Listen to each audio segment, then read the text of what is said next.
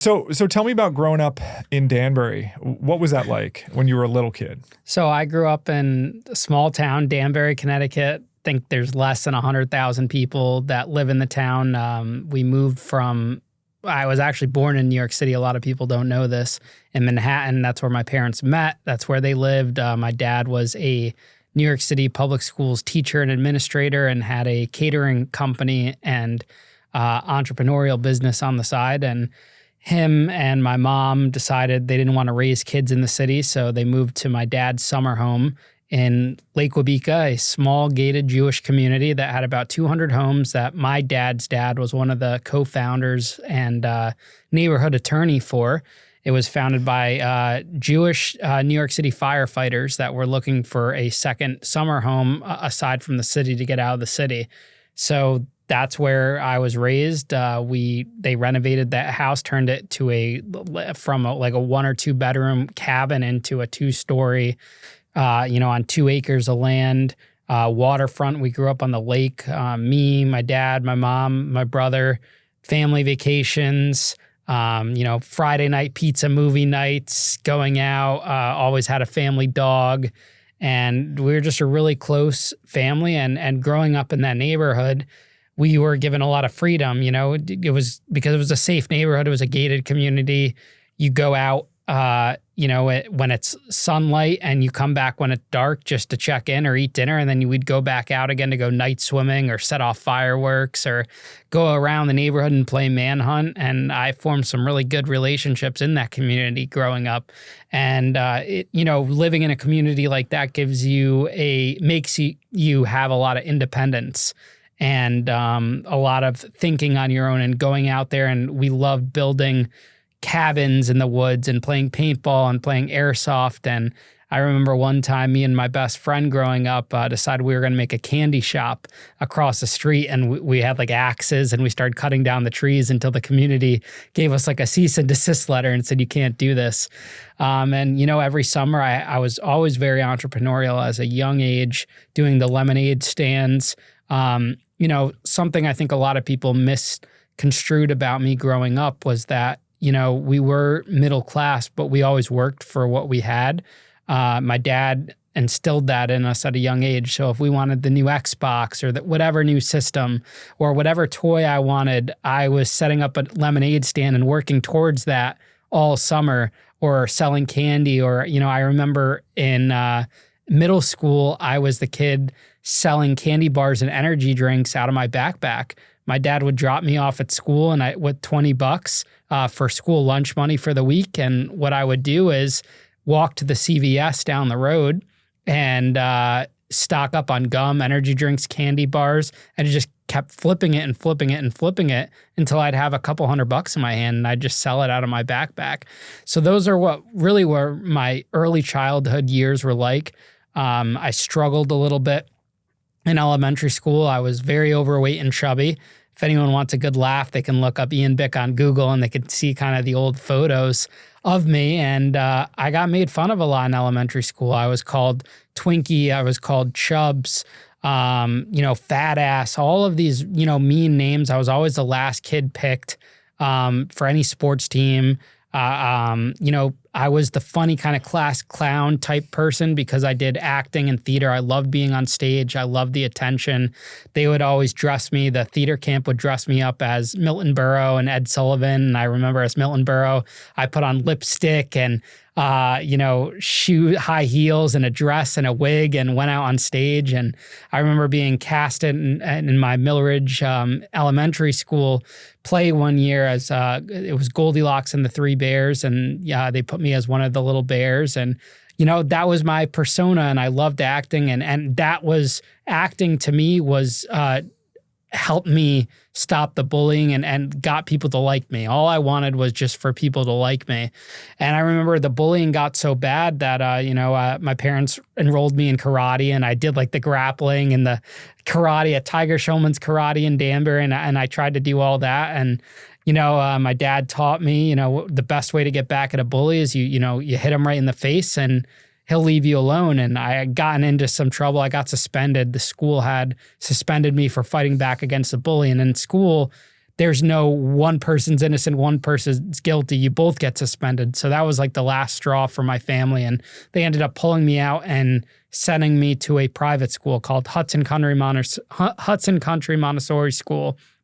And that furthered my ability to be independent and be on my own, because it's a private school where you have 4th through 8th grade in one classroom, and it's 15 kids max between all the grades. There's no desks. It's not normal school. There's like a bunny rabbit hopping around and aquariums and, frogs and all of these cool things. And it really, promotes getting you to think on your own. It promotes having science fairs and doing these projects, and you would sit, crisscross applesauce on the floor and read in a corner. You would do all these cool things, and it was not your normal school experience. And I think that really helped create independence in me at a very young age. And I did that all the way till 7th grade, when my parents said, and I was very strict on it too. I said, hey, I want to go back to public school so I can, have some type of social following and social setting and adjustment before I go to high school, because I knew that seeing some of the upperclassmen, the 8th graders graduating from that private school, they had a hard time acclimating to one of the largest high schools in the state, Danbury High School, going from that, small private school. So I wanted to get my feet wet by going back to middle school, and that's what I did for 7th grade. Got it. And I'm interested to hear more about like you helping your dad at his catering company, and also just a little more about who he was. Like, he also seems like sort of a rule breaker. Like, he was an entrepreneur too, and I know that he inspired you to be successful, but maybe not always to follow the rules. So can you just tell me about, before we move on, like about working with your dad and being inspired by him? When I look back on it now and just everything that transpired, and as you get older, you get closer with your parents, and even more so in my case, because I've had the privilege of, seeing him on a documentary before, and then getting to interview him twice on my show. And honestly, I think that's so, such a unique perspective to have a child sit down with their parent in a setting like this and talk. That's almost like therapy, but without having the therapist in the room. And so I've got to learn so much about me and so much about my dad. And I realize I literally am my dad's son. Like, I have all of the traits that my dad has, for better or for worse. And I think one of the most important ones is the work ethic. And, he is almost 80 years old now, and he gets up at 4 or 5 a.m. and he can work till midnight or 1 a.m. And he just has this insane work ethic. And, even back when I was a child, before he left teaching, he would, teach 5 days a week, and then he would go and do catering on the weekends. And I didn't realize how big of a caterer, how big of his business was until much later on, when, I'd start to see pictures of him with Bill Clinton, or he did stuff for 50 Cent, or I got to go to the Goblet of Fire Harry Potter premiere, where I got to meet the whole cast in 6th grade. Whenever Goblet of Fire came out, and he catered that. He catered the biggest names, the Rolling Stones, and he would just casually come home. And I remember one time I used to idolize Hillary Duff, and I had her posters all over my room. And he was like, he showed me a picture. He's like, you know what this is? I'm like, holy shit, that's Hillary Duff.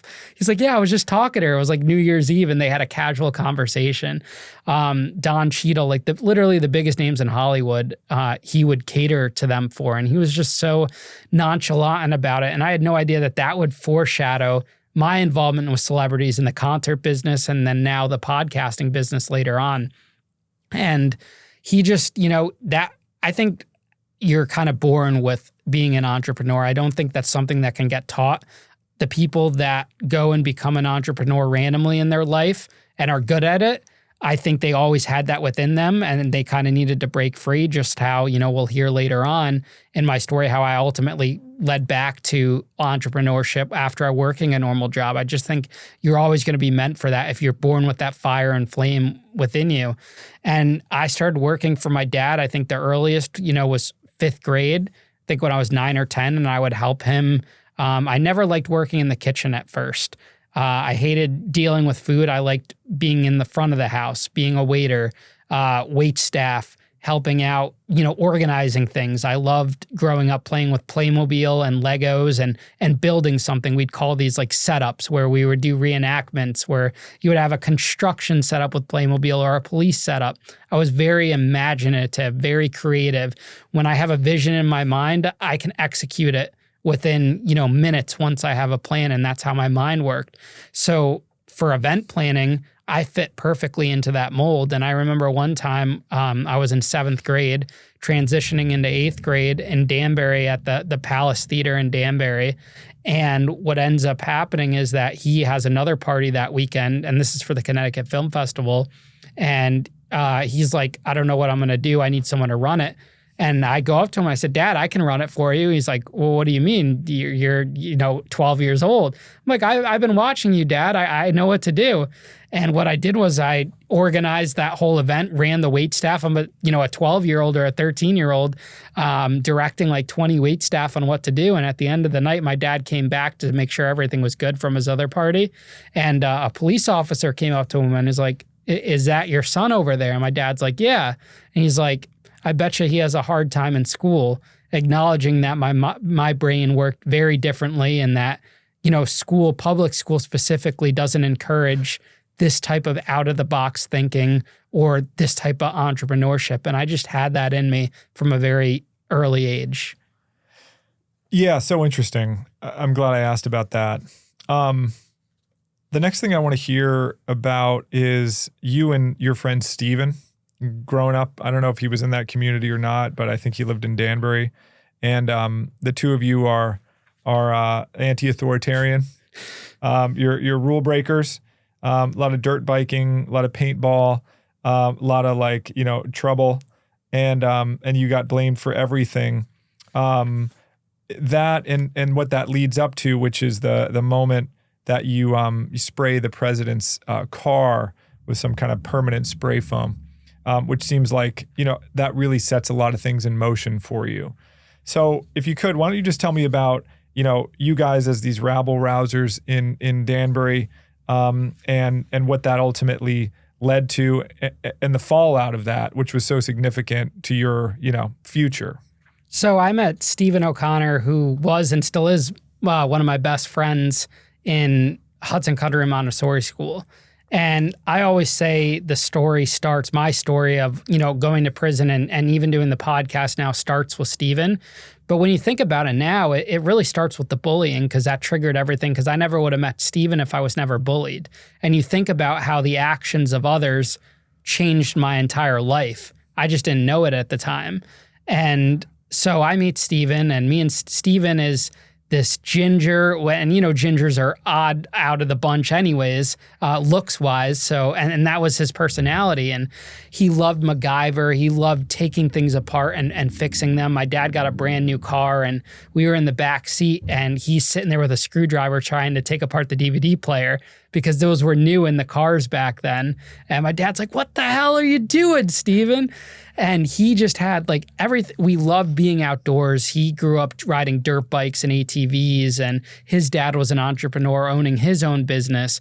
We loved hiking. Our house is actually connected, we found out, through the woods. It was like a 3-mile hike. And before we had cars and we're driving, he would walk through the woods or take his dirt bike to my house. Or when the lake was frozen in the winter, he would walk across. I'd get off at his bus stop and hang out with him. He'd get off at mine. We were literally inseparable. He was about 2 years older than me. And, we, as these independent nature, outdoorsy types people, we got into trouble in my community. We would do paintball and the neighborhood didn't like that. So they'd make a rule about no paintball guns. My parents got me a golf cart when I turned 16 and they made a rule saying you needed a license in order to drive the golf cart. Fireworks, which were actually illegal. The other rules might have been petty, but the fireworks were, I get it.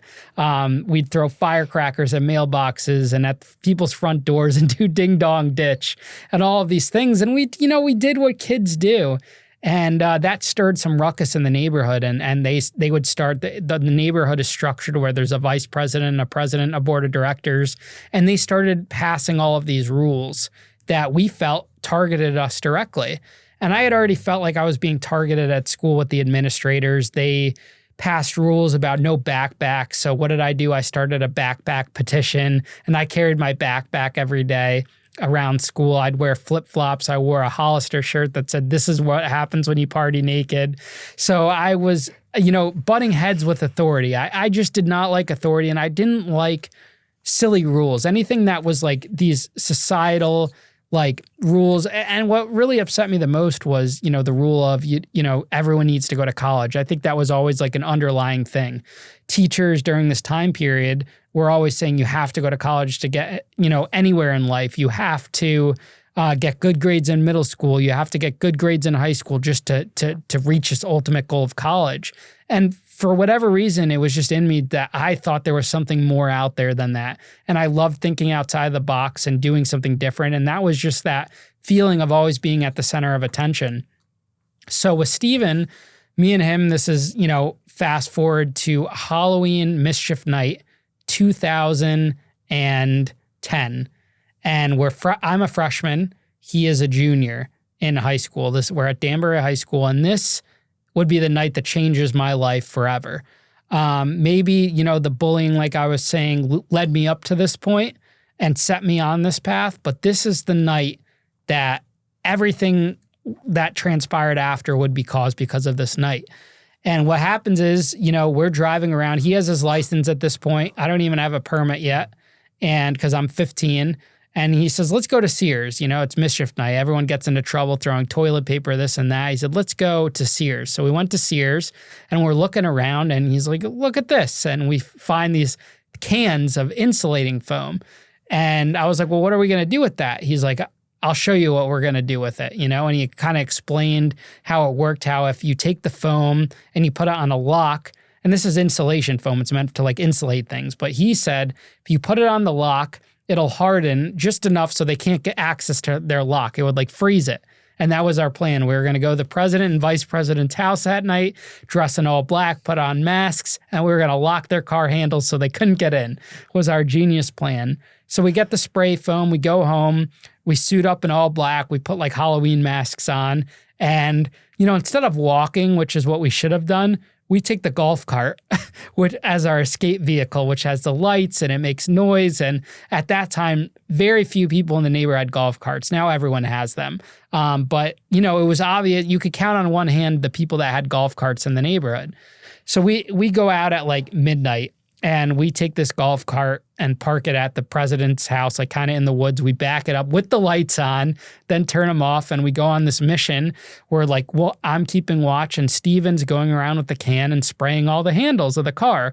And then a car comes, we run back, and he's like, all clear, and we're pretending like we're on a mission, a Call of Duty mission. Hop back in the golf cart, drive all the way around the lake, another mile or so in this cart to the vice president's house. And he's pulling out his phone, checking to see if his theory was you could see if they have security cameras by taking out your cell phone and seeing if a light illuminated or something. And he does the same thing to now this BMW. The president's car was a Jeep Wrangler, brand new. Now the VP's was a BMW, and he does the same thing. We hop back in the golf cart. We go to my house where he was going to sleep over. And before we go to bed, we decide to take toilet paper and teepee my parents' house, the tree, because we're like, listen, we know they're going to blame us first, so let's make it look like we got hit too. So we teepee our house and we go to bed. Next morning, Steve leaves. He's an early riser. He went home, whatever. I'm still in bed.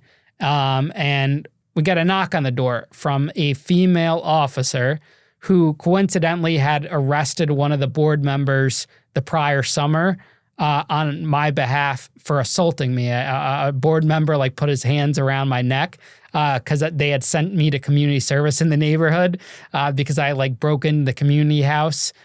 Quote, broke in. It wasn't really a break-in. It was just we went in there and took some T-shirts and they gave me community service in the neighborhood. So anyways, this same cop comes back and her whole demeanor's changed and she is livid at us. She's trying to fish information about what happened. And I'm like, we were home all night. Look at outside. We got hit too. We got TP'd. Whoever did whatever she was saying that cars got vandalized. I'm like, I've been home all night. I don't know what happened. My dad's down in the kitchen too, and she's like, well, if you didn't do anything, do you have permission to search the property? Can we go look in your garage? And my dad tells her yes, because he's thinking, they can't be stupid enough to leave any evidence behind. She opens the garage door, and what is there? 4 spray cans of insulating foam with the foam still dripping down one of the cans. And I was caught red-handed right there. And I was trying to say, we used it to fix the golf cart, this and that. And little did I know, simultaneously, there was another cop taken out of the policing handbook at Steven's house saying that I snitched on Steven, which wasn't true. So Steven was squealing like a pig over there admitting everything. So they had us dead to rights. I got issued a summons to report to juvenile court on whatever date, and that was it. Later that morning, the president drives his Jeep to the front of the house and parks in the woods across the street to showcase what would happen to the car. Well, Steven was wrong. The car would not just lock the handles. This foam, before it dried, dripped all the way down all 4 sides of the car, causing $2,500 worth of damage to each car. It was literally dripped all the way down, which was not our intention. We just wanted it so they couldn't get into the lock. This turned out to be a whole big thing. So we end up, getting assigned to juvenile court, and we both get assigned community service, and then it would be wiped from our records. Do you guys think you know about sports? Turn your knowledge into cash with Prize Picks, the easiest and most exciting way to play daily fantasy sports. Are you tired of complicated daily fantasy setups and hidden fees? Let me introduce you to Prize Picks, the best place to get real money sports action. With over 10 million members and billions of dollars awarded, Prize Picks has made daily fantasy fun, straightforward, and accessible for everyone. You want to know what I love about Prize Picks? It's how easy the app is to use. In just a few taps, I can make my picks, set my lineup, and track everything seamlessly. Whether you're new to daily fantasy or a seasoned player, the app makes it effortless to jump in and play. Plus, Prize Picks offers quick and secure withdrawals, and with Venmo integration, deposits are super easy. And don't forget their Taco Tuesday promos, where you could save up to 25% on select player projections every week. Now's your chance to join the action. Download the Prize Picks app today and use code Ian Bick to get $50 instantly after you play your first $5 lineup. That's code Ian Bick for an immediate $50 bonus when you play your first $5 lineup. Whether you're a fan of football, basketball, or any other sport, Prize Picks is where real money sports action happens. Prize Picks, run your game. Hope you guys enjoy using Prize Picks. Now let's get back into today's episode. Oh my God. Wow. All right. So the next thing that happens, of course, is that, you organize this party for the homeless shelter in Danbury, right? That's community service. But before that, just a small thing, what does this do to you? I mean, what is your reaction to all this? How does this impact you? Do you just continue to feel this anti-authoritarian streak? We were wrong. This is dumb. Or do you feel a degree of guilt? What are your emotions as this is happening? Back then, I don't know if I felt bad that there was damage done. I didn't feel bad at the time that it was them because I felt like the intentions were right, that they deserved something. It was like a revenge type thing. It was a childish type of act, but I just felt like they wronged me, so I had to wrong them back. And as I got older, I realized a lot of things in life, or most things, don't even need a response. If you continue to do your own thing and build your own thing and focus on your own path, that revenge will come naturally, organically. And I don't even know if revenge is the right word, but whatever it is, just continuing to stay in your own lane and push on your own and go through challenges on your own automatically will bother some people when they see you succeed. And that should have been my mindset back then, but it wasn't. And it was just an act that, that's what kids do, and that's what we wanted to do. And we took it a little bit too far. But, I had this mindset that I wanted to be different. And maybe it was just another way of me wanting to be liked by, doing this type of cool, badass Robin Hood type thing. But It ultimately backfired, but it ultimately ended up being the best thing that could have ever happened to me. Perfect. So tell me about what happens next, what you guys do for community service and organizing this party for the homeless shelter, and what that leads to. So Steven ends up doing community service at this local gym, which he would later get a job at, which actually worked out for him. And me, on the other hand, I was always an out-of-the-box thinker. You know, when I'd get schoolwork assigned, I always would think, okay, there's got to be like a cheap book that I could find online. Like I always needed to I wanted things done quicker. Like I would think I was assigned 100 hours of community service. And I wanted to find what is a way to get around this.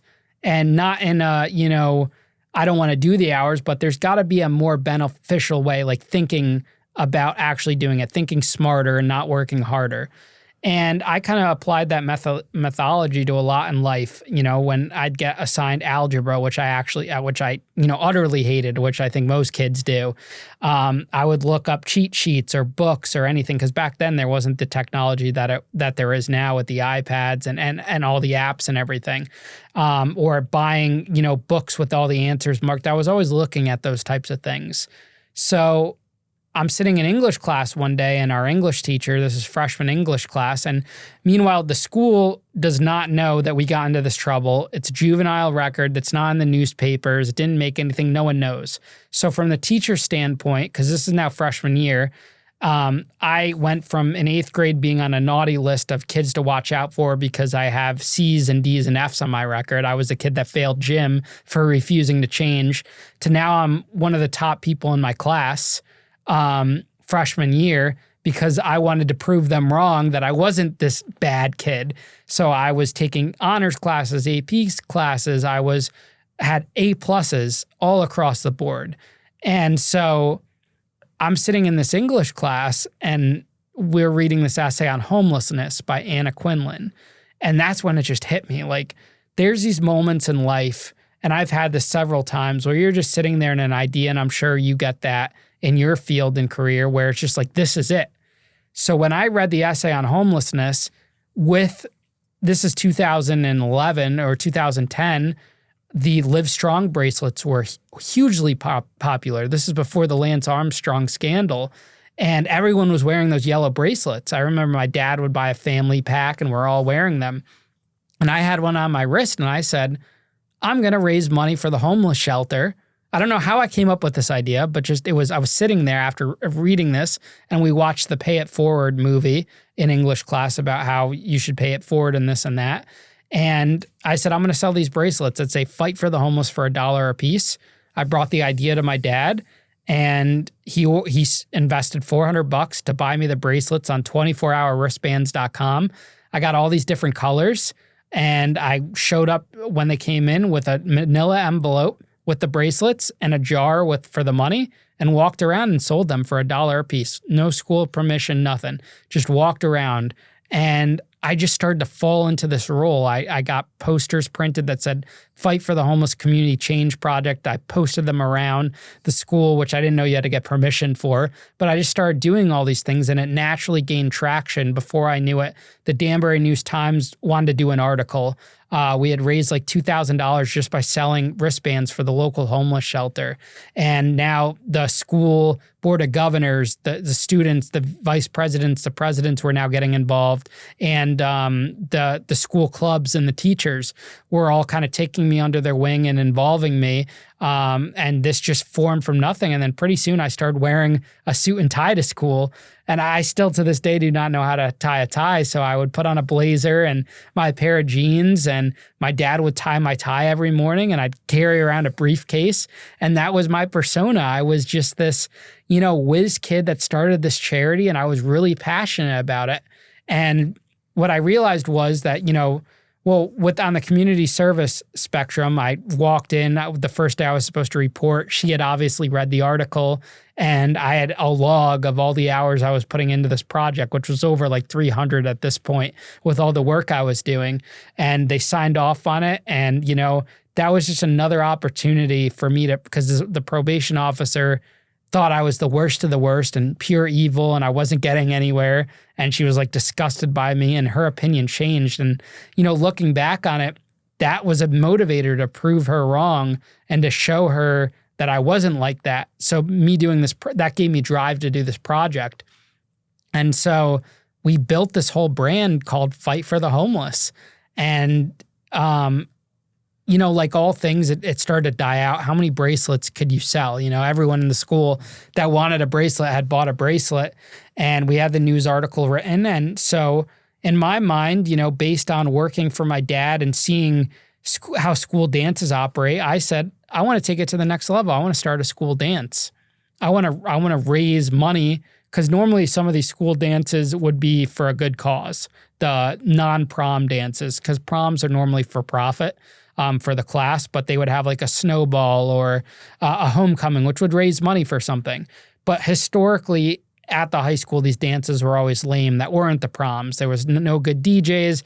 You'd have the teachers policing, grinding on each other to make sure you stood a certain distance. It wasn't fun, low turnouts. So I wanted to create an awesome dance.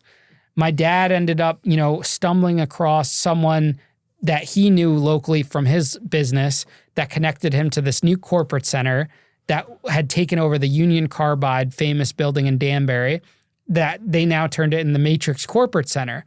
And he's like, hey, I got us this meeting. Let's go over there. And we go and see it, and we sit with the director of events, the catering director, and it's beautiful. They have no proms here yet.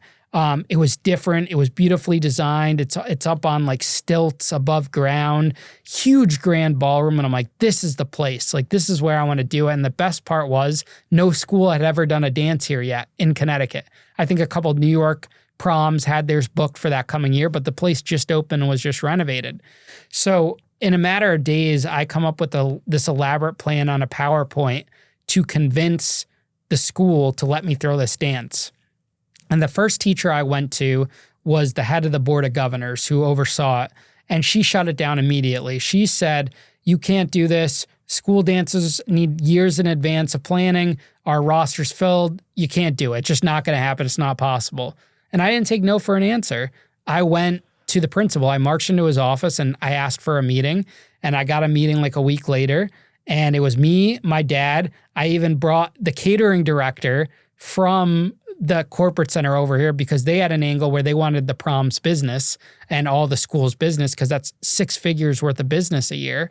And the board of governors teacher was forced to go in there by the teacher, so by the principal. So I'm sitting around on this PowerPoint saying everything. For any question that they were going to ask, I had planned out. Security, I had teachers that already volunteered.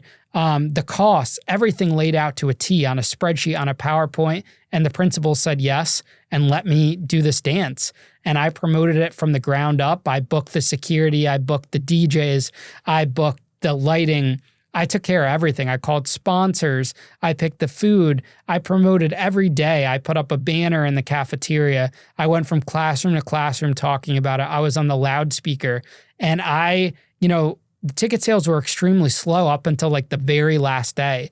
And we ended up selling like 300 tickets. And I remember the day of the event, I got there to this corporate center. Like, I convinced security to let me in early. And I got there at like 9 a.m. before staff wasn't even in there from the corporate center. I set the whole ballroom up on my own. I got the tables, I set the linens, everything. And when the staff came in and the catering manager, they were like, who did all this? And I was like, me. I learned this from my dad. This was my element. This is what I wanted to do. And the event went extremely successful. The crowd loved it. We ended up raising another $1,500 from ticket sales. And then the CEO of the Matrix Realty Group matched my donation with another $1,500. And he comes up and meets me that night from one of his directors that had met me. And he shakes my hand. He says, great job. I heard what you did today with the setup. And when you turn 16, you're working here. And it wasn't a question. It was a statement. And I said, absolutely. And that's where I would later start working, 5 months later when I turned 16 as a corporate job, which I would later build upon, where I was able to steal proms from other schools because of my age. And I was vice president of my class going into that year. I was able to bring business to them and build this whole prom and school dance business. But that dance fueled a couple things within me. One, it fueled my ability to create and organize. And I loved that, bringing it together and seeing it. Like, I always hated the events themselves. And you'll hear about that more later in the story, but I love the planning of it. I love the buildup of the hype, building the hype. Everyone's talking about you on Facebook, which was big at the time, the Facebook event pages, on Twitter. Those were the big things. And people were talking to me around school, and that hype was there. But then after the event, the hype's gone. The next day, everyone will say how great it was and post the pictures, but after that, it subsides. So I had that element of the craving. I never did drugs, but this was my drug, the ability to, that hook of being center stage, being that front person. And that's what I wanted. So you mix that with, okay, now my charity obligations are fulfilled. How can I turn this into a business? Because there's lemonade stand, candy shop stand, Ian, brain turning of 300 kids just pay $20 a ticket to come to this event. And everyone's looking for something to do. How do I create and bring my need for wanting to be liked and popular to how do I turn this into a business? And that's when I was like, I need more of this. And the easiest way to get more of this for free and for quick was to start throwing house parties at my parents' house. And I convinced them to start throwing these house parties, which I swore up and down would only be 30 or 40 people. This is now sophomore year of high school, end of sophomore year of high school. I said there's going to be 30 or 40 people, and that 30 or 40 people turned into 200. It turned into 300. It turned into 400 every weekend. These huge parties. These parties got so big, my parents had to set up a tent, a wedding tent with a dance floor. We did the after prom parties and the homecoming parties and everything in our yard too. Kids would take the boats out. We had like a bar on the patio that my parents didn't know about, and we were charging $5 for a solo cup. The inside, we put a fog machine. Kids were hooking up in the bedrooms downstairs. We had pong tables set up everywhere. My house parties were always the best because I'd go to the dollar store and stock up on chips, snacks, mixers, sodas, everything. And it was just the place to be. And I quickly became this event planner whiz kid in school where they entrusted me to help plan their homecoming. I turned the cafeteria into a nightclub for the night. I did my own events at the Palace Theater in Danbury. I turned that into a nightclub, and that was my first real for-profit event where I structured everything from the hiring cops to a dance floor to a DJ and all of these different things, all of these elements. And I was building this brand my sophomore year of high school that Ian Bick is the most well-known kid in the school who catered to upperclassmen, underclassmen. And I had this incredible brand, and I started calling myself This Is Where It's At Productions. Because if my parties were going to be where it was at for the night, why not make it a play on words? This is where it's at Productions. And I had the business cards. I got an LLC. I found some local business partners from kids from surrounding towns. And we formed this LLC, and I just created this persona. And I was known for being that whiz party promoting kid. And that was, closing out the end of sophomore year, I was on top of the world, and I was throwing these parties every weekend. And that's what it looked like going into junior year. Wow. A couple questions. It really seems like your parents are very supportive during this period. Like your dad, the way you describe it, almost sounds like your business partner, and your mom is in the background. But like, what were your parents thinking about all this? For example, like my parents would have been pretty appalled about hosting kids 200 plus every weekend at my place, but it seems like they were willing participants. Just tell me about your parents and the way that they kind of dealt with all this. I think that the reason why they agreed to the parties in the beginning, the very first one, was because my dad and jointly my mom would rather me be at the house where they could supervise than me go to some other party at some stranger's house and who knows what's happening. And I think when they realized, like most parents, after that first one would shut it down, But I think they realized that, one, I had a lot of upperclassmen who worked for my dad that would care and tender or take care of my parents during the night, like talk to them, socialize with them. The group of kids, the upperclassmen, were so friendly with my parents. And also you mix that with, there was never problems. Out of all of the parties, I probably threw 30 or 40 house parties. The cops showed up one time after everyone left, and it was my birthday party when it was only like 50 of my close friends. And it was a noise complaint because in this community, it was mostly summer homes at the time. So I had no neighbors during, the spring or the winter when we were throwing these parties. And when they did come up for the summer, it was just on the weekends. So if we threw a party on a Friday night, no one was getting there till Saturday morning. So we never got any noise complaints. So the cars could be lined up and down the road in the neighbor's house. It was a different time period back then. Now you couldn't get away with that. And even now, kids aren't throwing house parties to the level we did.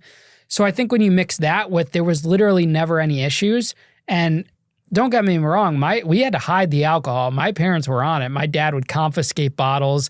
I remember one time, this is a famous story among my friends, someone was smoking weed on the patio area. My dad goes up, takes a joint out of his hand, and he says, if you're going to smoke shit on my property, it better be good, and tosses it out. And because he was smoking bad stuff. So I think there's that, people don't, when they watch like the documentaries about my life or they see the interviews, they don't realize that my parents were very vigilant and they never would have condoned drinking. And even going later on when it comes to the business aspect, I never asked my dad for business advice ever until it was too late. I was the type of person that needed to learn it on my own. And, when you look back on it, I don't necessarily regret that because it made me the business person I am today. You look at kids that come from entrepreneurial families where everything's just handed to them, businesses are handed to them, money's handed to them. Are they themselves actually business savvy because of that? You have to learn and you have to make mistakes. And that's something my dad always instilled in me. And were you using drugs or drinking during those years or not? I never used drugs. Now I'll do edibles. Shout out to our sponsor, Mike Tyson. I love his gummies. But alcohol, I did it for fun. Like we would get the cheap bottle of Dubra. I remember getting so sick off of that. But I didn't like it. And when I'd be given, I tried to fit in with the cool kids with weed. Like I pretended to sell weed at one point. Me and my best friend would steal it from his dad, and we'd sell like dime bags at the carnival. I wasn't a drug dealer, though. We would just do it to fit in. This was like in middle school. And then when you'd get past the joint, I would like puff it in, hold it in my mouth, and then like blow it out before anyone was looking. Things like that. But, looking back on it, like I had friends that were addicted to drugs, not nearly as bad as what the environment is now. Like I interview people and they're talking about heroin and cocaine and this and that at such a young age. We didn't have any of that. The worst drug at that time in our group was, weed. Maybe occasionally you'd hear about some cocaine. But no, me personally, I never got involved with anything. And did you have an idea about what you wanted to do when you were older, or were you just, at this point, just kind of going with the flow and seeing what was working? Going into sophomore year of high school, when I was so focused on my grades, I wanted to be an FBI agent. That was my goal, which is ironic because I would later be arrested by the FBI like 3 or 4 years later. But I knew that you had to get good grades to go become an FBI agent. I loved the criminal aspect, chasing down the bad guys, the good guys win in the movies. We would do reenactments with paintball, pretending like we were agents or in the military or anything like that. I loved playing, Call of Duty growing up. And so that was my passion. And it would shift, going into junior year when I really had a sustainable business from party promoting. It changed to hospitality. And I remember junior year, I told my parents I wasn't going to go to college, and I was dead set on it. Junior year is when all of your friends are starting to pick out schools where they're going to go visit. And I said, I'm not going. Like, I have this business. At that point, I'm doing these events, making $10,000 a night at this local club called Tuxedo Junction before I would ever come to own it, doing these raves once a month, the Halloween rave, the Christmas rave, the Intensity Paint Party, catering to kids from all over Connecticut and the New York border, and working my way up from 800 kids in one night to 2,500 kids, grossing, $20,000 a night in cash, and my profit was 10 or 15K, once a month. So I have this established business now where it's legitimate, it's making money, and that's what I was passionate about. I love these events. I love promoting. I love passing out the flyers, doing the grunt work, which is something I would later lose sight of, and which is what I believe led to a lot of my failures in life. But I told them I didn't want to go, and they said, listen, at least go check out Johnson Wales, which has a great hospitality program. And so I went to Florida for the weekend to visit Johnson Wales, and my parents paid for the trip. And what I learned that weekend was that I would spend the first 2 years of a 4-year degree being stuck in a classroom, learning nothing about the field I wanted to be in. And the next 2 years, I would get some hands-on training, and I would come out and I would have, that was, I think at the time, a 50 or 60 grand a year school, not including room and board. So I would come out probably 200K in debt with everything, maybe a little less. And then here was the nail in the coffin. They brought us to the Fontainebleau Hotel in Florida at the end of this trip on that Sunday, which is a beautiful hotel. The biggest DJs in the world and acts perform there, all the celebrities, and they introduced us to people that just graduated that previous year from Johnson Wales who now have internships there. You know what the interns were doing? They were polishing silverware in the kitchen. That is something I was already doing at the corporate job. I was booking events at the corporate job aside from having my own business. I was working full time while going to school because I would go to school, cut out early, be at the corporate center until like 10 or 11 at night and run my business doing the events. And I was like, this is not for me. I'm already light years ahead of that. Maybe not mentally, but physically I was in my field. And so at that point, I knew I wasn't going. I remember when I showed up, I didn't even take the SATs, but all my AP classes that I was in that year, I showed up to the test because they were going to give you like suspension if you didn't show up. And I doodled smiley faces for the whole 3 hours of the test in the gymnasium for the AP classes. So why don't you lead us from, you're working at the Matrix, you're throwing these massive house parties, it's all going really well. Your dad and your parents are very supportive. And the next step is you propose taking over Tuxedo Junction. So just like make that transition for us. So when I was throwing the parties at my house, eventually, like all good things, they're going to come to an end. My parents really got sick of it towards the end. And the last parties were the prom parties where they were just like over the top. We had the tent, the whole shebang, the DJ, and the cast parties because I was in the musicals all 4 years of high school. I never played sports, but I did the musicals. I was a theater kid. And they said, Ian, you can't do the parties anymore here. And I had tried an event at the Palace Theater in Danbury a few months after that dance. This is 2011. Now this is beginning of my junior year. And it was a good first event there outside of the box where I got to keep the profits and whatnot. But the landlord didn't necessarily want to keep doing these events because the kids show up drunk. You got to have the ambulances. It was a liability thing. So I get introduced to clubs downtown. There was 2 reputable clubs. One was Tuxedo Junction, and one was this nightclub called Club Plasma at the time. It had changed names a variety. And one of my friends, who was an upperclassman, a year older than me, was a DJ at one of them. And I reached out to him on Facebook and I said, hey, can you connect me to these clubs? I'm interested in doing these things called teen nights. And teen nights when I was in middle school were big. The middle schoolers would try to sneak into them where it was just, only high school kids to get in. And it was like a club. You were in a club for the night.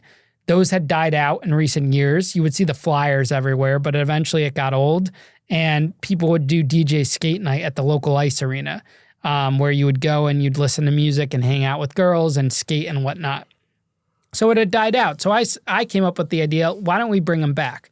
So I go to this first club called Plasma and I talk to the owner and he is this, very thin, older man, long hair. We called him Mr. Ponytail. And we sit down with him and, he's not even taking me seriously. It's like a Wednesday night, 7 or 8 p.m. I'm in the suit and tie and he's like looking at his desk through the calendar. I'm like, hey, this is what I want to do. I want to do teen nights. I'm going to pack the place out. I'm going to sell this place out. And I didn't know at the time that everyone wanted to do a teen night. And, promoters are full of shit and no one can actually do what they say they're going to do. And so I said, hey, what dates do you have available? And he does the classic skim through the calendar that's clearly empty and said he has nothing available. Try again in 6 months. So I leave with the kid that introduced me and we go across the street to Tuxedo Junction. Tuxedo Junction is a historic nightclub. If you know like Toad's Place in New Haven, it matches Toad's Place. It's had some of the biggest bands in its heyday and biggest rap stars like Meek Mill, French Montana, and then bands like Oasis and Joan Jett and all of these big names at Tuxedos. But in later years, this is around like 2011, had been kind of run down and doing kind of like those underground rap shows and wasn't necessarily a reputable place. Parents did not want to send their kids to Tuxedo Junction. So I go in and meet the owner, and his name's Al Cacamo. And he is an Italian older guy, and I go up to his office, and I sit down and I pitch him on my plan to do these teen nights. And I tell him my plan, and, he could have told me to screw off at that point, but he believed in me. He was probably one of the first adults at that time period that genuinely believed in my business plan and what I was doing. And he said, listen, I'm not going to give you the big room that could hold over 1,000 people. I'm going to give you the small front room, and it's not going to be a weekend night. It's going to be a weekday. So he gives me the room. It could hold like 150 people, more if you're going over legal capacity. And he didn't show up that night because he was on vacation, but his business partner shows up that night. And this is a Wednesday night in the middle of the summer, August 2011. I'm 16 years old. And his business partner calls Al and he's like, dude, this kid has a line around the door. There's over 300 kids here. And I just charged $5 to get in. I sent a bunch of texts, made a Facebook event page because back then, if kids said yes to a Facebook event page, you knew that everyone was going to show up. They were very accurate back then. And didn't even pass out flyers. And I packed the place out, made a couple grand, and it was a great night. And, after that, he gave me dates in the whole space. Tuxedos was shaped like an L with a big stage and lights and everything. And he gave me it once a month for like 6 months where I did these elaborate raves and I passed out flyers. We would go to the top staircase of the school, and when the bell would ring during a move, you would dump all the flyers so it would rain on you, and it would say like the Halloween rave presented by This Is Where It's At Productions, or the Christmas rave. Everyone would dress as Santa Claus or elves or reindeer, or the paint party where we would throw paint into the crowd. And these events attracted kids from everywhere, and we would charge $10 to $12 a ticket. And I was the first person to bring electronic dance music to Danbury. At the time, all of these colleges, you would hear of Avicii and Alesso, and these big, big names were starting to explode in the college market. I tapped into it in the high school market, mixing, like reggaeton and hip hop with electronic music. And the girls loved it. The guys loved it. The girls would come, so the guys would come. And, my biggest event did, 2,500 people. And it was just such a great experience. But like all good things, as we hear throughout the story, is it would eventually come to an end. Everyone always asked me, why didn't you just keep doing the teen nights? And in my mind back then, they were starting to die out. All of these individuals wanted to do teen nights because they saw my success. So back then, social media isn't what it is today with the way you could build a brand. So there was no way to differentiate my parties from other teen nights. And other kids wouldn't take the time to go to the levels that I would do to make sure I did it. Everyone had a good time. We did giveaways. We gave away an Xbox, a TV.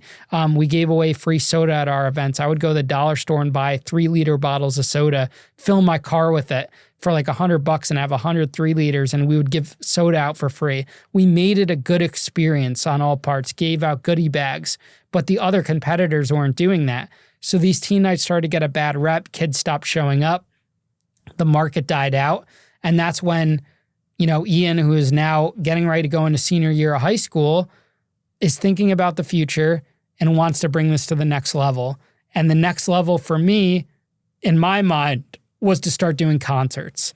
I had my mind fixated on doing these arena-sized shows with acts like Big Sean, Wiz Khalifa, the biggest names in hip-hop. That would be my next move. You just kind of that all happened very quickly. And it's like, in your mind, that's like, oh yeah, this is like what I did next. But it's also like, I'm curious just to hear, like, because this represents a big new, stage for you. Like, all of a sudden, you're not running the nightclub, you're just promoting. Yeah, right? I was just a promoter, yeah. So like, I guess I'm curious about the reaction from the same people, including Al, like watching you, he must have thought, this kid's like a fucking phenomenon, And of course you're not putting on the shows yet, but you're organizing, you're a promoter.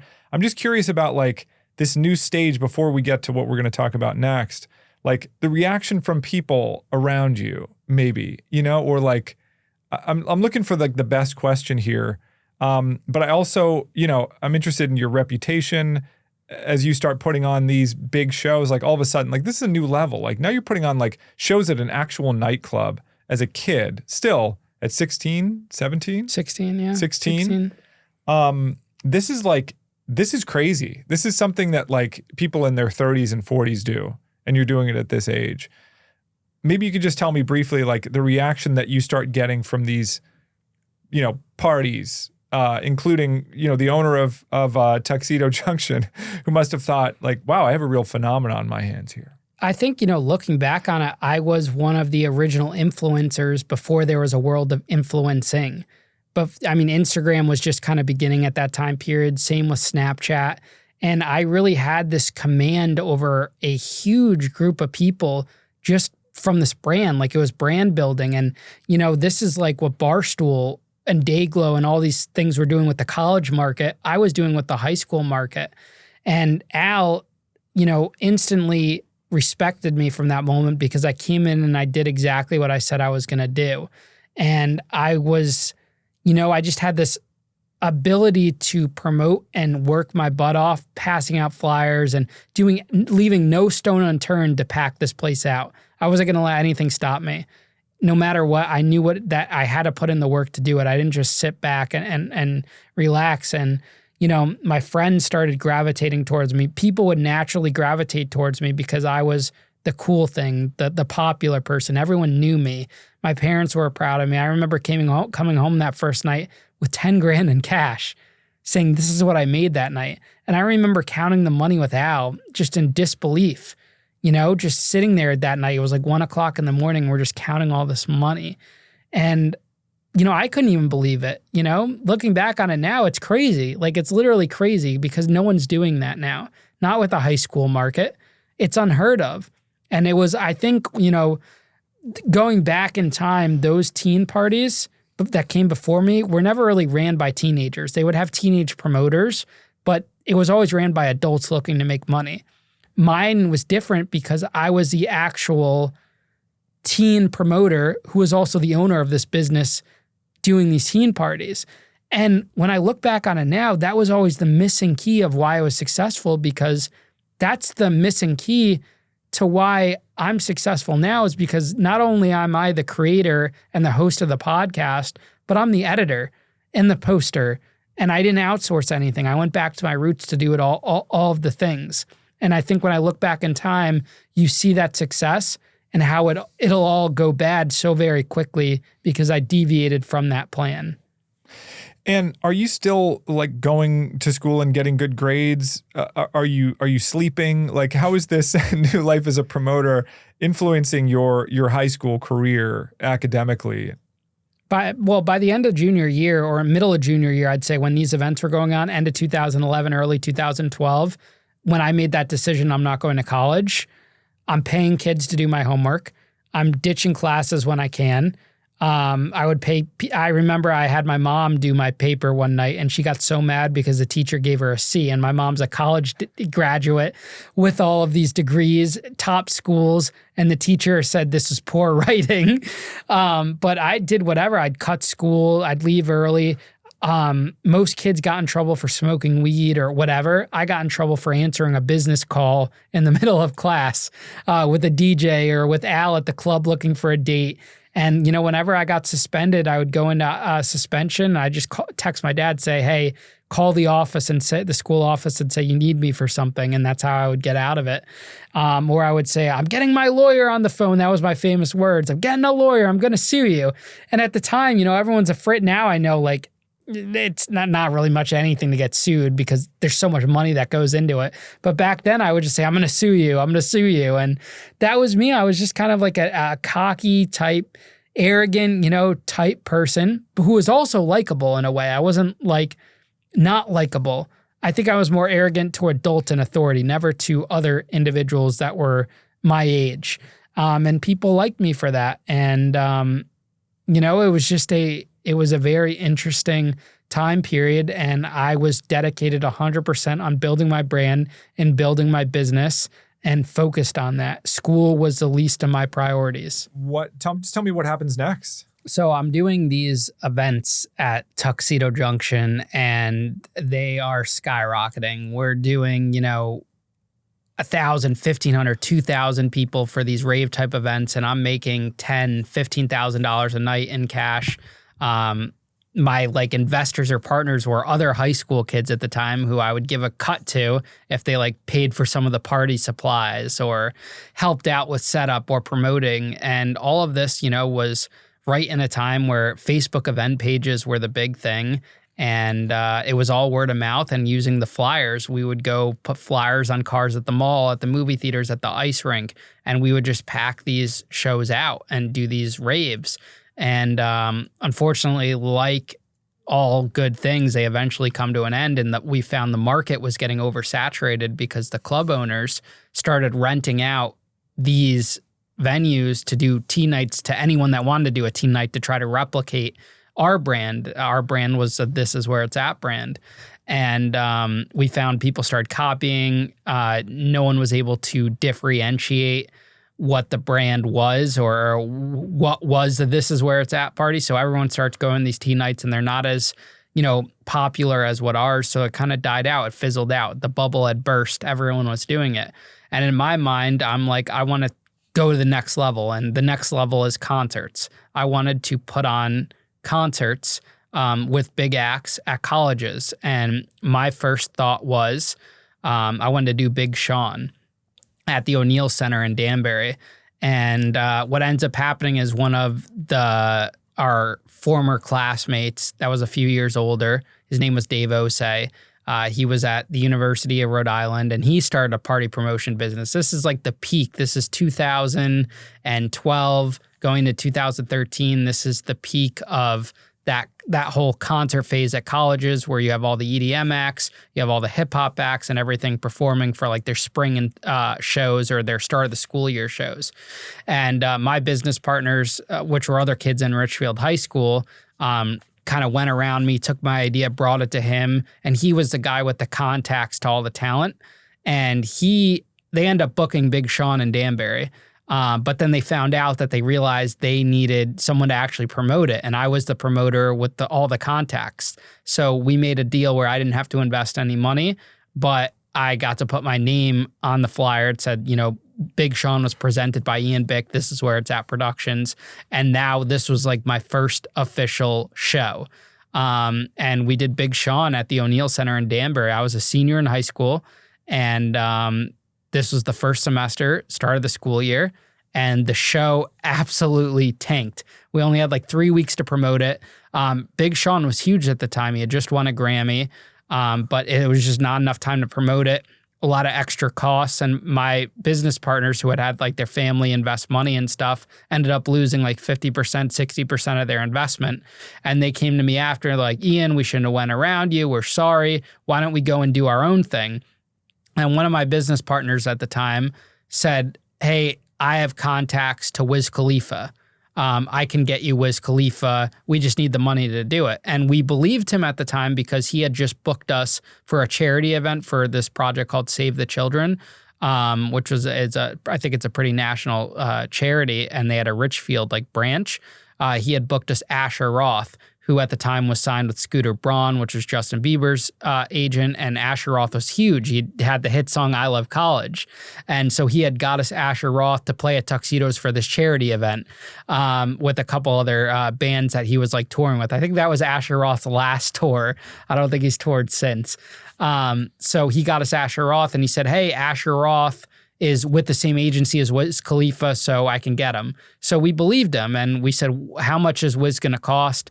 He said it's going to be about $70,000 for Wiz. Then you need to have the venue expenses, production, everything like that. We talked to the manager at the O'Neill Center. He gave us a price. We put everything into a spreadsheet that we had like copied from what Dave had done for Big Sean, and we estimated the whole thing was going to be about $120,000. So our business partner, his name's Matt, he says, listen, if you guys are able to come up with the money to me and my other business partner, there was 3 of us, then, you know, I'll vouch for you guys. Just show me a proof of receipt that you have the wire or that the money to make the payments, and I'll get you Wiz. So we believed him, and we set out and started raising money. This is now the beginning of senior year or fall time, like October, November 2012. And I'm 17 years old. And so we start raising money from friends and family.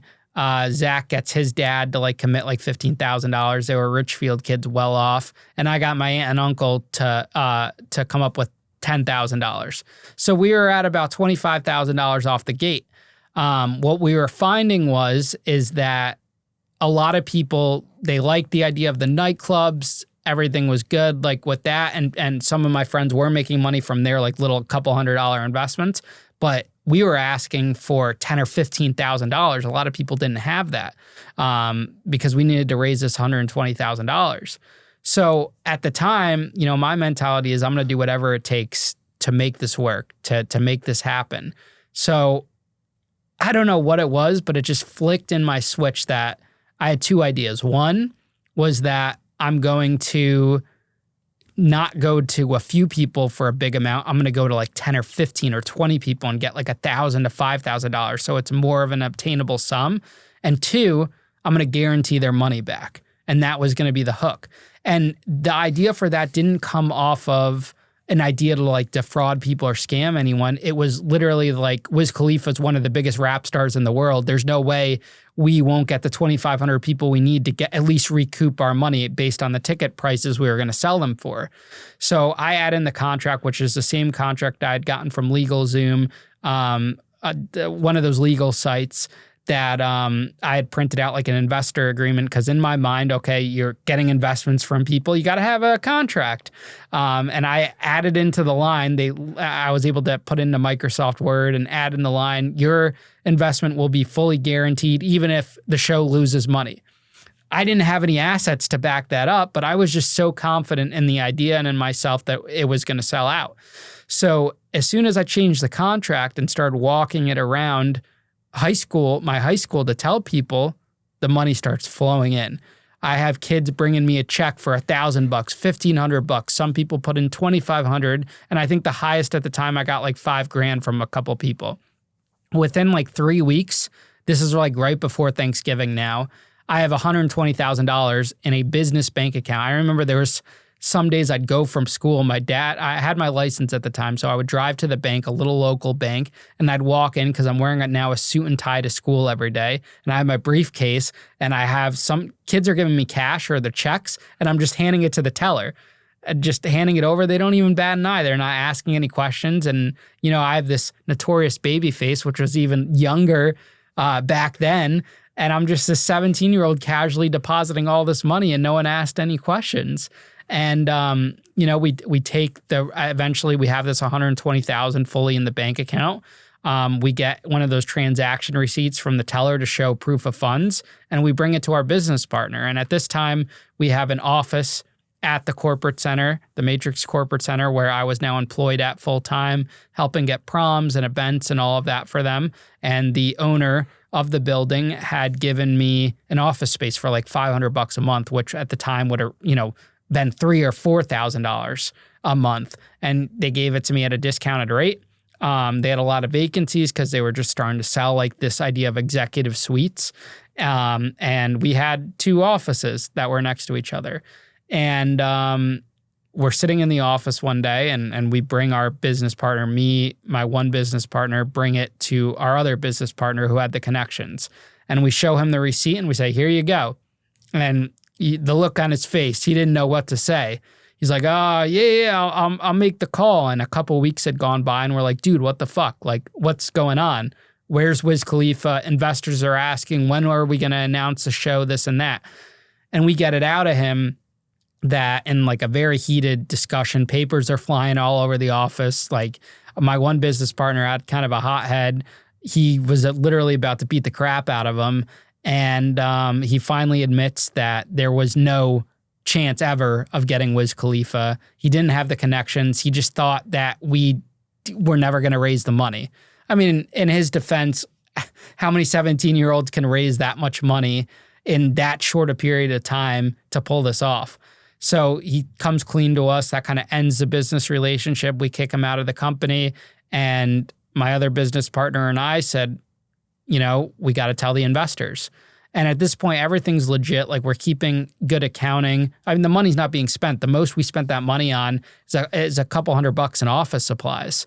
So we call a meeting in December. This is after Thanksgiving now, in my parents' living room at the lake house where we threw all the parties. And there's like 15 kids in this living room for this meeting. None of the parents of the kids that threw money in came, but it's just it's just the kids. And we're sitting around, everyone's spread out. And I'm like, listen, this is what happened. I come completely honest, but we have another idea.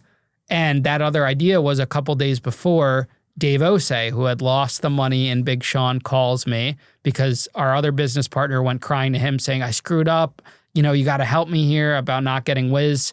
And Dave, being Dave, calls me and says, I have an idea. I heard you have all this money. And so we pitch it to the investors. And this idea was that we would take the money and split it into not one, but a bunch of shows, like 6 or 7 shows. So it would be less risk, more potential to make more profits. And they would be shows with big acts, Rusko, Moosh and Twist, Mike Stud, Huey Mack, this Foam and Glow show, this new type of rave that had like foam sprayed into the crowds between Connecticut and Rhode Island. And the college market was booming with electronic dance music. So this was a big, good bet. And you guys don't have to go forward with this if you don't want to. I told the investors, you could pull your money out. We could give you a check right now, or you could leave your money in and we'll come up with new percentages based on each show and the dollar amount, sign new contracts, and your money will still be guaranteed. And that was my mistake there. I went from, promising Wiz Khalifa, to which I was so sure about, to now guaranteeing these individuals their money back. For artists, I had no idea. I had no idea who they were. I knew none of these acts. EDM, I knew the big names in EDM, but not like these middle-tiered or lesser-tiered underground acts that were big in a sense, but not, I never would have booked them knowing what I know now. And about, I'd say 40% or half of the people pulled out. We had about 60 grand left. The people that stayed in, we gave them new contracts, came up with new spreadsheets. This is all legitimate. We're telling them the truth about everything. We have the numbers. Everything's good.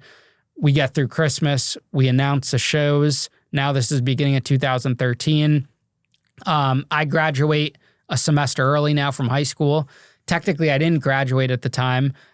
They failed me by like a half a credit because I didn't show up to a class I never even signed up for. And the school at this point, I went from being like that whiz kid idolized in the school by everyone doing all these good things to they were starting to push me out because I was now turning it into a business and monopolizing it. And I got a bad rep for throwing these house parties where, alcohol was served, and the teen parties, because Tuxedo Junction had such a negative name in the town. It was associated with underage drinking and the grinding and this and that. And the mayor had came out at the time saying, we have to get rid of it and all of this. So it was becoming tied to me. And that was like I was becoming the black sheep of that. And so I ended up leaving a semester early from school. I was working full time. The Matrix Corporate Center had made me like the cafeteria manager of another school lunch program that they ran. So I would serve these kids lunch at a local school, at a church school, Monday through Friday. And then I would go to the office in the afternoon and run this concert production business. And so we book all the shows. Dave organizes everything. And me and my business partner are completely hands off. We're not doing anything. And this is where one of the most defining things is, because I went from being hands-on, doing all the work, hustling, to now I think I've made it. I'm sitting back in this office, kicked back, relaxed, where the most work I had to do was book the limo and the hotels for me and my investor friends to go see these shows.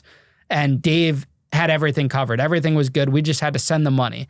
He would tell me where to send the artist deposit to, the venue deposit, all of these things, where he needed money. I had to sit back and everything was good. And the first show was Rusco at the University of Rhode Island. This is February now. And this was a $20,000 investment we made into this show. And it was our first big arena show after Big Sean. This show was supposed to double our money. It was supposed to be sold out. Everything was going to be great. It was going to be one of the biggest nights ever. And we were being told from Dave and his team that tickets were selling great. It's going to be packed. And so I booked a limo with some of the profits I thought were coming to us to University of Rhode Island with some of my friends that had invested in the show. And we go to, we're 17, some of us are 18, but most of us are 17, and we're partying with college girls. We get a hotel. And what I realized, you could get into these hotels underage if you had a business debit card. Whenever a hotel saw the business name on it, they were like, well, the kid's got to be old enough because, he has a business debit card.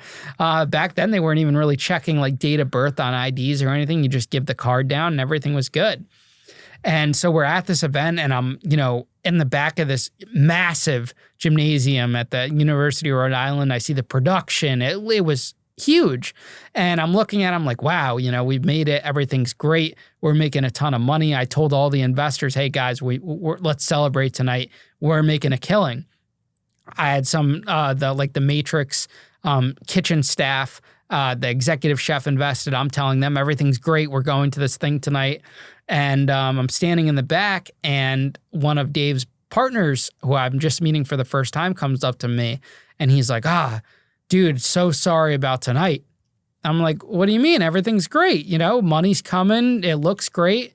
And he's like, dude, we took a wash. Like, we lost our shirts on this. I'm like, what do you mean? Like, I'm showing him the text from Dave that, hey, everything is kosher. Everything happened.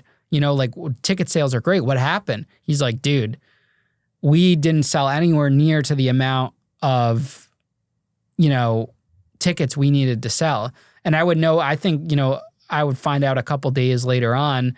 We met at the Cheesecake Factory. They came to see us in Danbury, him and his partners, for the first time to spell it out for us on that first show.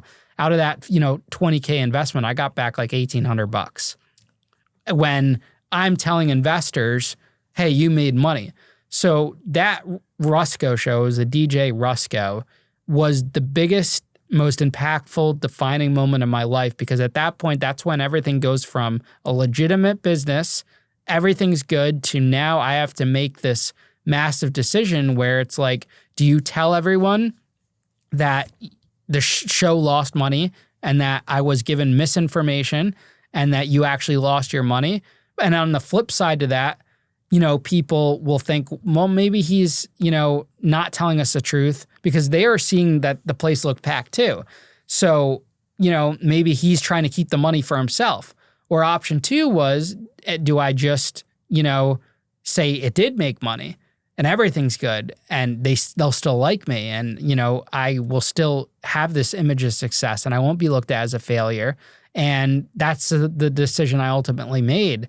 And that goes back to, being liked and wanting to be wanted and popular.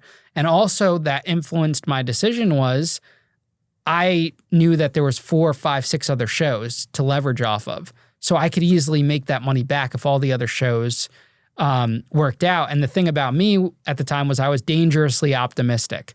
I always looked at the pie as it was always going to be a full pie.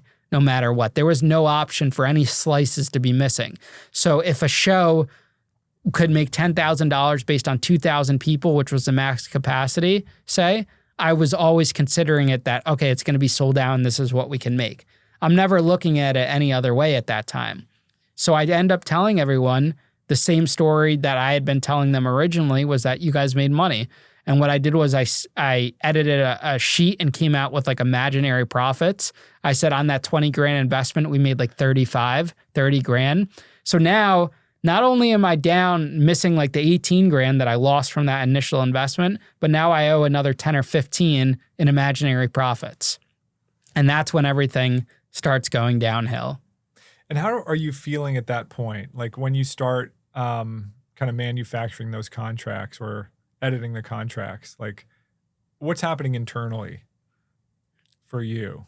At first, I was fine. Everything was good because I was so confident these other shows were going to do well. But as my luck would have it, every single show tanks.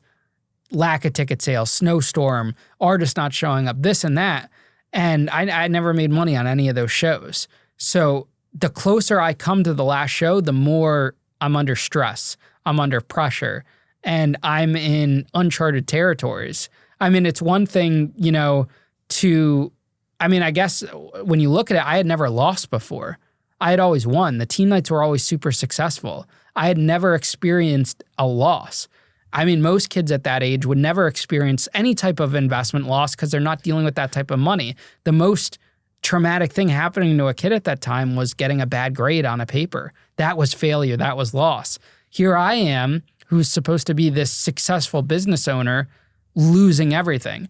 But I think what kept me going in my mind was looking at those greats like Mark Zuckerberg and all of those individuals that I looked up to and idolized who I had seen as they had failed first.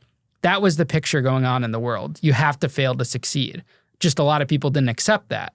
But everyone was preaching that, like you got to fail to succeed. And I would study those individuals and I would be fixated on that. I was like, this is my failure. I just have to figure out how to get through with it. And looking back on it now, all I needed to do was just tell the people what actually happened was that they lost money because I could have proved everything that it actually lost money. And I was just trying to cover it up, not for my own benefit, but just because I didn't want them to lose money because they were my friends and family. That's all I needed to do. But I didn't do that. And who, like, if anyone, were you confiding this to and your feelings at the time? Like family, friends, did you have any other people, or were you holding this like all inside? I mean, I'm assuming your business partners knew, but was there anybody else that you were talking to? Well, so here's the thing. No one knew. Not even my business partners. I faked his spreadsheets. I didn't necessarily fake his spreadsheets. He was in the meeting when we were told we lost money. So he knew. He came from an investment background with his family and stuff. So he knew it was a loss. There was nothing he could do. He didn't know that I was telling the other investors that I had gotten on my end from Danbury High School because he was from another high school. So no one communicated with each other. So he had his investors that he dealt with and I had mine. So he didn't know I was telling my investors a lie. He was telling his investors the truth, the couple that he had, and it's like his dad. But I was lying and no one knew. I was holding it all in. And as dates kept getting further, people started to ask for their money because now I can't say, oh, we have to wait for the ticketing money. And back then I did have some excuses. You have to wait for the ticketing site. You have to wait for them to send you a check. It's not like what it is now with like instant pays or transfers. I kept stalling. And I had plausible deniability because I was a middleman. I had, Dave, who was then going to another person. There was just these strings of middlemans and connections to book these shows, which is what added the costs up astronomically, well, however you say that word, to these things because we were going through so many people and everyone was getting a piece and everyone was charging. Nothing was direct. Had I been directly associated with the agencies at the time, it would have been a lot cheaper and I would have had more control over everything. So I was able to stall in that matter, but eventually, like by the springtime, people are asking for their money by January. And at that point, I'm giving up whatever I have from my job because I'm still living at home, a couple grand here, a couple grand here. And this was my first experience dealing with shady figures because I went to one of the cooks who I knew sold weed who was from New York and who had also invested. And I said, dude, I'm waiting for the ticketing money to come in. Can you connect me with anyone that could give me a loan?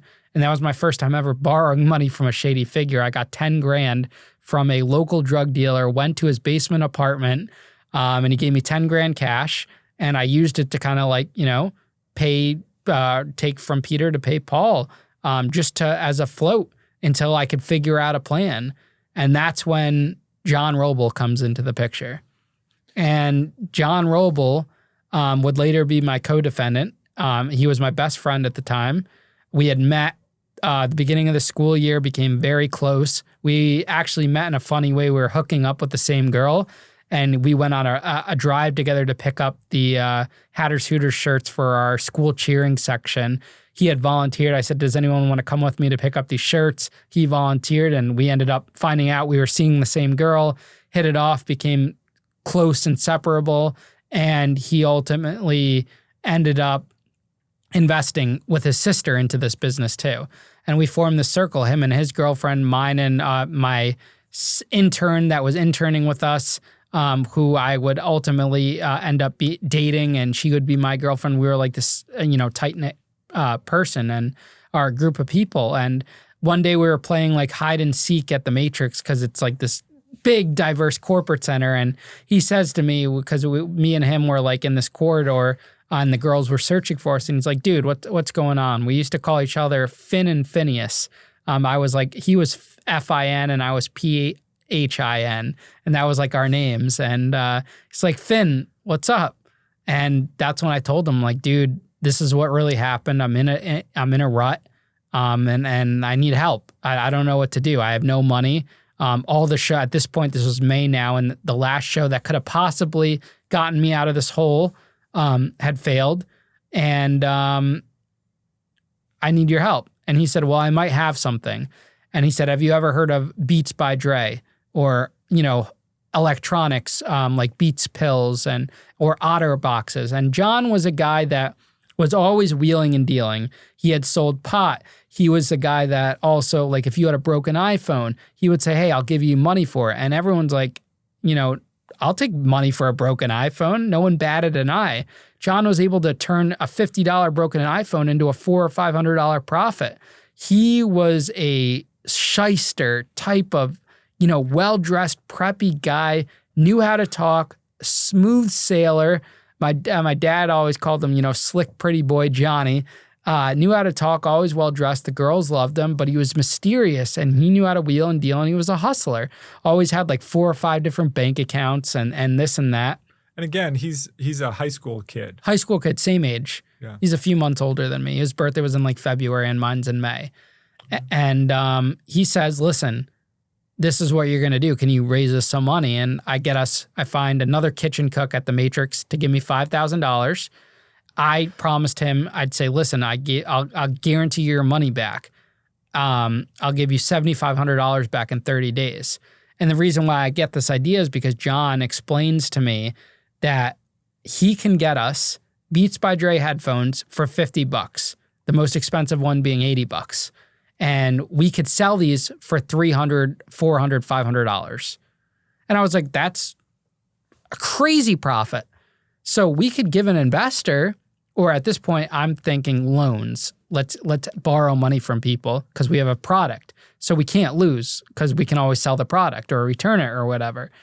Let's raise money and promise people back a 50% rate of return. And there'll still be plenty of money. If I get $5,000 from someone and pay them $7,500, with that $5,000, I could make $20,000 or $30,000 or $40,000. So I make this deal, print out a new investor contract. Now I'm calling them loan agreements.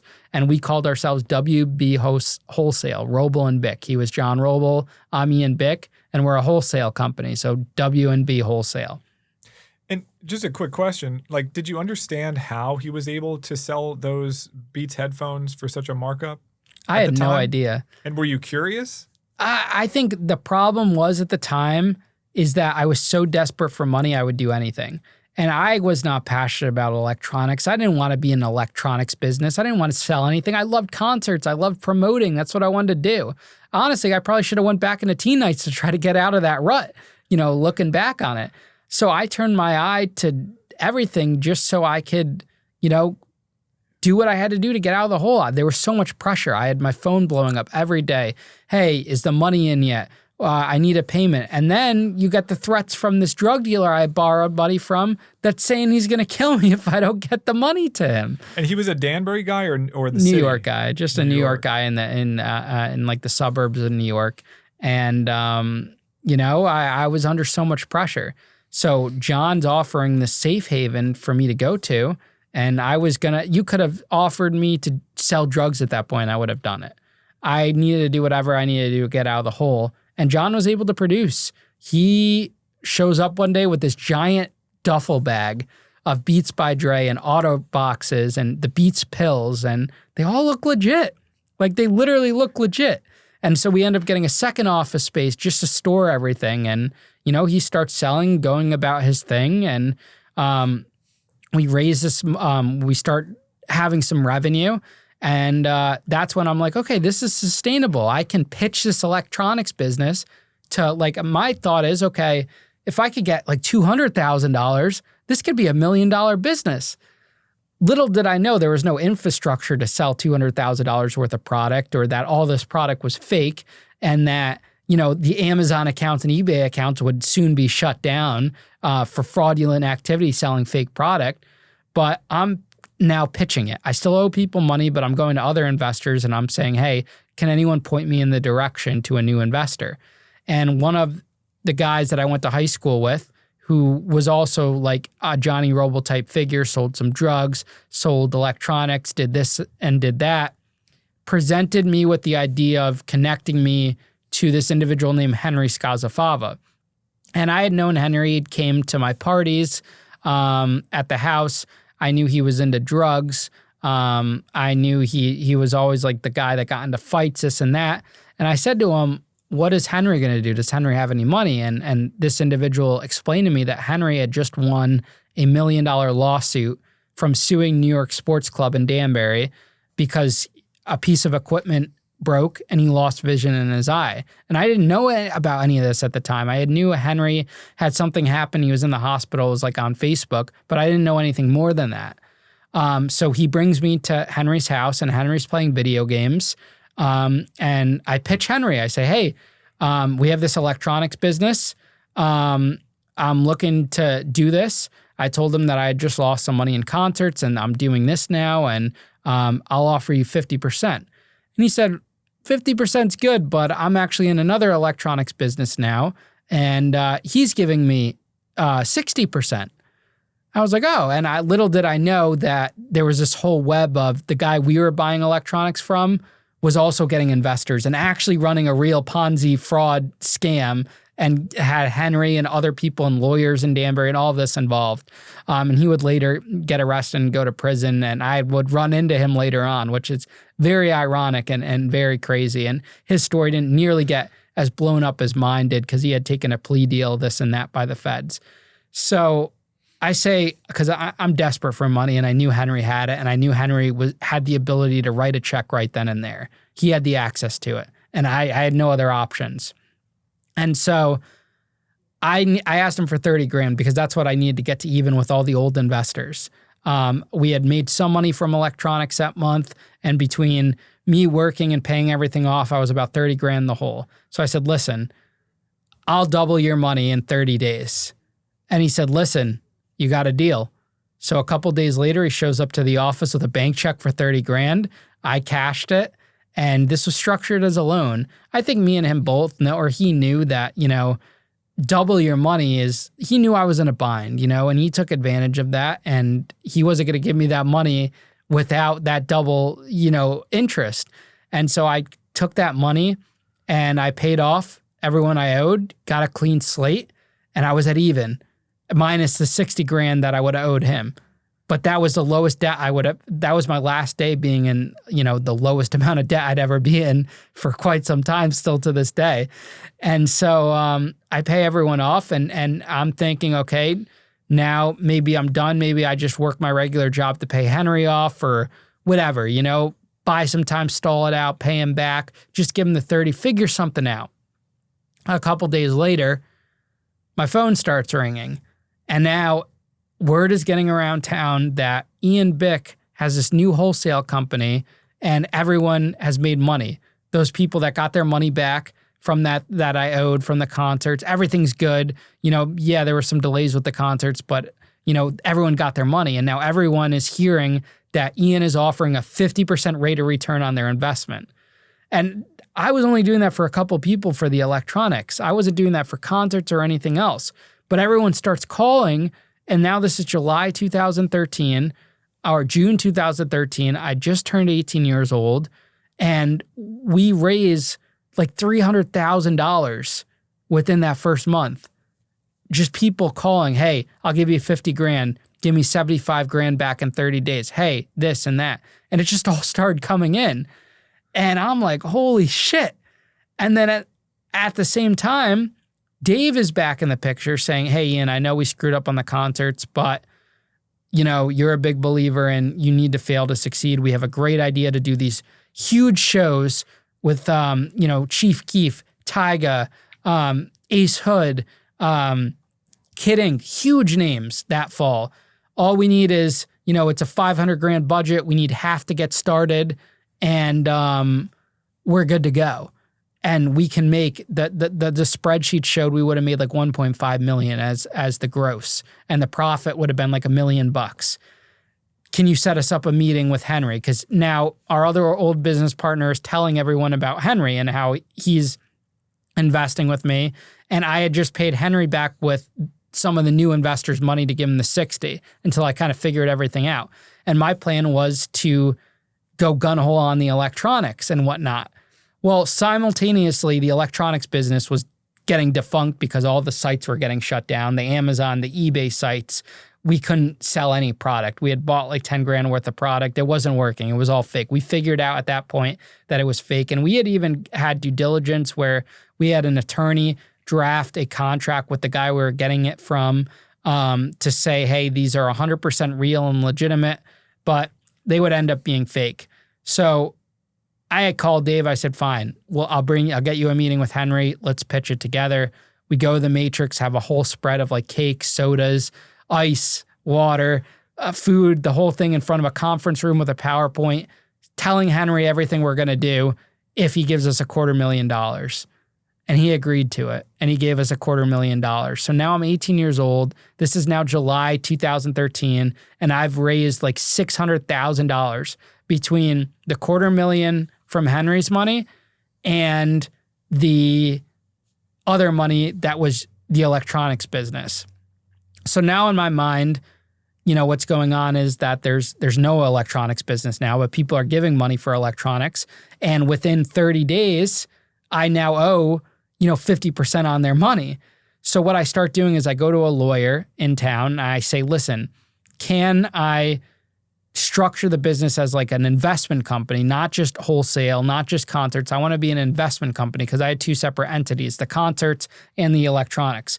I want to be an investment company and I want to be able to take loans from individuals, give them a fixed rate of return, but I could do whatever I want with the money.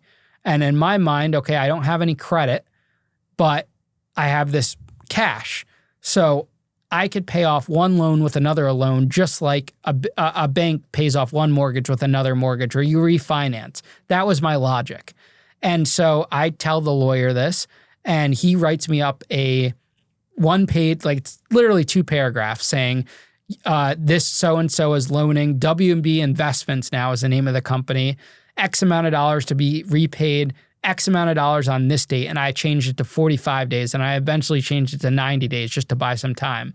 And this would be used for business purposes. So in my mind, business purposes is to pay one loan off with another that's part of the business.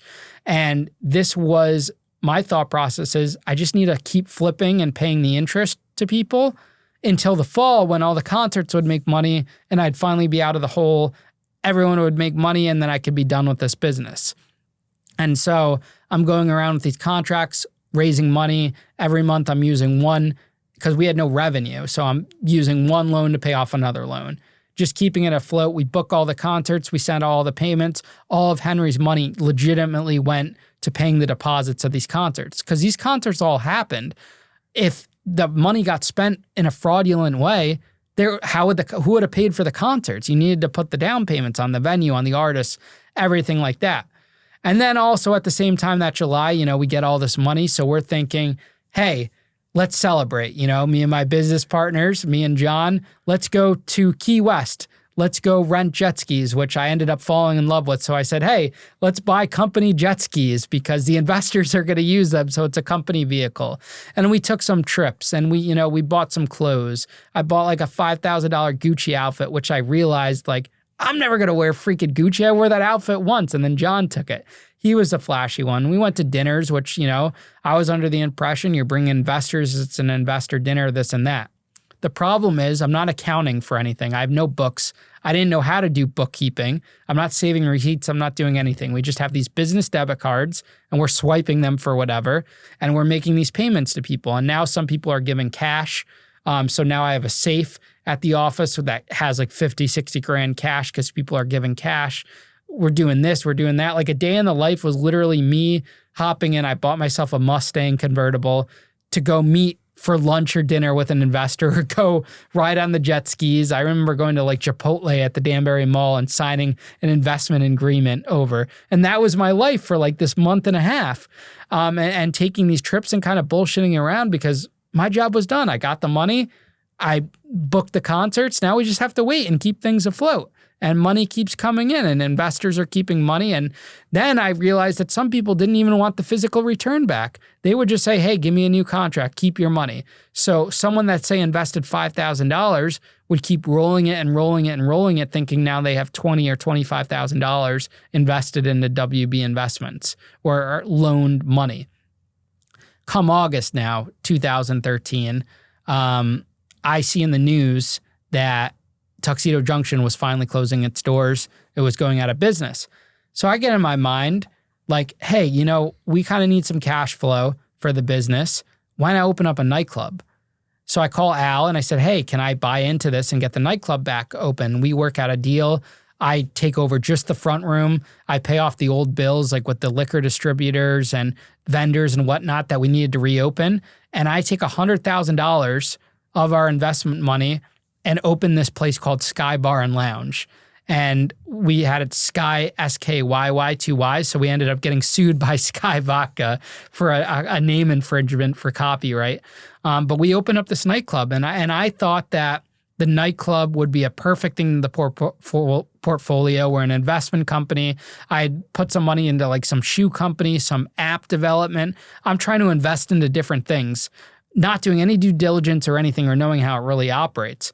So I end up sinking $100,000 into Sky Bar, and I got taken advantage of by every contractor from painting to getting the windows fixed to everything. Guys would come off the street and say, hey, you want this done? $5,000 here, $5,000 here. All the equipment I bought brand new. I made every mistake you could have made. Didn't listen to Al, did things my way, and spent top dollar for this club, which would ultimately in the end only end up breaking even on the actual operating expenses every month. I never recouped that $100,000 back. So now we're going into the fall of 2013 when the concerts are slated to happen.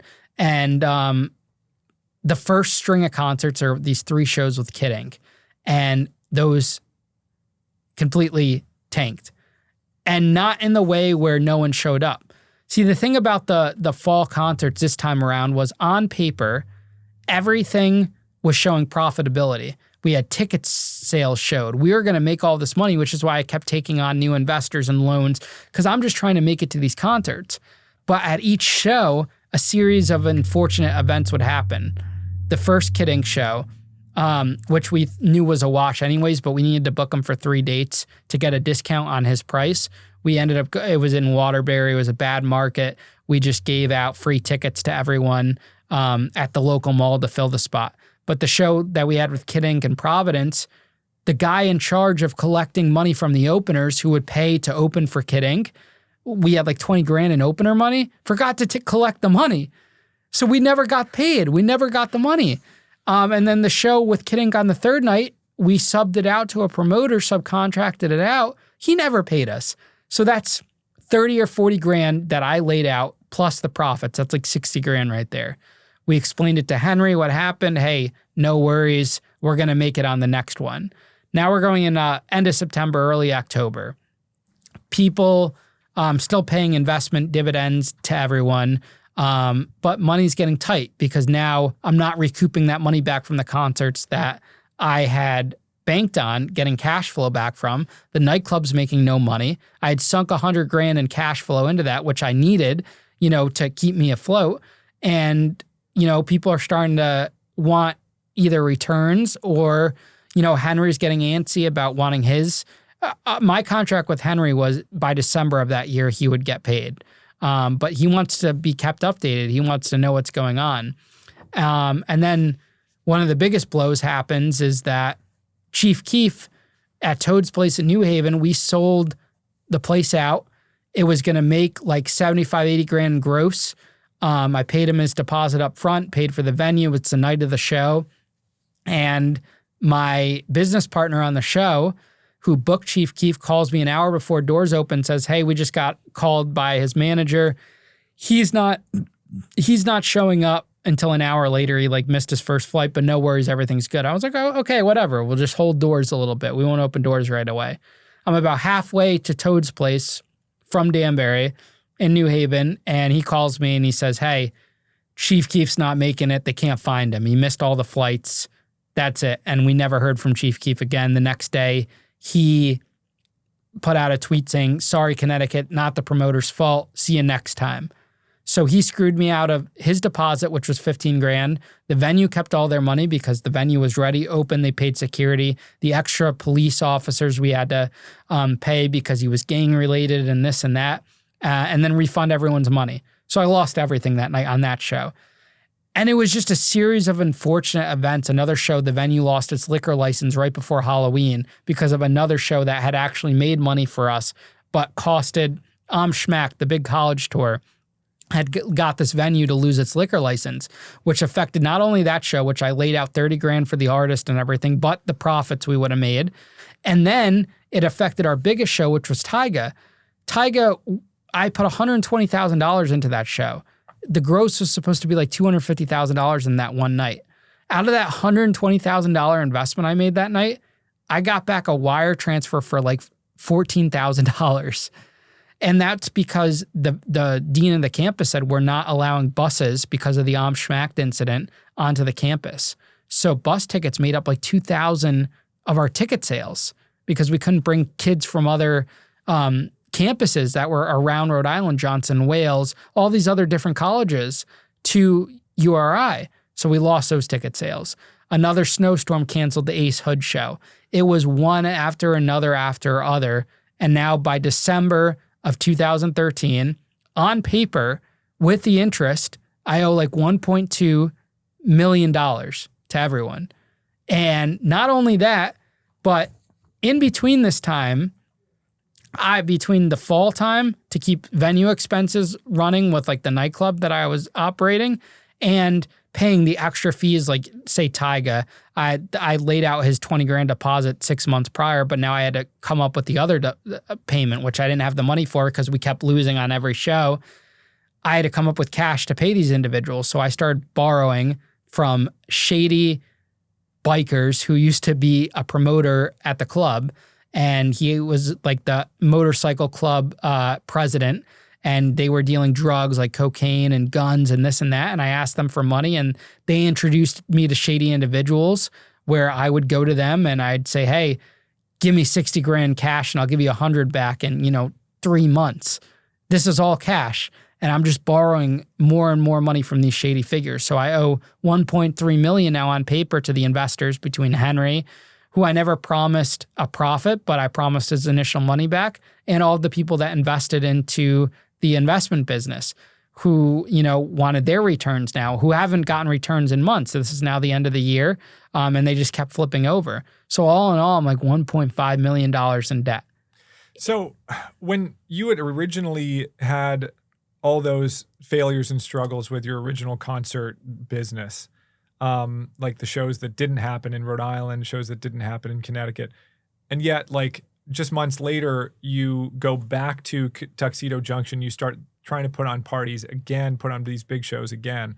Like, didn't you kind of learn your lesson the first time around? Or did you just like keep thinking this was possible? Or was it also like the environment that was so enticing to you, like putting on these big shows, getting big acts, seeing, thousands of people show up to these shows? I think it was definitely the environment. Like I wanted to be a promoter. I wanted to be Scooter Braun. I wanted to be one of those big famous promoters so bad. And at that point, I was just chasing success because I hadn't experienced success in almost 2 years at that point. Those teen nights that I was throwing happened when I was 16. I'm now 18 years old now. It's loss after loss. I had no success in those big concerts until I would own Tuxedo Junction a year later. But these big arenas as a promoter, not as a venue owner, I lost everything. I couldn't make any money. I didn't know how to. And I think the biggest factor was that I got lazy. I got enfolded by the money and just sitting back thinking I'm the CEO. I literally had business cards saying I'm the CEO of This Is Where It's At Entertainment. I always laugh when I see people's Instagrams and it's like CEO of this or that. And that was me. And I had those business cards and I thought I made it because I got all this investment money. But getting the investment, and this is something that really applies to like what I do now and stuff, is half the battle. The other half is you have to produce and you have to have a viable business. And I'm hedging everything and guaranteeing everything on concerts, which is literally the riskiest business you could ever think of. And I think had there been like, I was the original Firefest, even though my shows actually happened. Firefest happened after me. But a lot of people compare me to Billy McFarland, but I did the actual shows. But I think had there had been like a Firefest at that time, none of this would have been possible because no one would have invested and no one really knew about the concert world. And don't get me wrong, the concert world can be extremely profitable. That's why all of these major, businesses like Live Nation and stuff and AEG make millions of dollars, but it could also be extremely a losing business. And I was on the losing end of that really bad. And you can just bleed and bleed and bleed. I remember when I'd become the venue owner later on, I'd see some promoters, you'd lose everything.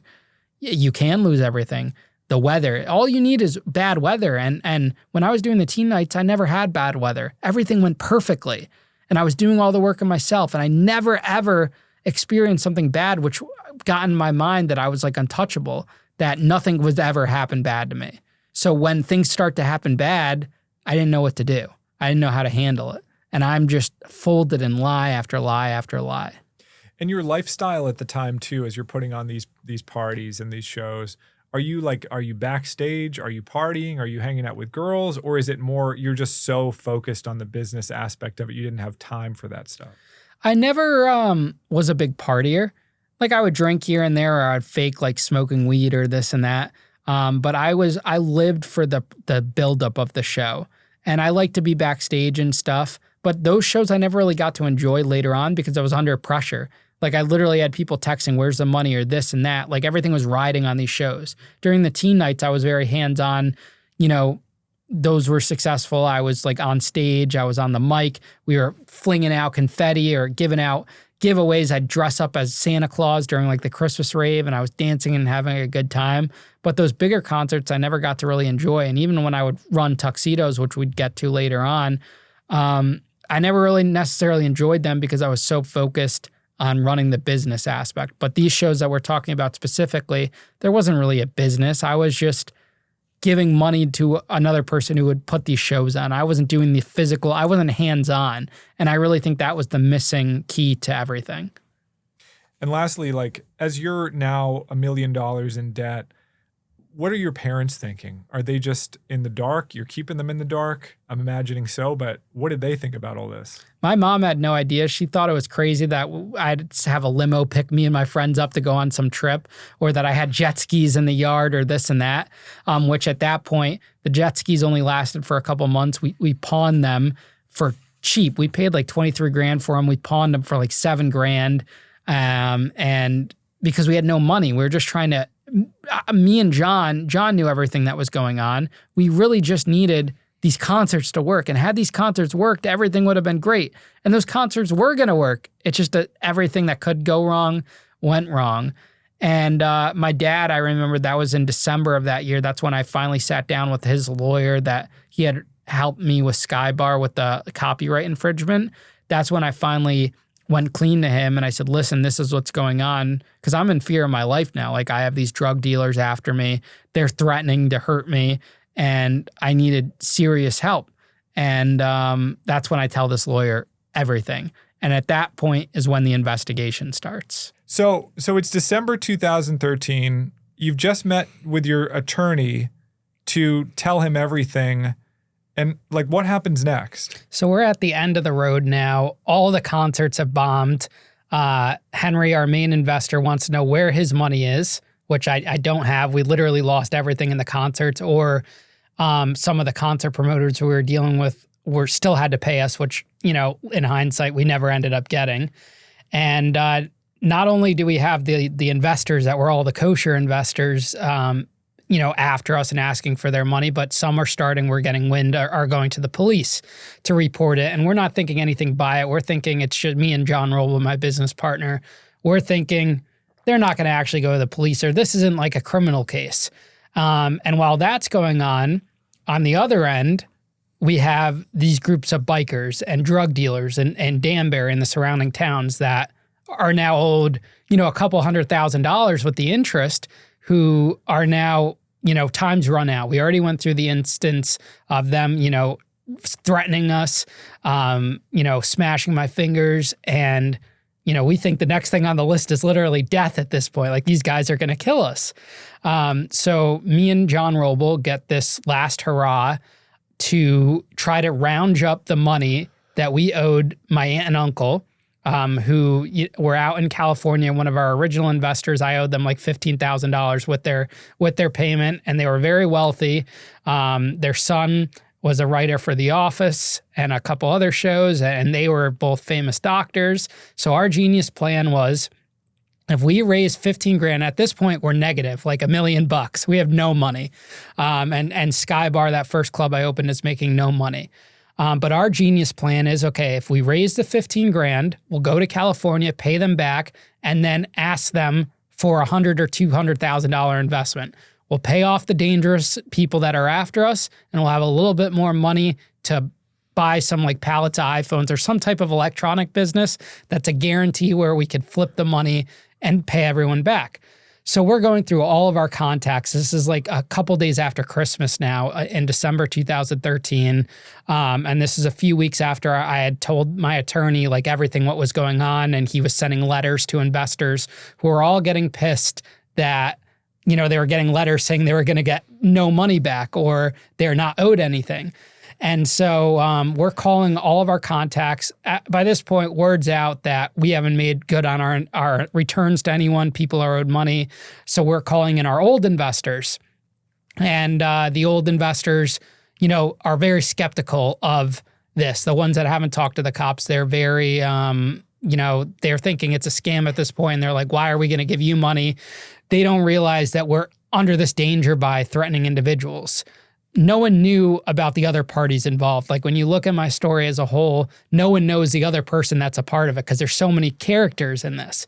So we finally have the idea to go to this, you know, former Italian mafia guy that had originally invested with us, had been in our corner, was very chill. And we went to his house in Danbury, and we had owed him like 20 or 30 grand at that point. But we went there and we were honest with him. And he said, listen, we took money from some shady individuals. They want their money back, but we have a plan. And we told him the plan to go to my aunt and uncle, but we need, you know, $20,000 because we were budgeting for flights and stuff to go and get this money back to pay everyone, and we'll take care of you too. He goes underneath his couch and he pulls out, you know, a cash for like 15 grand in an envelope, and then writes us a personal check for the other 5 grand. And he's like, listen, you don't have my money back by, you know, this date. There's going to be consequences, but go take care of what you got to do and never put yourself in this situation again. So now we get to the bank before it closes. Me and John are, you know, rushing there to the Bank of America. We get the money. We go in each pack a duffel bag.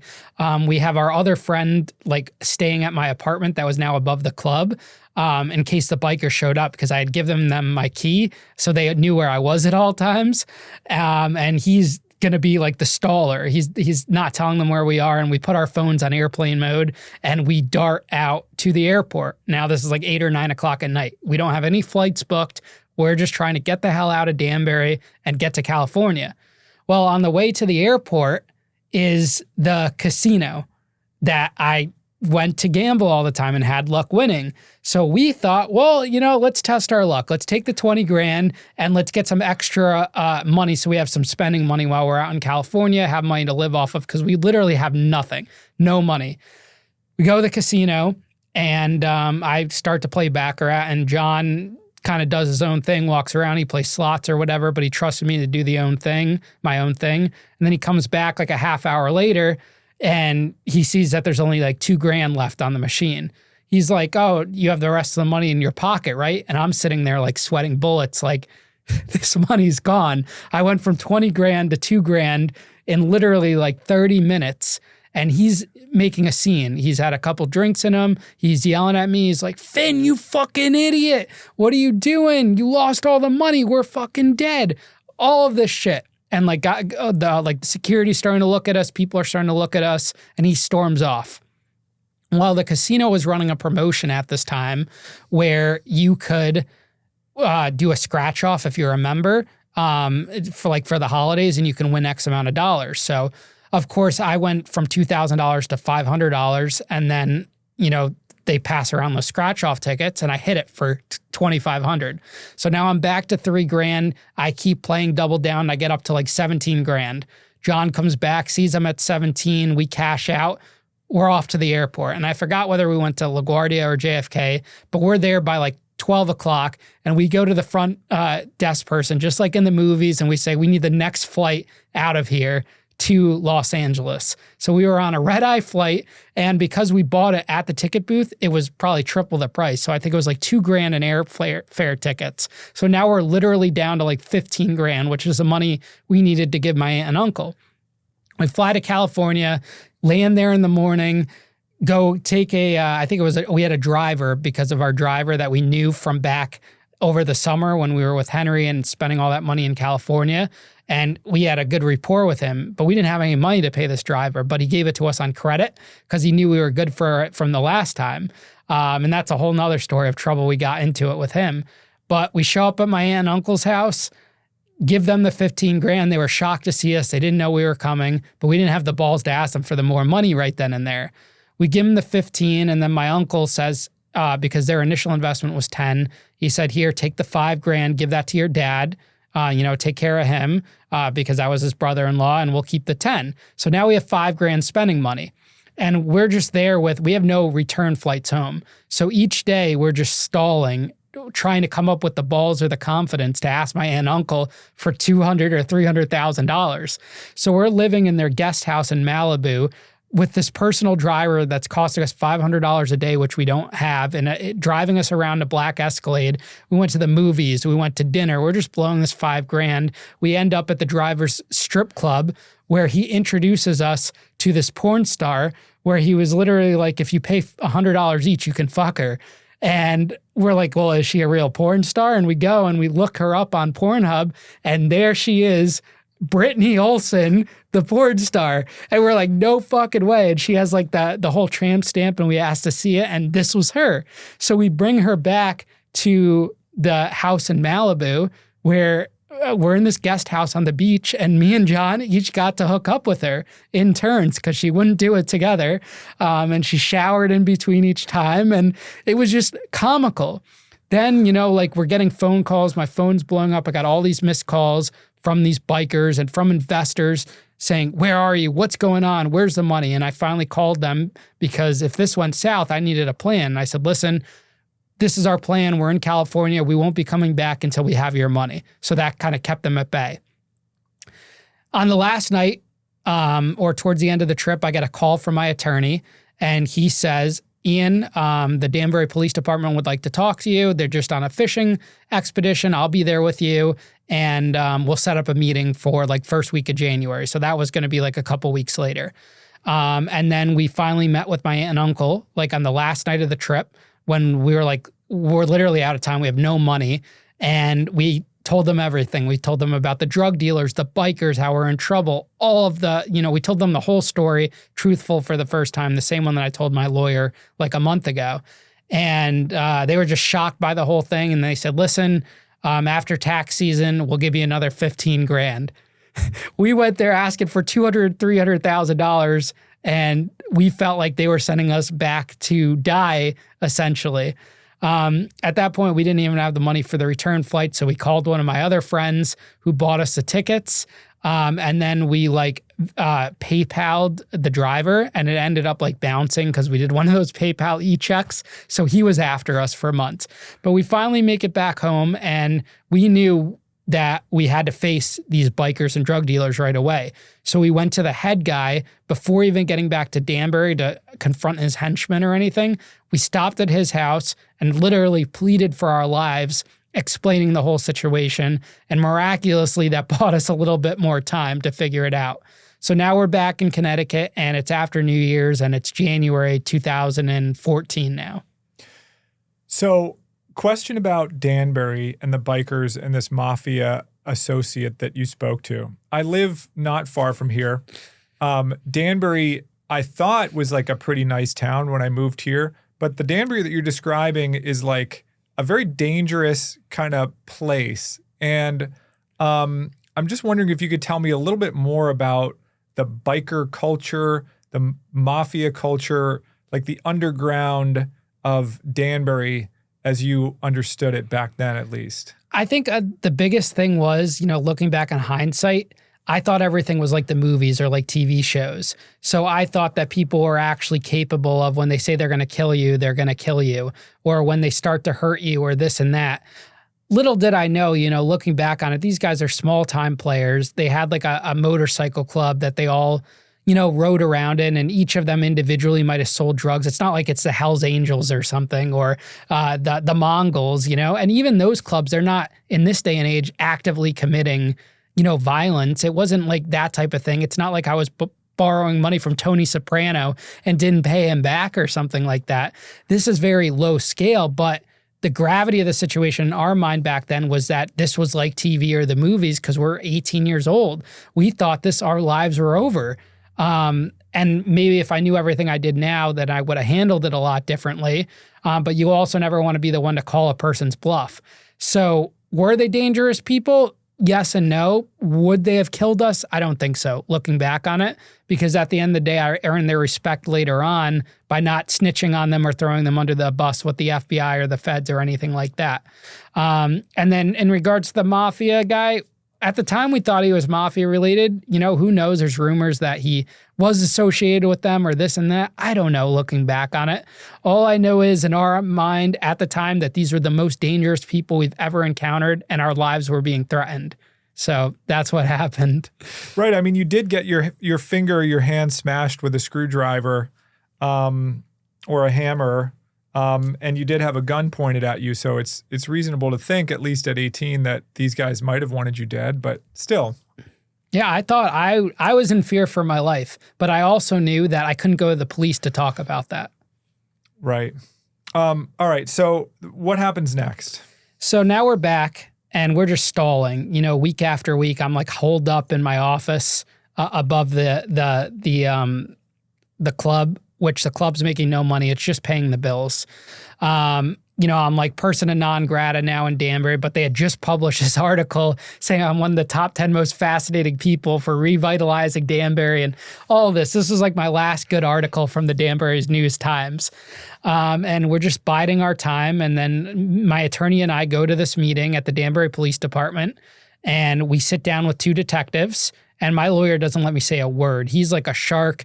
He's, a highly regarded personal injury attorney, which, he wasn't really in the criminal defense round, but I knew he was like a pit bull as an attorney. He had sued the police department for harassment or something and won before. They didn't like him. I didn't like the police department. I thought we were on the same team. And we sit down, and this was a meeting where they could kind of lay their cards on the table. And, they were basically saying, this is right before they got our bank records. So this is early in the investigation. And they said, listen, we've interviewed this person, this person, this person. You have X amount of complaints against you. We think that you spent the money all in Universal Studios. We think you're selling drugs. We think you own real estate. We want you to, confess, tell you what's going on. And my lawyer and I just look at each other, and we knew they were so far off that it wasn't going anywhere. So he basically tells them to fuck off. And he's like, we're done. This interview's over. And all that did was really piss them off and put some gasoline on the fire. And this detective, like in every movie, every TV series, is like that one antagonist detective that sticks with the case and gets it to the highest level possible.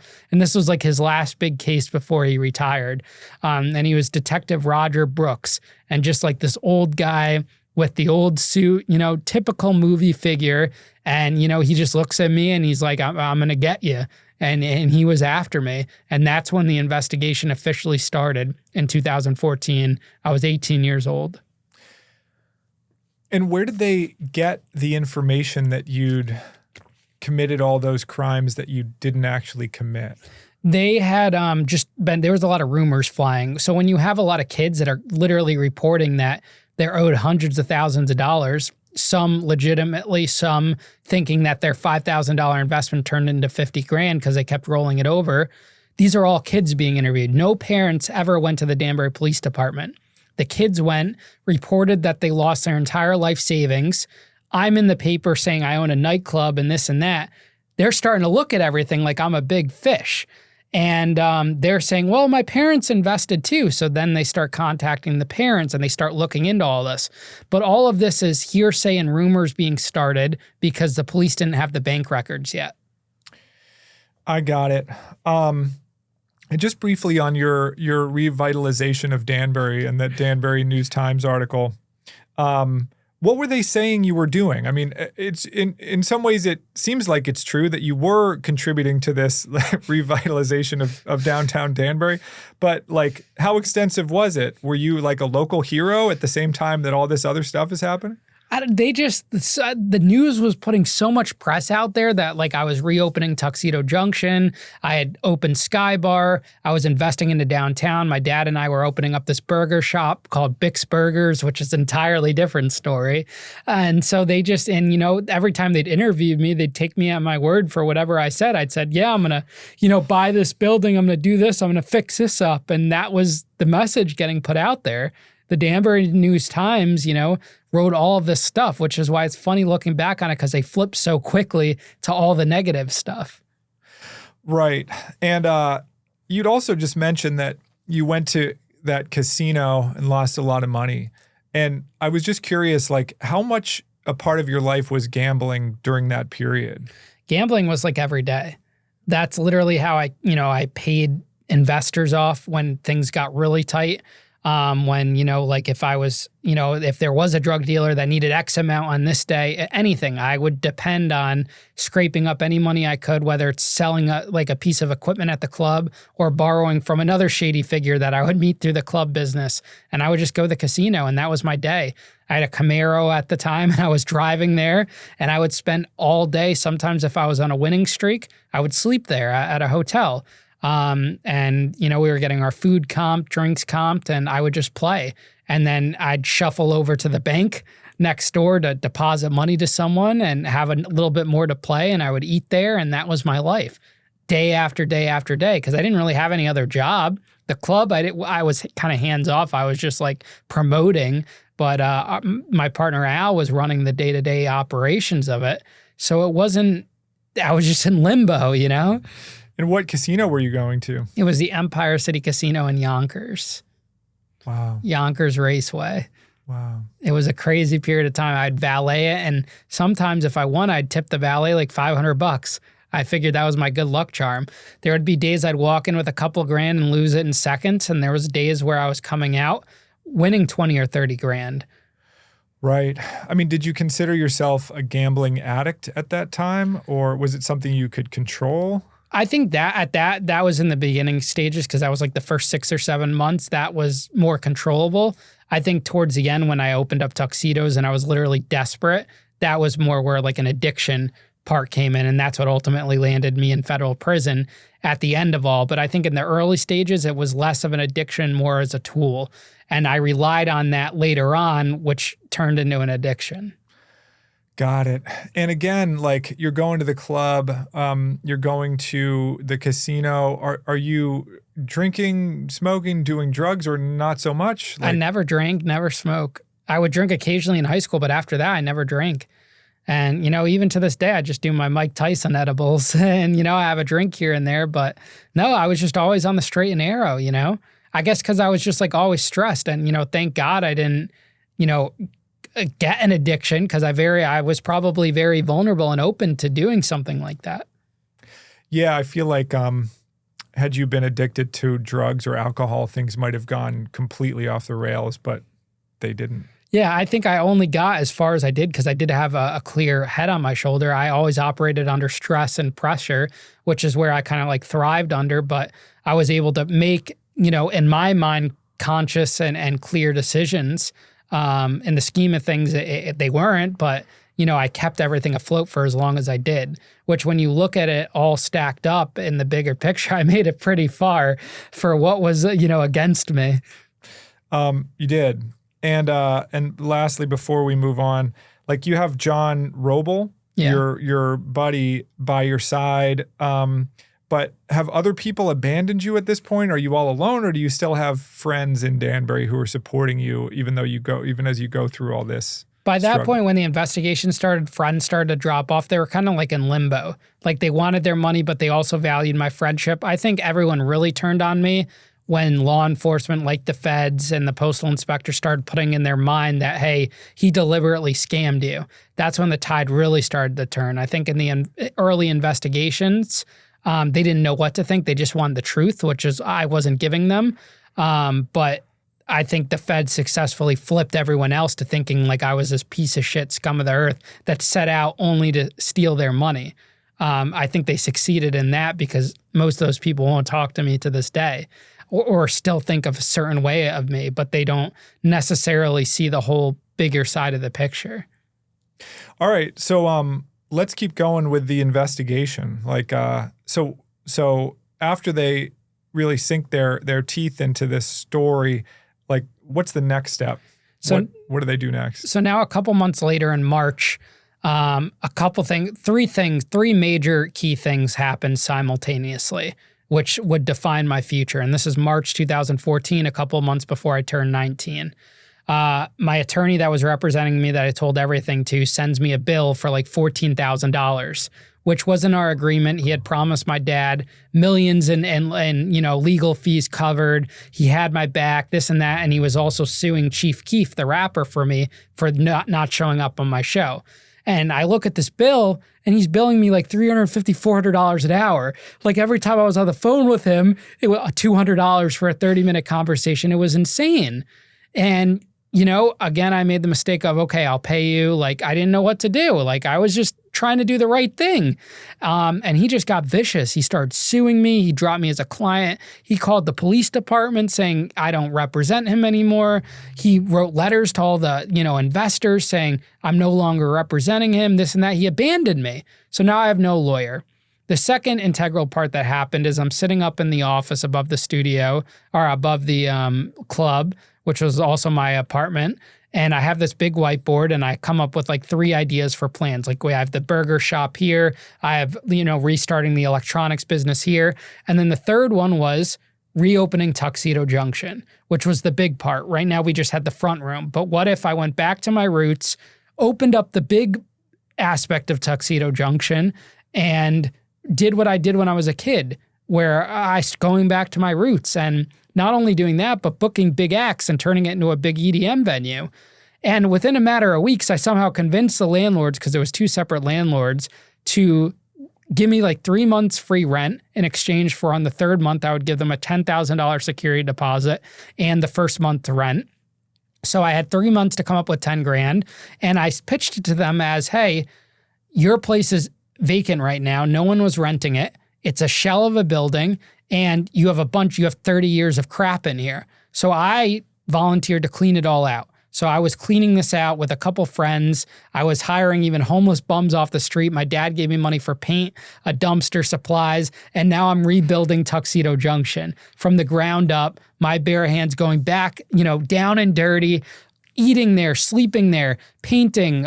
We brought in leaf blowers to get all the dust out. We're fixing the whole place up. And this is me and a couple friends. And at every point in my story, I seem to always have like a group of friends that would come into the picture. Like even now at the studio, there's new people around me. It comes and goes. So that was the second thing that happened. And then the third thing that happened was that April, I got a subpoena by the Department of Banking. Both me and John Roble got that. And John and I were still close friends at this point. And I had never heard of the Department of Banking, but they gave me a big subpoena, a big government document. They said, hey, bring X, Y, and Z records for all of your LLCs. And I put everything together. Like this was like a school project. I put together names of everyone, leaving off like the bikers and shady figures, addresses, phone numbers, all my bank records, everything to the T, every record that I had. And I even went and did my accounting for the first time, like putting the books together and everything like that. And I went to Hartford, Connecticut, the capital of Connecticut, and I sat with the Department of Banking, these three officials and a reporter, a court reporter to write everything up. And I sat there John went the day before and he told me like the questions they were going to ask. And then I went there the next day and I'm there for like 5 or 6 hours going through my whole entire story, like everything, like what we're doing now, every detail, answered every question. And my plan was just tell them the truth. Like, listen, guys, this is one big accident. I literally did not mean for all this to happen. I just need a way out. I need some help here. And at the end of the meeting, and I went in without an attorney because my other attorney had dropped me. I knew nothing about public defenders or anything. And I thought I would look guilty if I had an attorney there. So I'm sitting there talking to them. And at the end of the meeting, they said, we have no further questions, but there's some individuals here waiting to see you. I don't know who these individuals are. They escort me to a room. They have me waiting there. This is later in the day now. I'm tired. I want to go home. I have an hour drive now back home. I just want to, figure this out. I'm waiting in this room and then, they come in. It's two guys, your typical federal agents in the, like the tan suits. They come in, they show their badges. Hey, we're so-and-so postal inspectors. It says, I don't know what a postal inspector is. They sit down. And they said, hey, we have a few questions. Can you go over your story? I didn't know that they were listening to the whole conversation that I just testified for the first 5 hours. They came in asking casual questions. Hey, did you purchase jet skis? Like very specific questions. And also a summary of like the story. And then they had targeted questions like jet skis, names, investors. And I gave them that information. And then at the end of it, they served me with a target letter, which is one of the scariest things you'll ever receive in your life. It says, United States of America versus Ian Bick. And it says, you are officially a target in an FBI, IRS, postal inspector investigation, blah, blah, blah, blah, blah. You have to give us all these records. He gives me his card. He's like, hey, and this was like the lead detective on the case. And he was like, hey, it's in your best interest to cooperate with us. Answer all my phone calls. We're going to get through this. We're on your side. We'll get this all resolved. Soon as I got out of that office, I go on Google and I start searching best criminal defense attorney in Connecticut. That's when I discover John Einhorn. I look at his website. He says that he's, won all these trials, this and that. So I fill out a form and I say, hey, this is what I'm going through. I give like a quick 1-paragraph description. I said, the FBI just questioned me. Next morning, he calls me right away and I tell him everything about the postal inspectors, the Department of Banking, the local police, everything. He says, Ian, don't talk to them anymore. Don't answer their calls, nothing. I'll take care of this.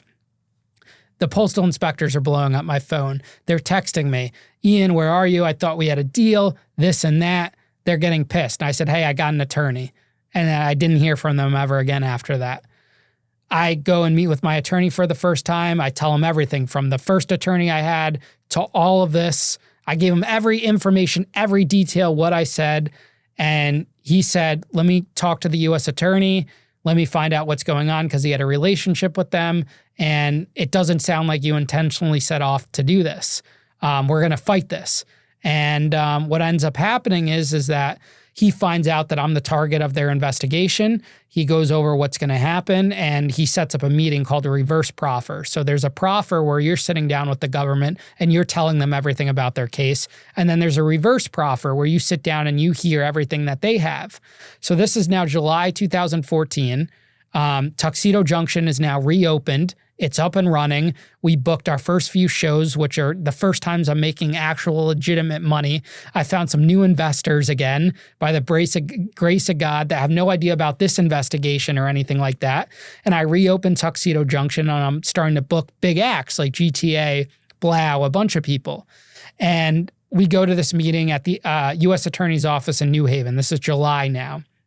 And this is the famous meeting with the Silver Fox. And the Silver Fox is AUSA, United States Assistant Attorney, Michael McGarry, who has silver hair, glasses, and we called him the Silver Fox. And it's me, my dad, and my attorney, with me sitting in the middle at this big round table on the top floor of their office. And I'm facing the Silver Fox and two assistant United States attorneys. And then the whole room is filled with FBI agents, postal inspectors, IRS agents, clerks taking notes. And then they had interns like clerks, interns, college students that were interning at the U.S. Attorney's Office. This room is packed. Their intention was to kind of scare the shit out of me. And they lay out all the cards. At this point, they have the bank records. They are literally accusing me of running a Ponzi scheme, like a multi-million-dollar Ponzi scheme. And I'm sitting there getting livid in my seat, face turning red. We had to take a break. Like I'm telling my lawyer in the hall, this isn't true, this and that. He's like, Ian, we're just here to listen to everything that they have to say. And at the end of this meeting, I'm down on my phone texting because we have a big show with Blau that's like sold out the next night. And the Silver Fox looks at me and he's like, Ian, you really should be paying attention when we're explaining all of this. You have the FBI here. This is no joke. And I look it up at him and I say, hey, I have a sold out show with Blau tomorrow night. That's what I'm focused on. And that just pissed them off. That was the famous scene in what would later be an HBO documentary. And that just started it to the races. My attorney told them, we're not taking a deal. We're not pleading out, which I think the purpose of that meeting was to, try to get me scared to plead out. I don't think the feds ever expected this to go to trial. They expected me to take some type of deal. I think the first deal they offered me was like 4 or 5 years, which was way longer than I actually ended up losing at trial later on.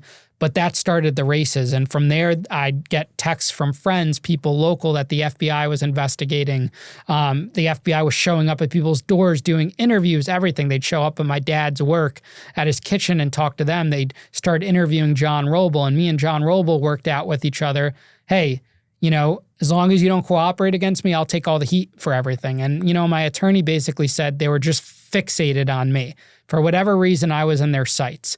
And we go through that fall, booking these huge acts at Tuxedo Junction, Dubs, Zed's Dead, Adventure Club, the Chainsmokers, the biggest acts in electronic dance music were coming to Danbury, Connecticut, while, the city is now starting to raid the club. I'm getting arrested in the local paper now. This is the first time I've ever been arrested for selling liquor without a permit. We were selling liquor in the club with no license, making like batches of jungle juice and putting it in Gatorade bottles and finding ways to trick the town. And now I'm fighting off a war with the city of Danbury who's trying to shut me down while, unbeknownst to anyone else, the FBI is investigating me and there's grand jury proceedings going on. And my attorney is keeping me updated about, hey, they didn't come down with an indictment yet. It's probably going to be after the holidays. And, every day you're in limbo of every time there was a black SUV that pulled up outside the club or every time there was, the cops coming in to raid the place, you think, is this the day that the FBI is getting ready to arrest me? And this is on top of the stress of dealing with the everyday operations of the nightclub, still owing money to shady figures, having to borrow more money and take on more investors to run the nightclub and run the shows because now shows are losing money because this is another startup business. And I'm taking good money that should be used for the electric bills or for rent, and taking it to try to pay off old investors who I just want to show that I didn't genuinely defraud you. I don't have any money. I'm trying to make it back. So I'm this 19-year-old kid running this club and doing this and doing that. And I make it through that year. And now it's, January 2015. And that's when the indictments come down. So just to go back, when you are sitting there in the courtroom and you see the FBI agents in the gallery and the clerks and the postal inspectors and everyone who are designed to maybe intimidate you. Like, what are you thinking in that moment? You know, back then, I don't think I was never really present in the moment of how serious the situation was. I had one fixation in my mind, which was Tuxedo Junction is my life's plan on how to get back to even. In my mind, I needed to do whatever it took to get Tuxedo Junction. I had two plans: to either have it make enough revenue where I could pay everyone back. Because in my mind, okay, you have a fraud case here. They're accusing you of fraud. You pay everyone back. There's no fraud. It was an accident, which was in my mind. Or plan B was, okay, build the club up to a big enough reputation where you could sell it to someone. Because this is a time where nightclubs, this is before COVID, this is a hot market, electronic dance music. And where I went wrong in the promoting concerts aspect was I was never building a brand for myself. I was always investing into someone else's business, promotion business, or using another venue. This was my own stable location where I was building an actual brand, which was Tuxedo Junction. So I knew that I had to do everything possible to make this work. So the last thing on my mind was just an investigation or the FBI. I wasn't fazed by it at all. I was annoyed that they were accusing me of things that I didn't do, but it was not, I didn't care. It wasn't a thought. Now, if the FBI were to sit down with me today, I would take it a lot more seriously. But back then, I didn't give two shits. And one of the things that they were accusing you of was committing a Ponzi scheme, it seems. And did you have a sense of, one, like what a Ponzi scheme was, and two, that you'd actually committed one or not?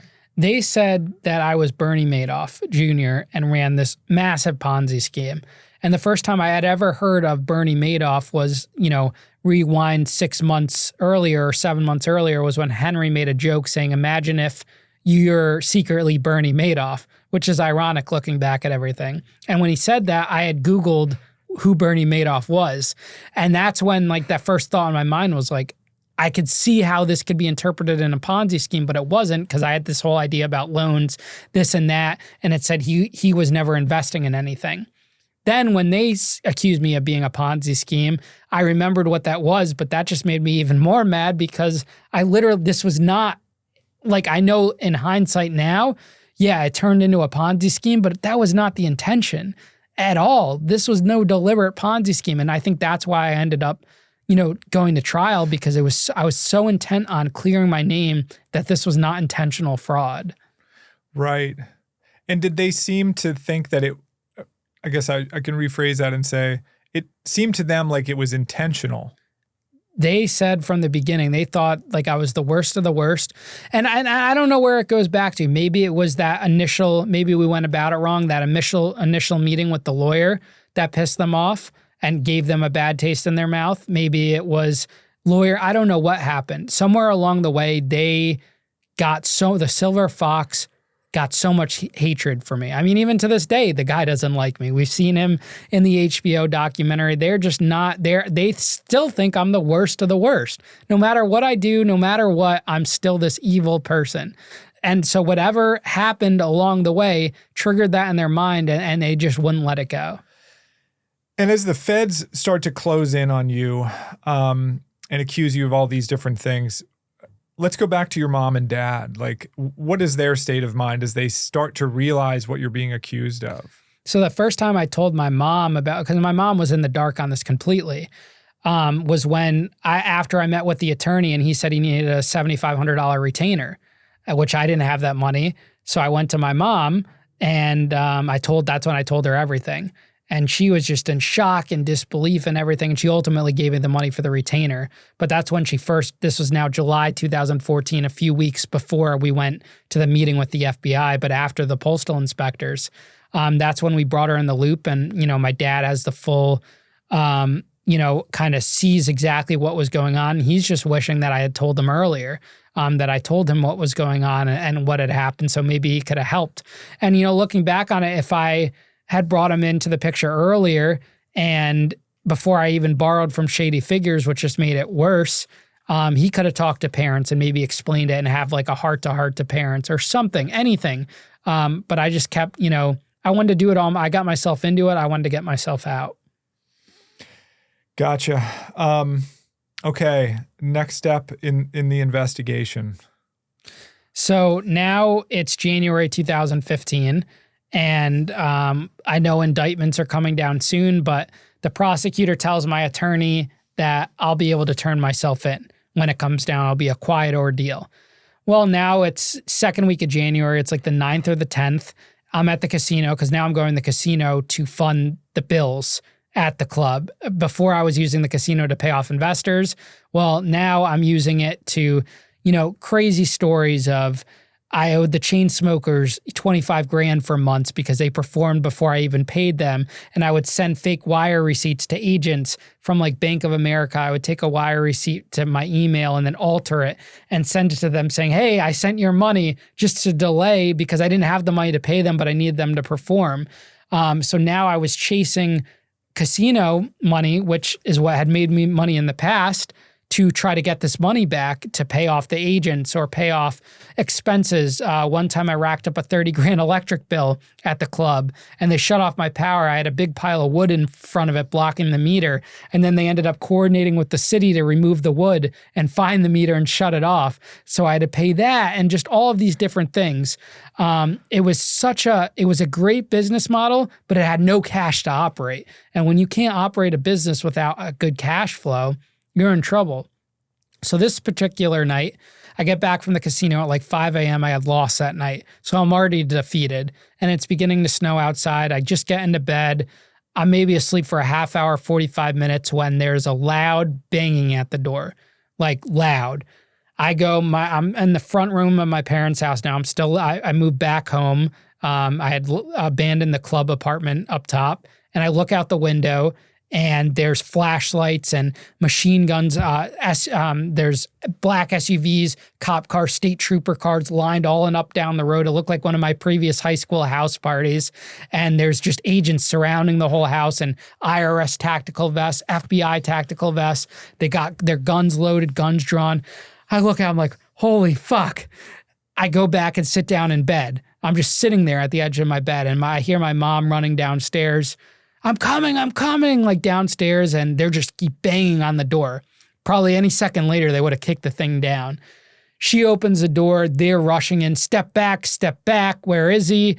Our family dog runs down, and they're like, hold the dog. Now my dad's up, he's running down. I think my brother peeks his head out or something. They're like searching the house, and then they come into my room, and I'm just sitting on the bed. I'm in my boxers, that's it. No shirt on, no pants, just my boxers. And they come in, and they're like, Ian Bick, hands behind your back, you're under arrest. And I'm thinking, like, what is this? I have no idea this is the FBI. And I saw their vests, but it doesn't click with me. I'm thinking this is another liquor violation or something. Because in my mind, okay, we made a deal with the feds that I would turn myself in. They're handcuffing me. They're like searching my boxers. They let me put like a pair of jeans on. They're like, do you have shoes without laces? I said no. So they go in my closet and I had cowboy boots from when I did the musicals, Annie Get Your Gun in high school. So I put on these cowboy boots and these baggy jeans that were too big on me. And then they put a jacket on me. They uncuff me and then cuff me back up behind my back. And then I make the rookie mistake. They say, what's the password to your iPhone? I give it to them. So they get into the phone.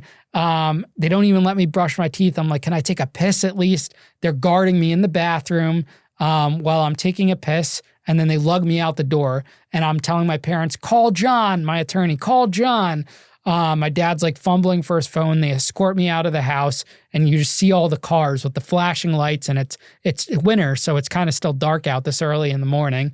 And it's got to be like 6 a.m. or something by now. And they don't just put me right in the car.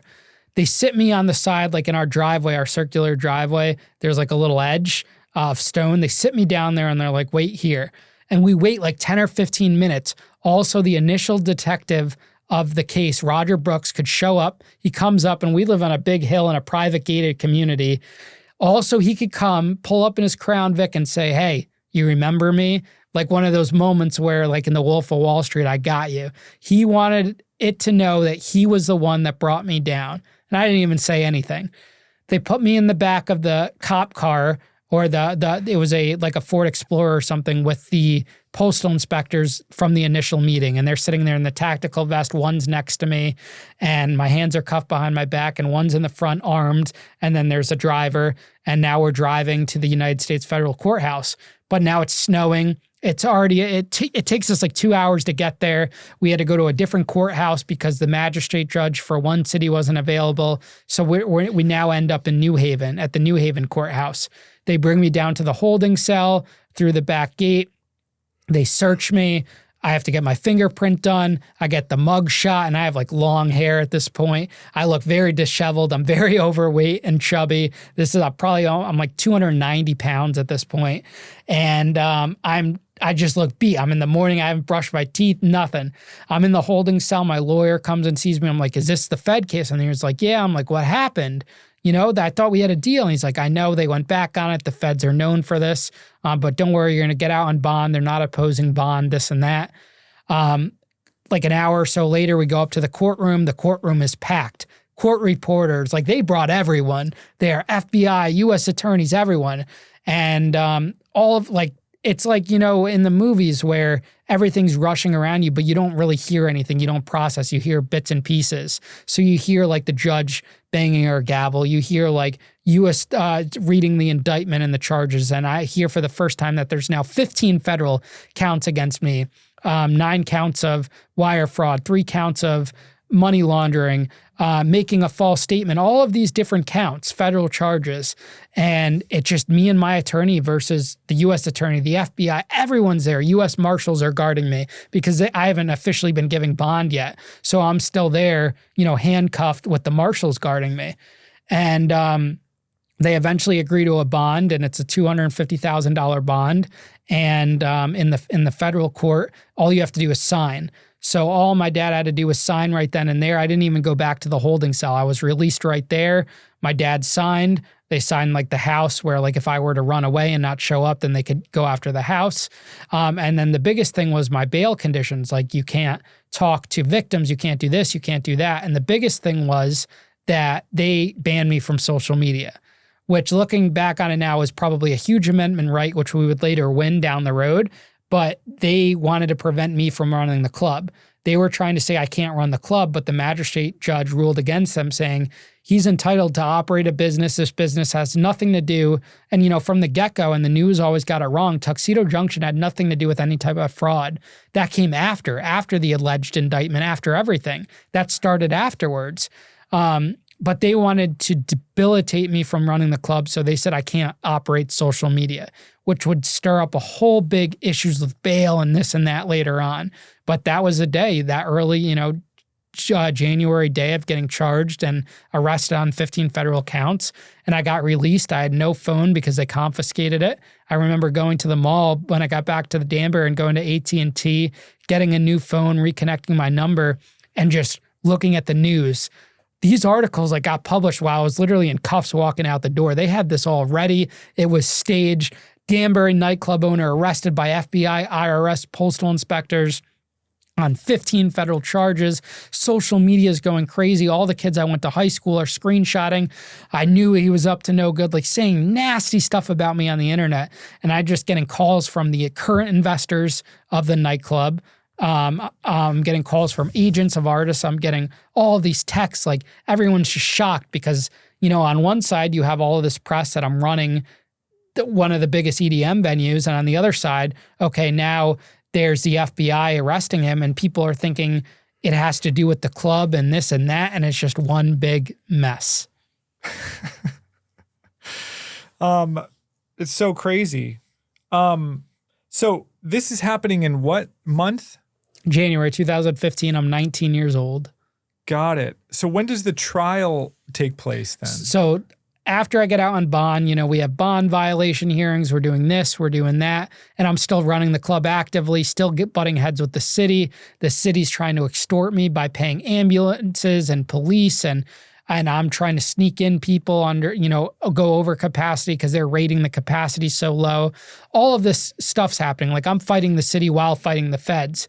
The trial ends up getting scheduled because I turned down the plea deals and everything for November It was originally September, and then it got moved to November of that same year, 2015.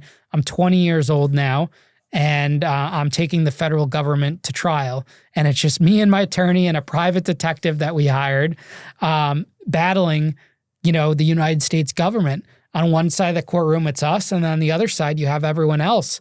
The trial lasted almost 4 weeks, the whole month of November. We were right up against the clock, to Thanksgiving. And that's where we think, things went wrong with the verdict, because I testified on my own behalf for 2 days, and we had the head United States attorney for Connecticut come.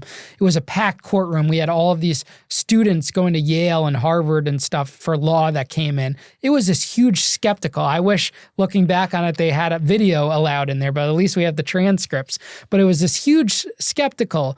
And spectacle. Spectacle, not skeptical. Yeah, spectacle. Yeah. And, and then eventually came the jury deliberations. And it was very crazy, because the government said the verdict is going to come back within hours. And that first day passed, no verdict. Second day, no verdict. On the third day, they pass a note to the judge saying we can't reach a verdict.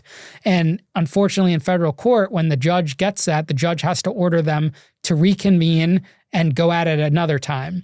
You have to reach a verdict. They come back saying, well, what happens if we don't reach a verdict by Thanksgiving break, which was like the day after? And he says, well, then we'll reconvene in December or this and that. And like an hour after that, they come back with a verdict. And the verdict still to this day doesn't make sense.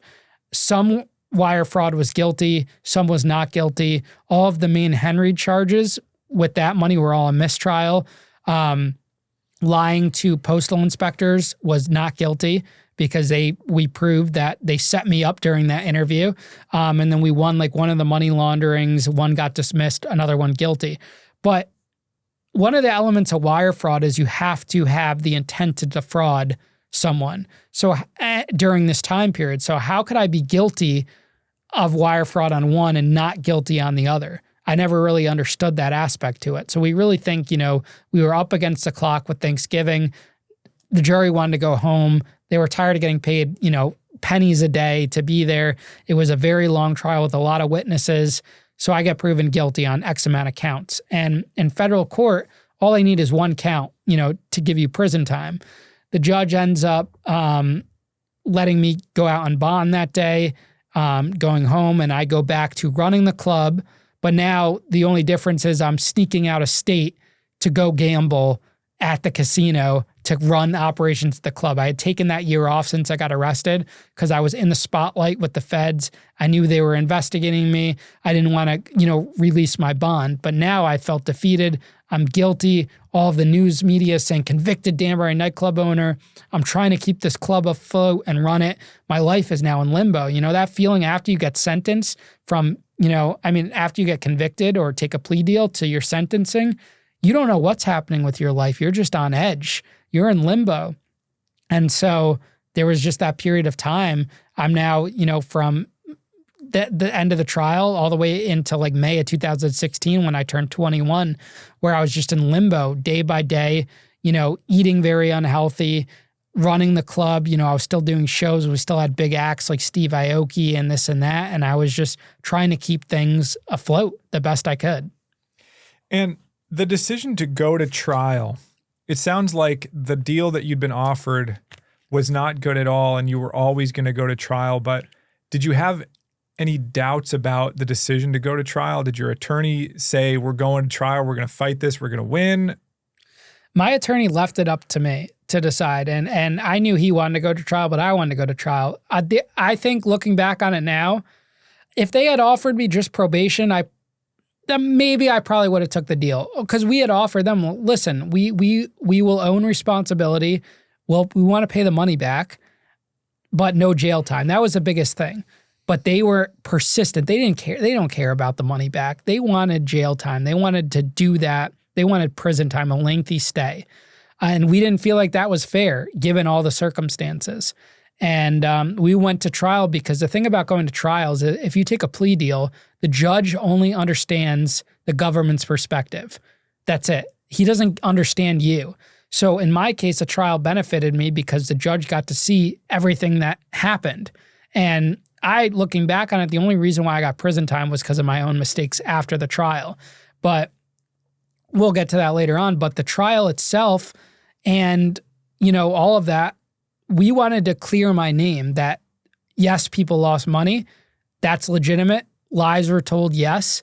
Wasn't honest because of X, Y, and Z, and because of these people we were depending on that ultimately lied to us. But we didn't set out to intentionally defraud anyone. That's what we wanted to prove at the trial. Not that money was lost, but that it wasn't fraud.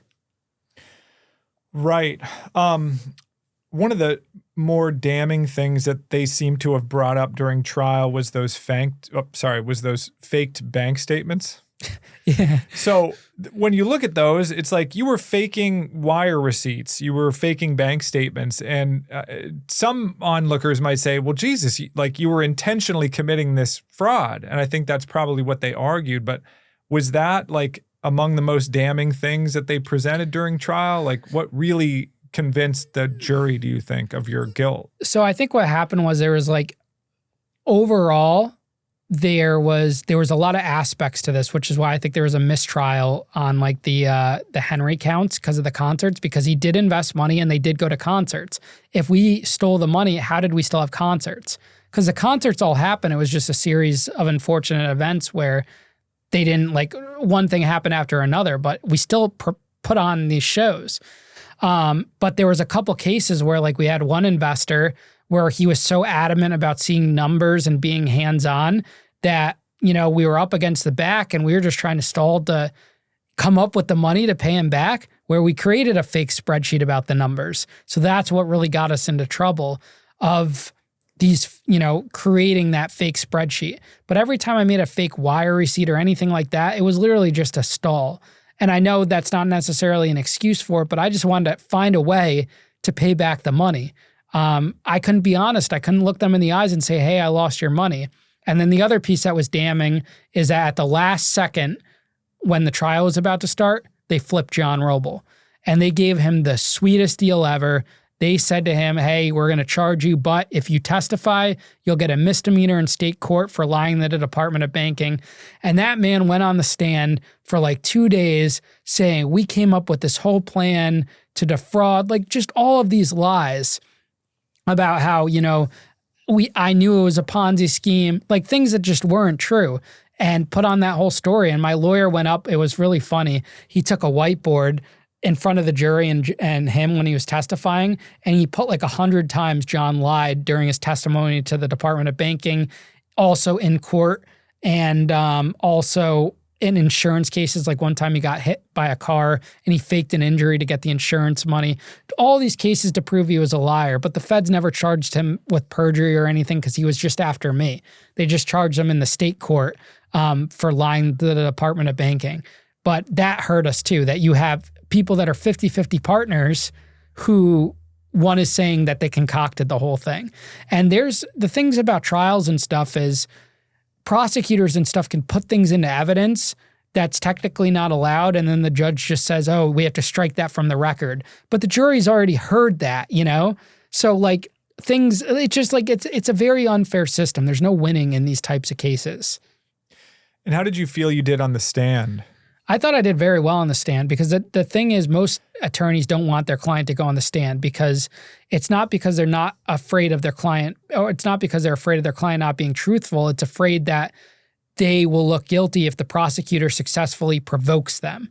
And I wasn't successfully provoked. I looked at the jury, I stayed calm, cool, and collected, and then it pissed the prosecutor off because the problem is not when you're on direct with your attorney. He walked me through the first day and a half of testifying. My attorney walked us through the whole story. And we said it, everything. He, put the bank records, everything, and I had an explanation. But when the prosecutor gets up, when they open you to cross-examination, they're trying to get you agitated. They want to get you pissed off, and they want to show, especially in murder cases and anything like that, that you're this violent or criminal person. So if I'm there arguing and getting mad and this and that, it looks terrible for the jury, and I never did that. I testified very well. I even had some of the law interns in the hallway in the Galleria afterwards on break saying, dude, you did a great job. It was just a performance, you know? And, the prosecutor, the Silver Fox, kept yelling, objection, objection. He's testifying like it's a cocktail party. Because he would ask a question, I would give an answer, and then I would volunteer more, saying, well, this happened because of this and this and that. Got it. Yep. Okay. So one of the things that they claimed is that you'd stolen $500,000 from 27 investors. Is that all? Or was there more? Or so the final, when they added up, when they did the final tally of all the dollar amounts on the spreadsheets and everything, and they looked at, like, they deducted what people had gotten back in interest payments and this and that, the total out of pocket was only $480,000, minus whatever street money was owed to, like, the drug dealers or the bikers or whatever. But the loss wasn't nearly as much as they expected when all was said and done. And I don't think they realized that until the last day, or up until the trial, because they were still interviewing people. They were asking people to come forward. I think the police from the start, the reason why the feds picked up this case is because they were convinced there was millions of dollars out here. When you look up federal cases, unless it's like a tax evasion case or something, which those are rare for this dollar amount, they don't pick up cases like this. If this was a state court case, I would have gotten, some type of accelerated rehabilitation program, and I would have gotten probation in the state, ordered restitution, and that would have been it. But because of this went to the federal level, I just think it went to a whole different level than it needed to be. Yeah, I asked that because, some years later, Billy McFarland, for example, would be accused of stealing like $26 million from investors in his efforts to pull off fire fraud. This is like a small fraction of that. And yet, you guys ultimately received a similar prison sentence. Yeah, it was look at Anna Delvey. She had a little bit, half the dollar amount, but she was a state case. The feds didn't pick her up. A lot of people, I don't know any Ponzi scheme that's this little, alleged Ponzi scheme that's this little, and ended up being a federal case that went to trial.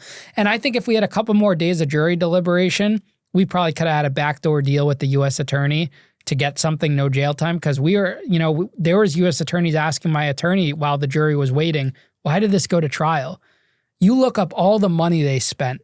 That they spent millions for this. They flew in my aunt and uncle to testify from California. They did this, they did that. 2 years of investigative work. It just seems like a lot for this, for a 19-year-old kid. It does. It really does. And before we get to prison, you mentioned the things that you did after the conviction that really maybe threw gasoline on the fire and got you the prison sentence that you ultimately got. Why don't you just talk about that? Yeah, I think the biggest flaw in all of this was the actions that I did after the trial, because the judge. So right after the trial, the prosecution's trying to revoke my bond, and they're saying I'm using social media and this and that, and the judge ultimately rules, hey, this is unconstitutional. He can use his social media. And then I ended up getting like a monitor, like a social media person to make sure I wasn't talking to victims, yada, yada, yada. So he's giving me a lot of leeway. He's letting me out on bond. He saw the trial. He let us enter in a lot of stuff that was kind of like maybe in the gray area during the trial. So he does have some faith in me. I showed up to court, this and that. And I basically blew that all because those months after the trial, that almost year after, I was going out of state to gamble at the casino. And I didn't have my license at the time. It was suspended. So I started off going on my own. I would take a train or I would take a taxi and put my phone on airplane mode. So like no one could track me, and I'm paying all in cash. But then as I got lazier and more pressed and stressed, I started bringing this one kid that would drive me. I'd give him $100 that was working with me at the club. I'd bring my phone, and I started using my business debit card to withdraw cash if like ticketing money came in, and I would withdraw the money, and I'm starting to leave a paper trail.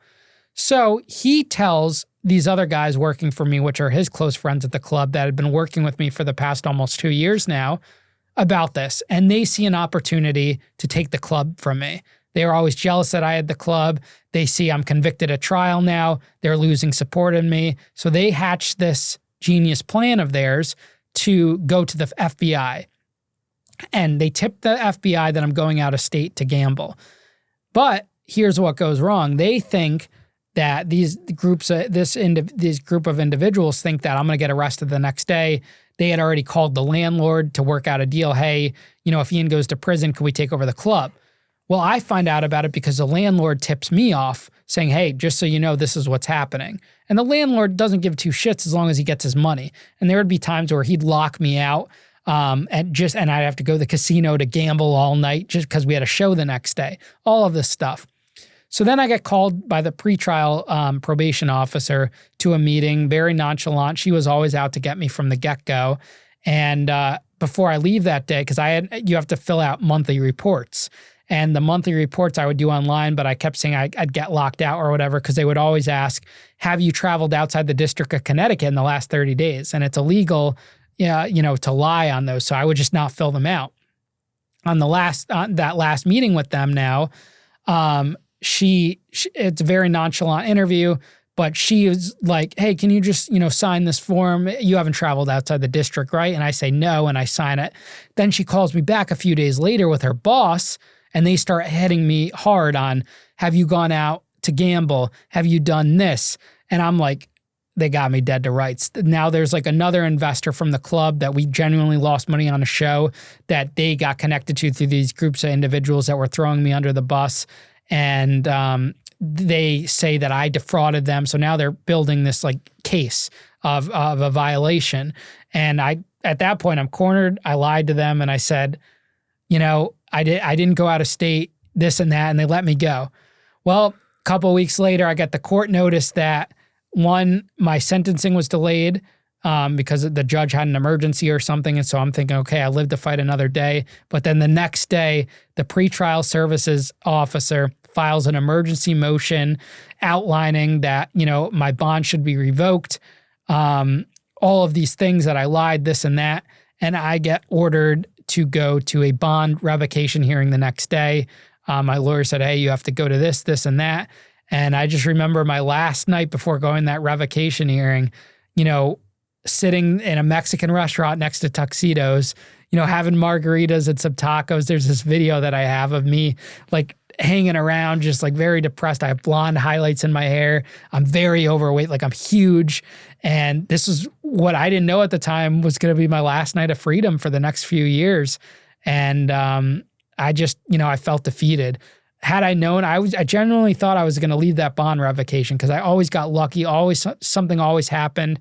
I always got by, but the luck was going to end, and I was time to face the piper. Yeah. So tell me about the bond hearing. So the morning of the bond hearing, I was telling you about how the night before it was like my last hurrah. I had no idea that this was going to be the last day of freedom, or else I would have gotten at least my, affairs in order and the nightclub, and literally just went into this not knowing what to expect. And my dad drove me. And once again, it's a packed courtroom, prosecutors and all of them, and the FBI and the IRS and the postal inspectors on one side and me and my attorney on the other. And we got normally in these bond hearings, we always won and the judge was on our side. But in this one, we got absolutely hammered. I mean, all the evidence was against me.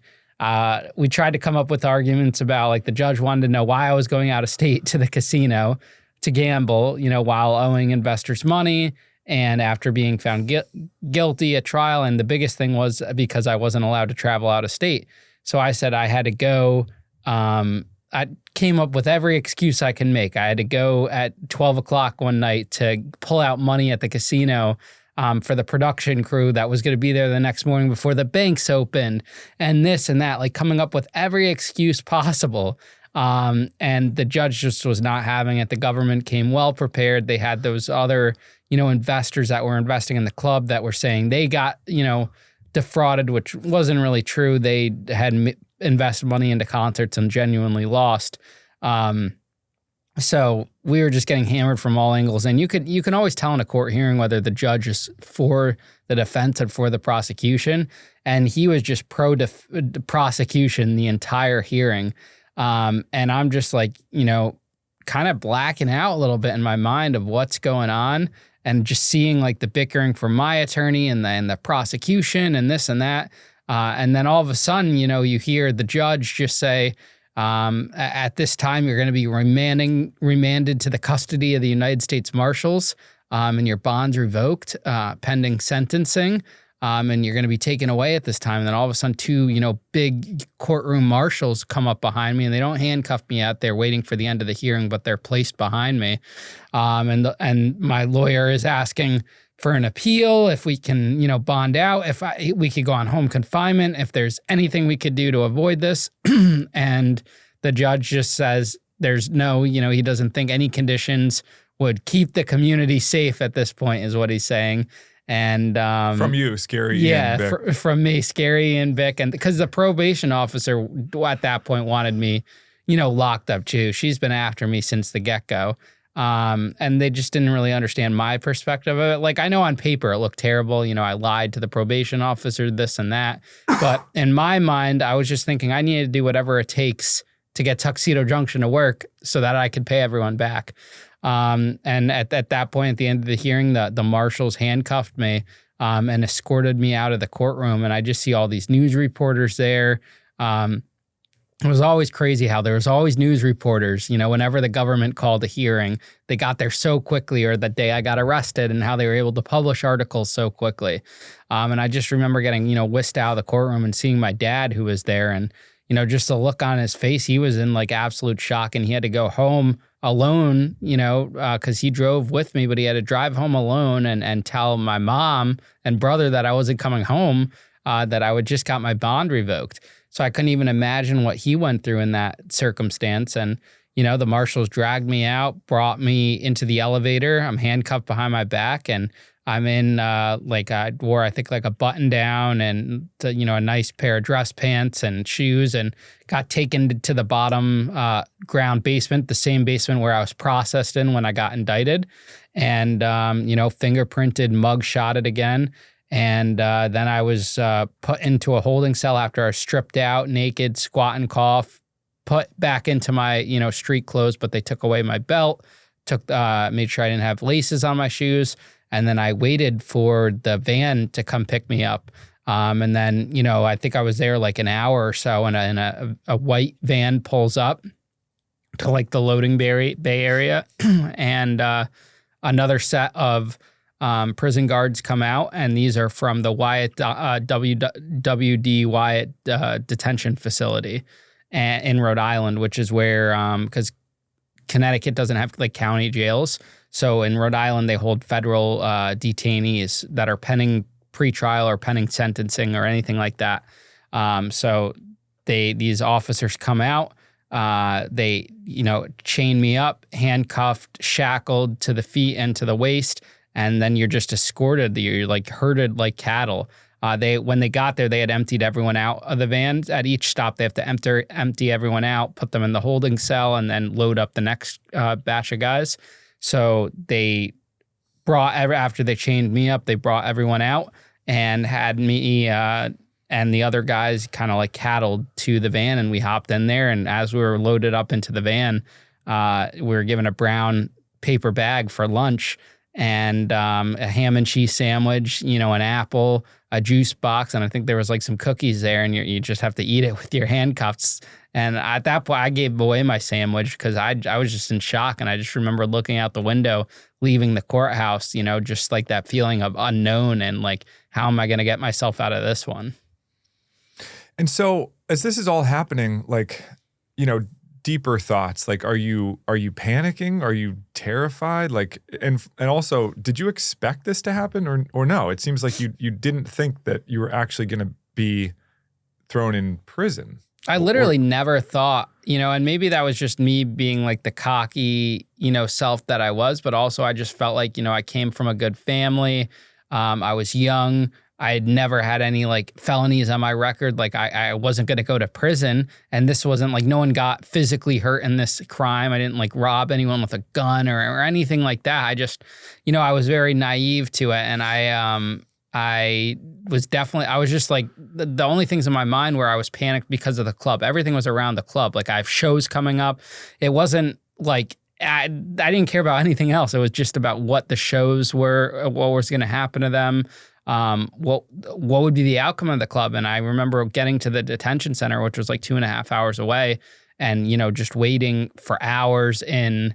You have to go through a process, and I would learn this at every facility I went to. Every time you get there, you go through this long, treacherous process. They put you in one holding area, and then you move to a next one as you go through the process of seeing the doctor. If there's a counselor. Fingerprinting you again and taking photos and getting, you the proper clothes and stripping you out. And they do that. In this scenario, there was only like 10 of us, but sometimes there's 200 or 300 people. And my first phone call, when they finally gave me a phone call after I got like that, they left meals there from chow earlier in the day, and it was like dinner because we got there around dinner time by like 5 or 6 o'clock because we had to stop at other prisons on the way. Even though the court hearing was early morning.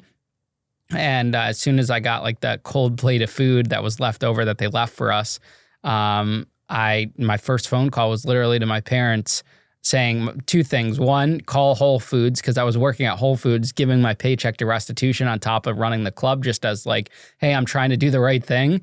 And 2, I just gave my dad a list of things to take care of the club. Call this person, do this, do that. And little did I know, like all the headlines at the time were like, Danbury nightclub owner bond revoked, judge said the party's over. That was the famous lines that went everywhere.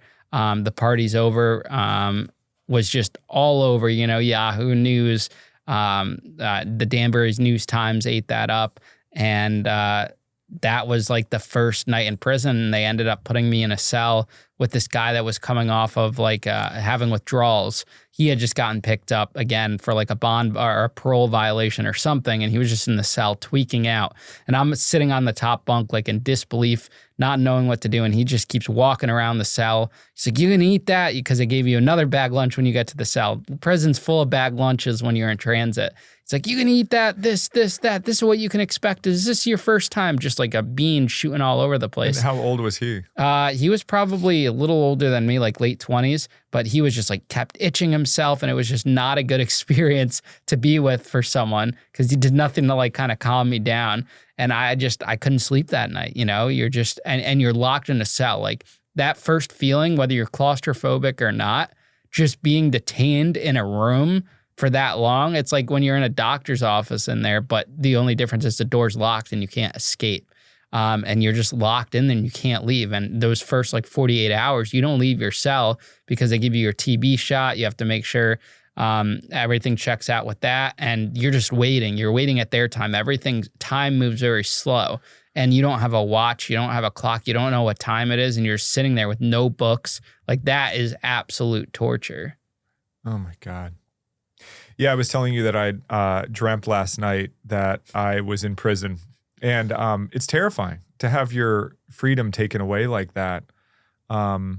So I guess what happens next? I mean, it's been like 24 hours pass, 48 hours pass, and then what? So eventually they move. I meet with a counselor like after 2 days, and the counselor was useless. They were just like, yeah, this is, you're in limbo right now. You have to wait till sentencing. You're going to be moved to this unit. And I think it was like C, or I moved to some unit. And when I get to the unit, it's like a tier, like what you would see on 60 Days In or your normal prison shows, which is what I envisioned prison to be like. There was two floors that overlooked, a main common area with like the cafeteria tables and some TVs mounted to the walls, and then there was like a rec area outside, which you had access to go throughout the day, which was just a concrete gymnasium. You couldn't see out the windows. The windows were up top, but that would be like your fresh air. And, your day is literally you're stuck in this unit unless you're called for like a visit or the doctors or anything. And the visits there, are you can't touch the person. It's just through glass with the phone, again, like what you would see on TV. I remember, my parents coming those first times and my mom coming, and those are just brutal. And you're just, you're talking to them on that wall phone through the glass. And you're wearing, a two-piece tan, khaki tans.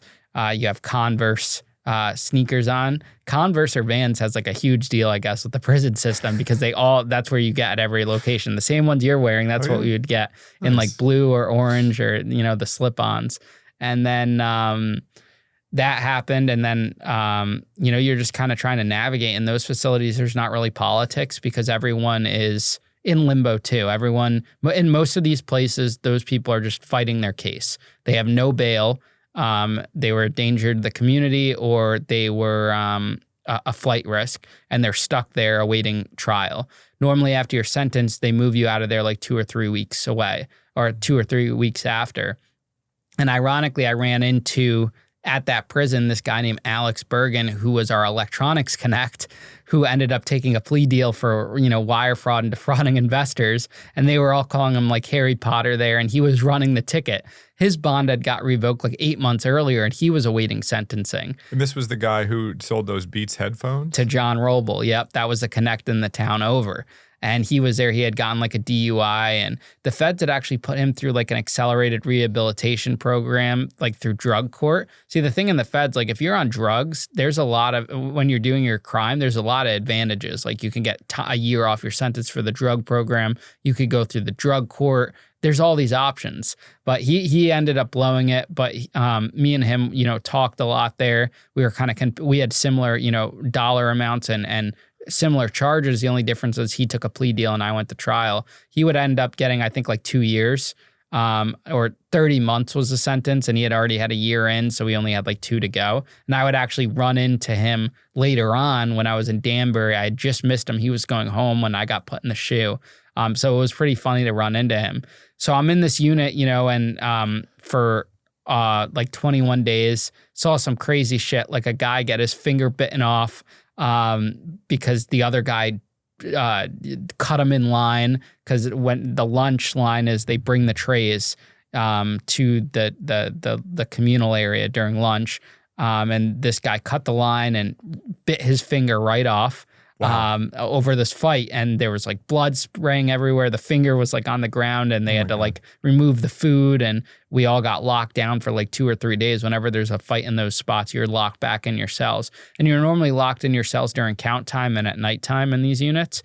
And that was the worst too, being locked in your cell for 2 or 3 days at a time, or 4 days during a lockdown, and you just can't go anywhere, and you're stuck with your cellmate.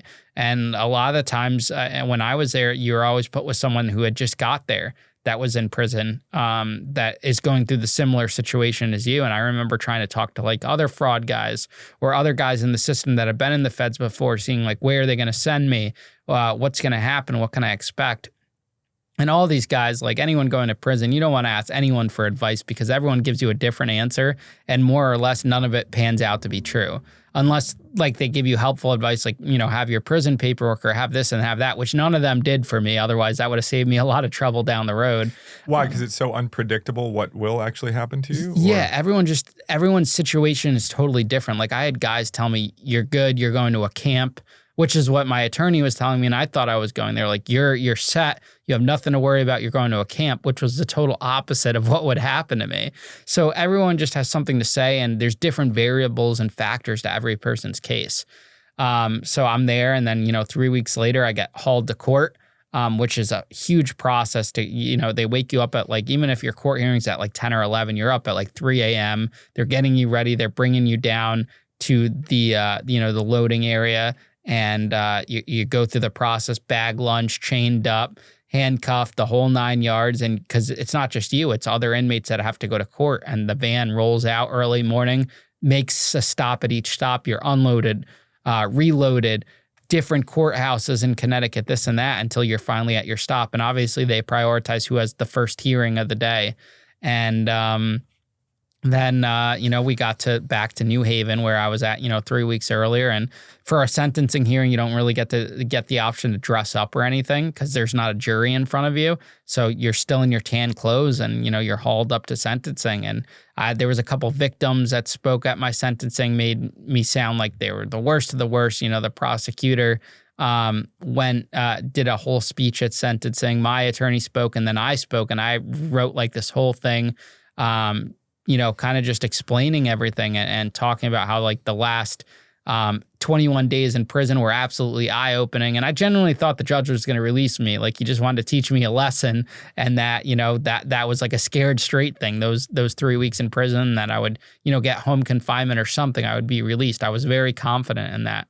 Yeah, I was going to ask, like, during those 21 days, what are you thinking about the crimes that you'd committed? Are you regretting all of them and thinking I would have done things totally differently? Or did you still kind of think, hey, I was kind of trying to do the right thing. I was trying to get these people paid back. Like, yeah, my mindset didn't change until like years later. I never came to terms with everything until honestly, I think the first time like I really analyzed everything was when I did the HBO documentary where I like someone was actually asking me thought-provoking questions and I covered everything step by step, because when you're in that and you're talking about it for 10 or 12 or, 15 hours and you're going through it and someone's actually asking you, because like when you're going through the court system, no one's asking you questions about why you did this or, what actually is. Everyone's just kind of like out to get you and out to bury you. But when I sat down with the, the producer asking me questions and the director, he gives you a different, light of things. Could you have done it this way? What could have happened if you did this? Do you think about this? And I think that's something I really carried into my podcast when I ask my guests questions and stuff, because it opens up a new door of light and you see things in a different perspective. So my mindset was, I was literally running the club technically because there was still one show left that we had booked and like rentals and stuff, but we canceled all those. Who was going to play? It was this DJ Zomboy. He was like a bass type DJ or a trap DJ. And I was like, Dad, we got to have the show work because if I get out, I need a good relationship with these agents and the artists and the management companies and stuff. So he's like, I got it covered. And he literally ran the show. While I was in prison, every, couple hours, I'd call him on the payphone. Guys are yelling at me to get off the phone. Like, your time's up or this and that. And I'm just saying, hey, do this, talk to this person, work out a deal with the landlord. And my dad, pulled off the show. It was a success. And that was like Tuxedo Junction ended on a good note. That was like the last hurrah. And it still lost money, that show, but at least we made it happen and had the connections intact. So, if I got out, I could just pick up where I started. And then, during that sentencing hearing, I even said I was willing to walk away from tuxedos. I was saying whatever I had to say to essentially not get prison time. My lawyer said the judge is going to want to hear that, say you want to work still at Whole Foods and all of this, which, like looking back on it now, I thought it would have been fair if the judge had just said, hey, you're banned from the club business, you're on home confinement, continue your job at Whole Foods. Because that I thought that would have been a good outcome to get investors their money back. I could have lived at home, gave up my check to that and just did that, which obviously I wouldn't have this right now if he did that. But I just think like as a system as a whole, that could have been a rehabilitating type thing rather than sending me to prison. I think that could have, got investors their money back quicker and this and that. But, the system doesn't care about investors getting their money back if there's no if it's not like a Bernie Madoff case where there's actually assets or anything. And what are you doing at Whole Foods, by the way? I was just a hot bar cook. I was making, at that time I got hired at $10 an hour and then they upped the rate to 11 or 12. So I was just working there as many hours as I could part-time. Just hustling, and I'm this nightclub owner that when I was working there, I'd have a show at night, I'd do morning shifts, and I've always been a hustler. I've always just been a hardworking individual, and I think we said this earlier in this, interview that just that was always everyone's biggest misconception about me. And I still am a hustler. I do whatever I got to do to get the job done, yesterday I was here, I filmed 2 episodes and it was 5-hour episodes and it was just a long day. I was here till 8 or 9 o'clock at night. But the show goes on, you got to do what you got to do. And then you're up again this next morning. filming, and then you carry on. And I try to get to the gym and do everything I have to do and do the editing and stuff. So that was the mentality, and ultimately the judge sentenced me to 3 years in prison, but they don't say 3 years, they say 36 months. So I'm sitting there like an idiot trying to figure out how many years is 36 months, because no one talks in months, I was interviewing a guy the other day. He's like, yeah, I got sentenced to like 378 months or this and that. And I'm like, how do you even figure that out in your head, So I got that. And then he gave a big list of conditions, 1 year of home confinement after release, another 2 years of supervised release. I had to do a year of counseling, which like pissed me off. I'm like, why is he making me do counseling and this and that? And like no gambling while you're on supervised release, no creating any businesses, no lines of credit, all of these things. And he said, I wish you the best. And the thing about this judge, which I respect, was every time after every hearing, he would always come down and shake your hand, which you don't see in most judges, which was cool. He would come down, shake the defense team and the prosecutor's team before he left. And did he give you like reasons why he was giving you that prison time, that like he felt that you needed this to be reformed or would help you or anything like that? Or was there no real justification? It was just based on the crimes committed? I think he just felt, so going into sentencing, I was faced by the sentencing guidelines, I was faced with 9 to 12 years or 8 to 12 years. That was by the United States government standard, given everything. You go to trial, that hurts you. You do this, you do that, you don't take responsibility. And then there's all these factors that like the government argues to even raise that. One of the biggest things was they were trying to hit me with, which would have racked up the time, was that I was the kingpin, so to say, of it, and I was the leader, but the judge ultimately ruled that John Roble was equally responsible and acted on his own, and I wasn't like the leader of it, so I got the deduction for that. But John took a plea deal, yes, and you didn't. Which is something we always brought up, just like, it's not really a fair situation that John is, clearly made throughout trial to be this 50-50 partner. He should be responsible for half the money, this and that. And, the judge just says his hands are tied because it's a state case. He pled out in the state. He has no jurisdiction over it, So that's why he ordered $480,000 in restitution fully to me. And if John was an equally charged co-defendant, it probably would have been split. They did give me credit for like the $30,000 that they came up with for him to pay in the state, which didn't make any sense how they came up with that number. So that brought my liability down to like $450,000. But that's what happened. And then the judge ultimately, the prosecution asked for 7 to 8 years. They said, we agree 8 to 12 is too much. We'd like, it was 6 to 8. And then we were asking for probation or house arrest. So really what the judge did was met in the middle, was he did 3 years and then the year house arrest. So it was like 4 basically.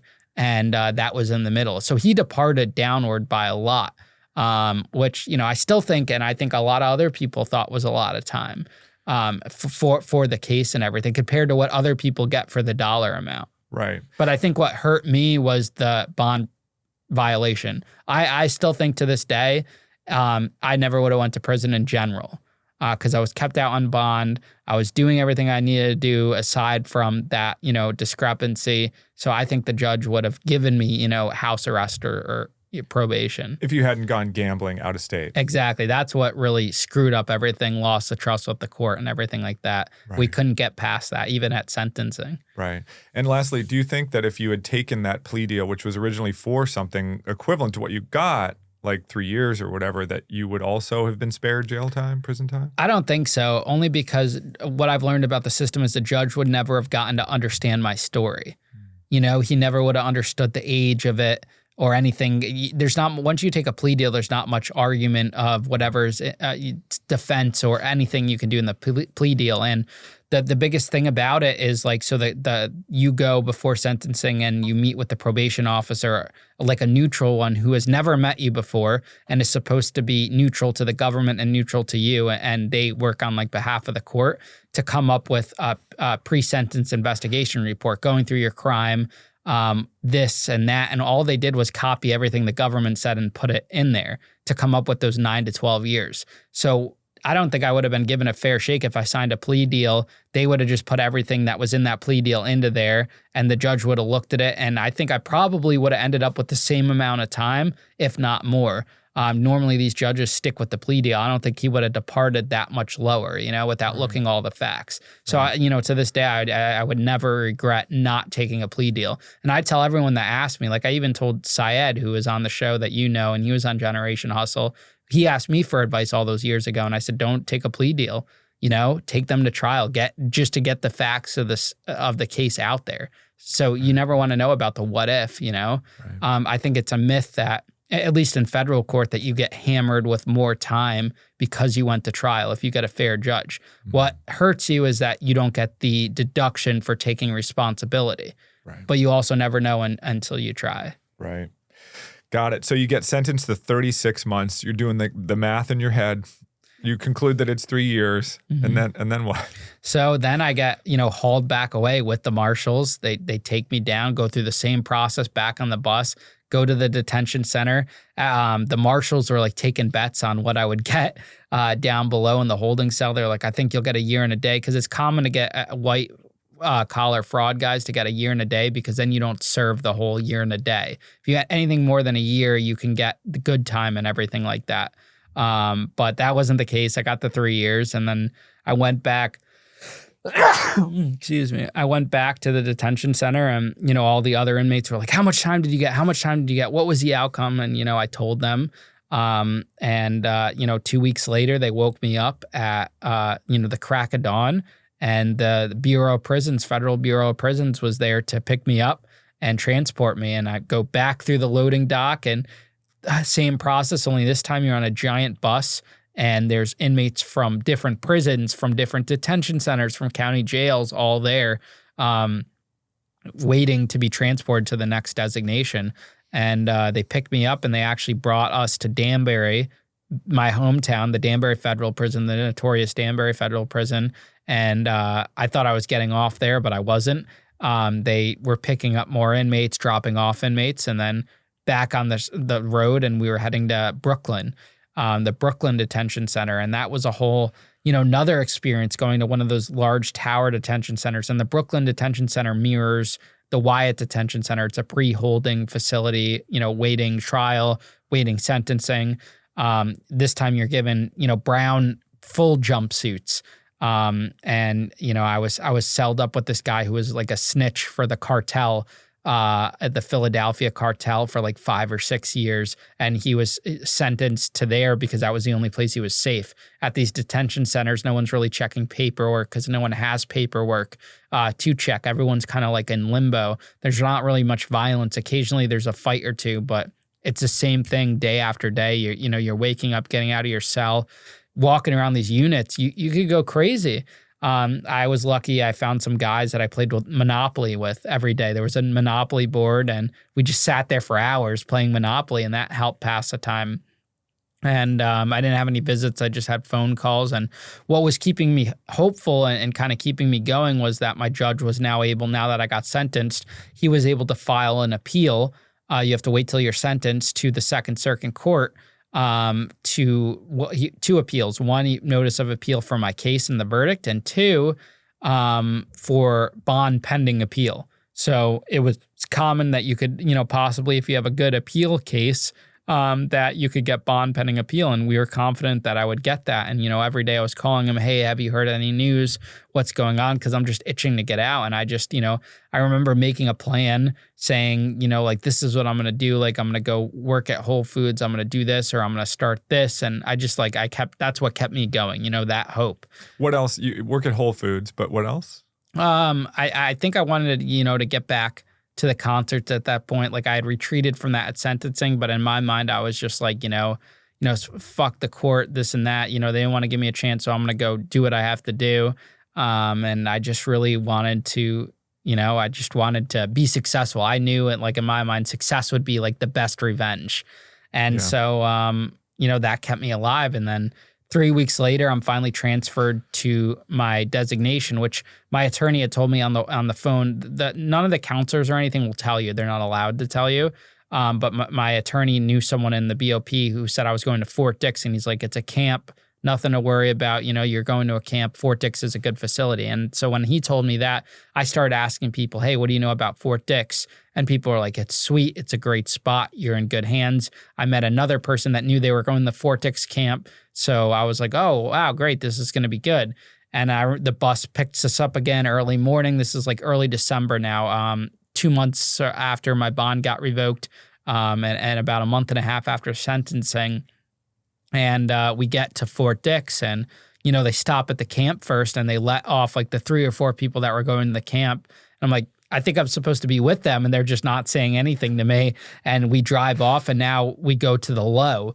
And the difference between like the camp and the low is the camp is there's no fence. I think actually at Fort Dix there's like a small perimeter fence, but at most camps there's no fence, very free.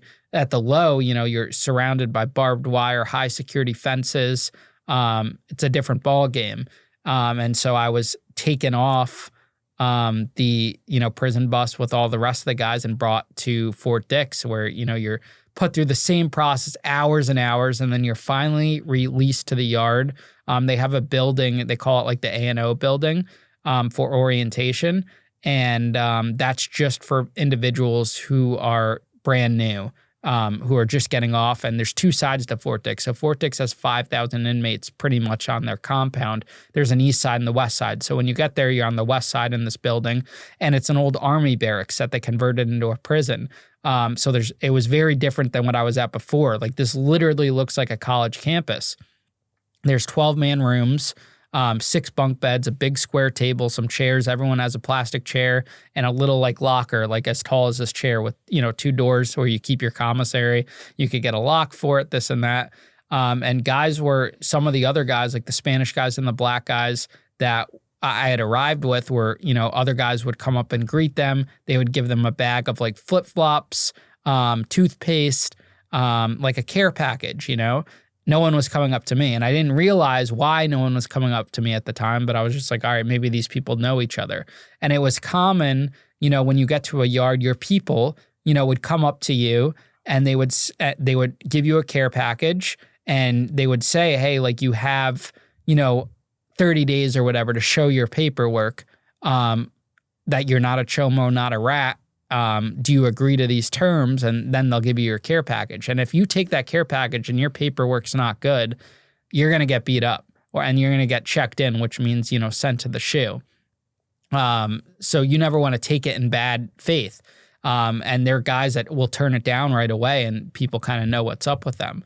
So in my case, because I was a white guy and the other white guys that were with me, you're automatically labeled as a sex offender or a rat, unless you're going to like a penitentiary where, the Aryan Brotherhood or these white, gangs are coming up to you, and they'll put the press on you to see what your status is.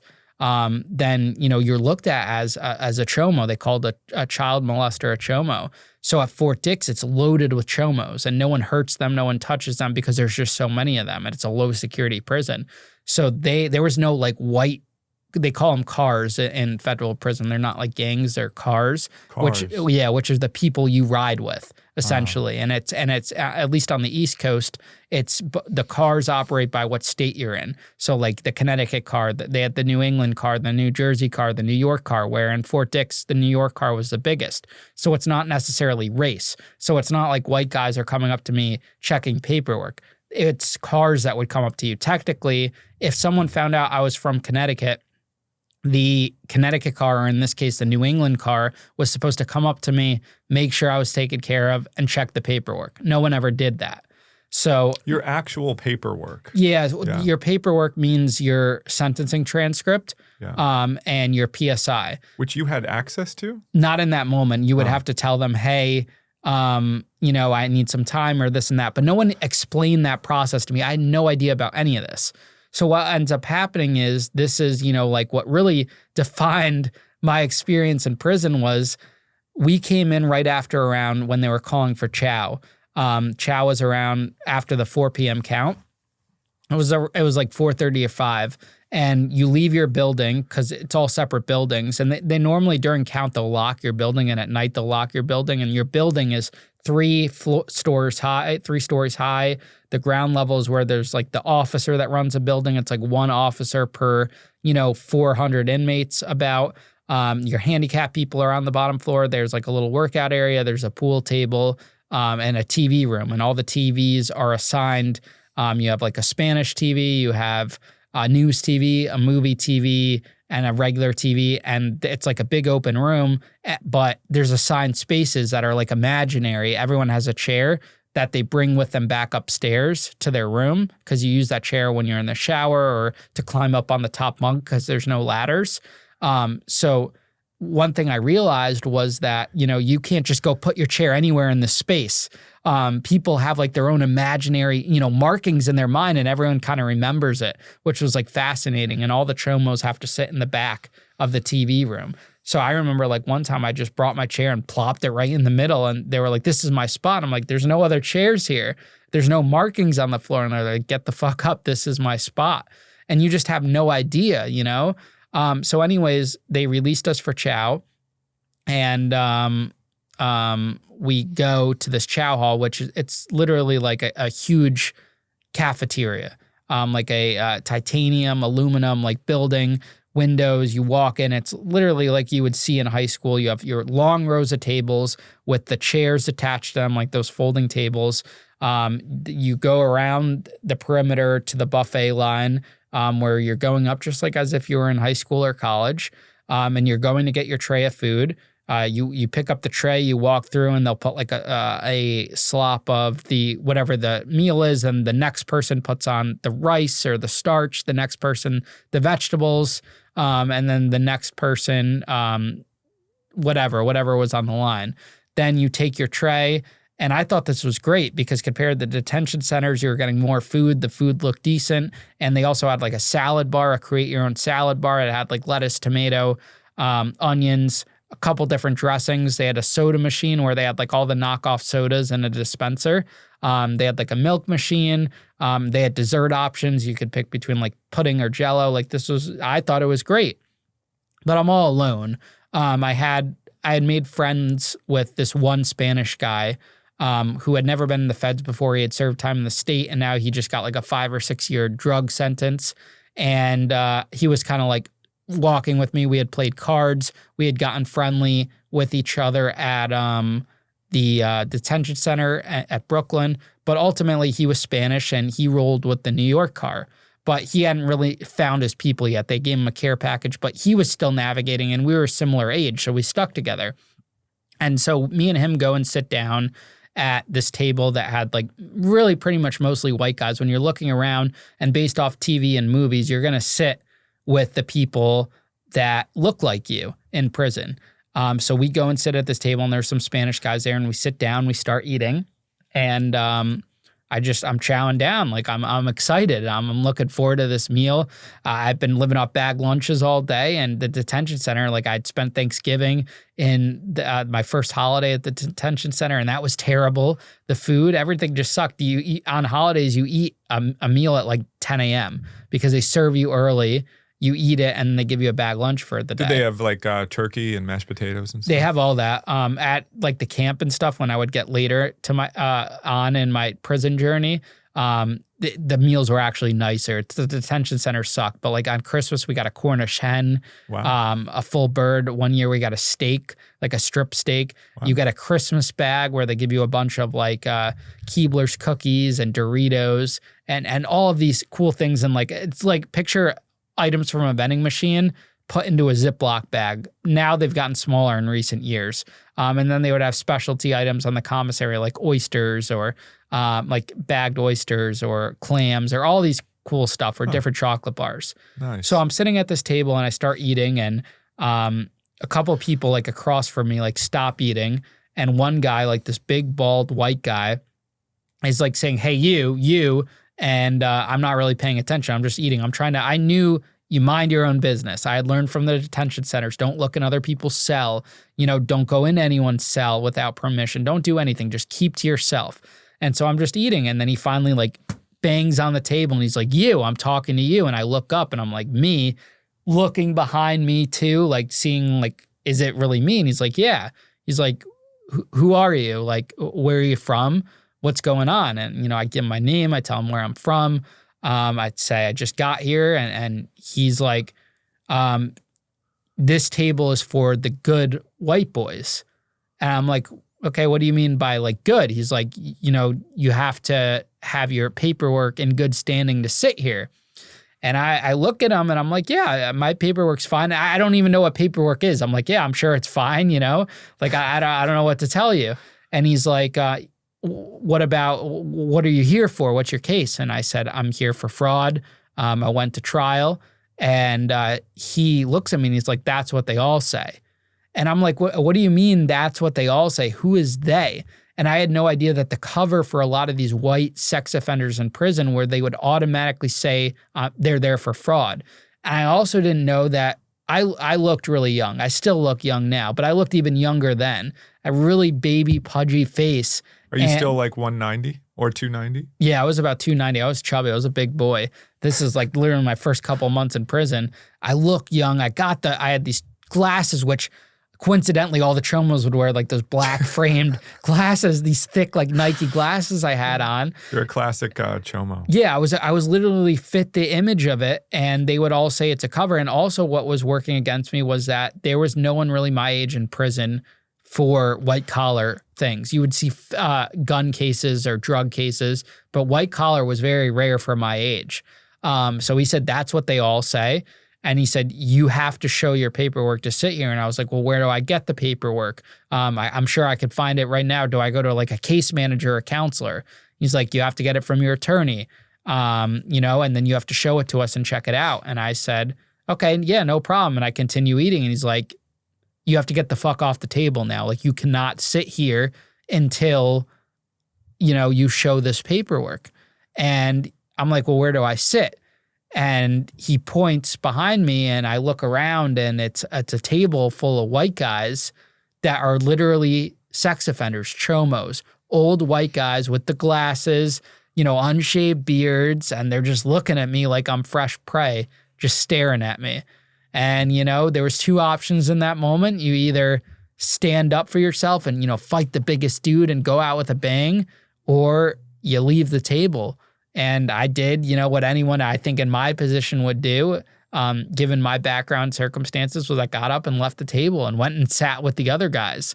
And, you know, that kind of like defined my prison sentence of, you know, like getting taken advantage of, or, you know, like getting, you know, beat up. Like later on, like a few weeks later, I started moving around too much at Fort Dix, trying to get in, because I realized there was this world of like cell phones and contraband, and there was like drugs, and there was, you know, people were playing dice. So I started playing dice, and, you know, all these different commissary meals. Everyone had a hustle. Everyone was like making money. It was a huge like economy there. And I started getting mixed up into all these things. I was trying to get like cell phones smuggled in, or I was trying to do this or that. And eventually like these guys came up to me and they were just trying to extort me. You know, one day everyone started calling me McLovin there because I look like McLovin. And they called me McLovin. They called me Bieber. Guards later on at different prisons would call me Squints from the Sandlot. And one day these guys from DC, these two big black guys, you know, saw me walking and they yanked me into the hallway. Guards? No, these are inmates. Oh. They had gotten down from a medium security prison. At the time, Obama was given a lot of clemency. There was a lot of changes like with sentencing and stuff, and people were getting resentenced for drugs. So a lot of guys in these higher security prisons worked their way down, and they ended up there. And so what ends up happening is that they yank me into the bathroom and they're like, listen, buddy, they hand me a number with like their commissary account number. They're like, you're going to start putting money on here and we're going to protect you. You know, we're going to guard your phone. We're going to make sure you're good. You know, no one's going to mess with you. And I'm like, I don't need protection. Like, I'm good, you know? And right then and there, one of the guys just slaps the glasses right off my face. Everyone still says my cheeks are still red from that slap. The other guy's like has me like pinned up against the bathroom wall. My glasses go flying across the bathroom. And they're like, you don't have an option here, buddy. Like, you're going to pay us this money or you're out of here. You're going to get hurt. And one guy had like a big, you know, a lot of these guys here that came from higher security prisons were walking around with like literally steel blades in them that they would make like shanks. It was crazy. And I was scared, man. Where were they hiding the shank? They would keep it down like their crotch. It's the same way they would like hide cell phones and stuff. And what ends up happening is I end up finding some guys from like the New York car. And still at this point, no one from the Connecticut car or anyone has approached me to help me or anything like that. But I approached these guys and I kind of work out a deal where I became friendly with them. I used my personality and likability and got friendly with them and saw that they had some influence in the New York car, which was the largest, car or gang on the compound. And I worked out a deal that I was giving him whatever he needed in commissary, like $50, $60 a week. And basically what it looked like was that I was like his bitch, kind of, getting him the stuff, or his staying, they would call it. And in return, no one could touch me because no one's going to infringe on another man's hustle. And those DC guys were eventually moving around so much and causing so much trouble. Everyone wants the economy to be stable. They want peace. People want to go about their business without bringing heat to the unit. And these guys who are trying to extort everyone left and right were causing heat. So someone ends up planting a cell phone on their beds or in their boot. They get raided and they get hauled out of there. And sent to the SHU and sent to another compound. So that was like the end of that saga. And I ended up being at Fort Dix for like 7 or 8 months. And I eventually get wrapped up in like a cell phone investigation because they raided our room. They would do raids all the time looking for cell phones and contraband. People would have crazy hiding spots, like cutouts behind the door. Literally, like they would have like the work crew of guys like drill into the concrete to put phones, everything. They had the work crew? Yeah, there was different, like the inmates would be on like the construction crew or stuff, and you would pay them, or you would pay like the Spanish guys to hide the phone, and every phone had like a magnet glued to it.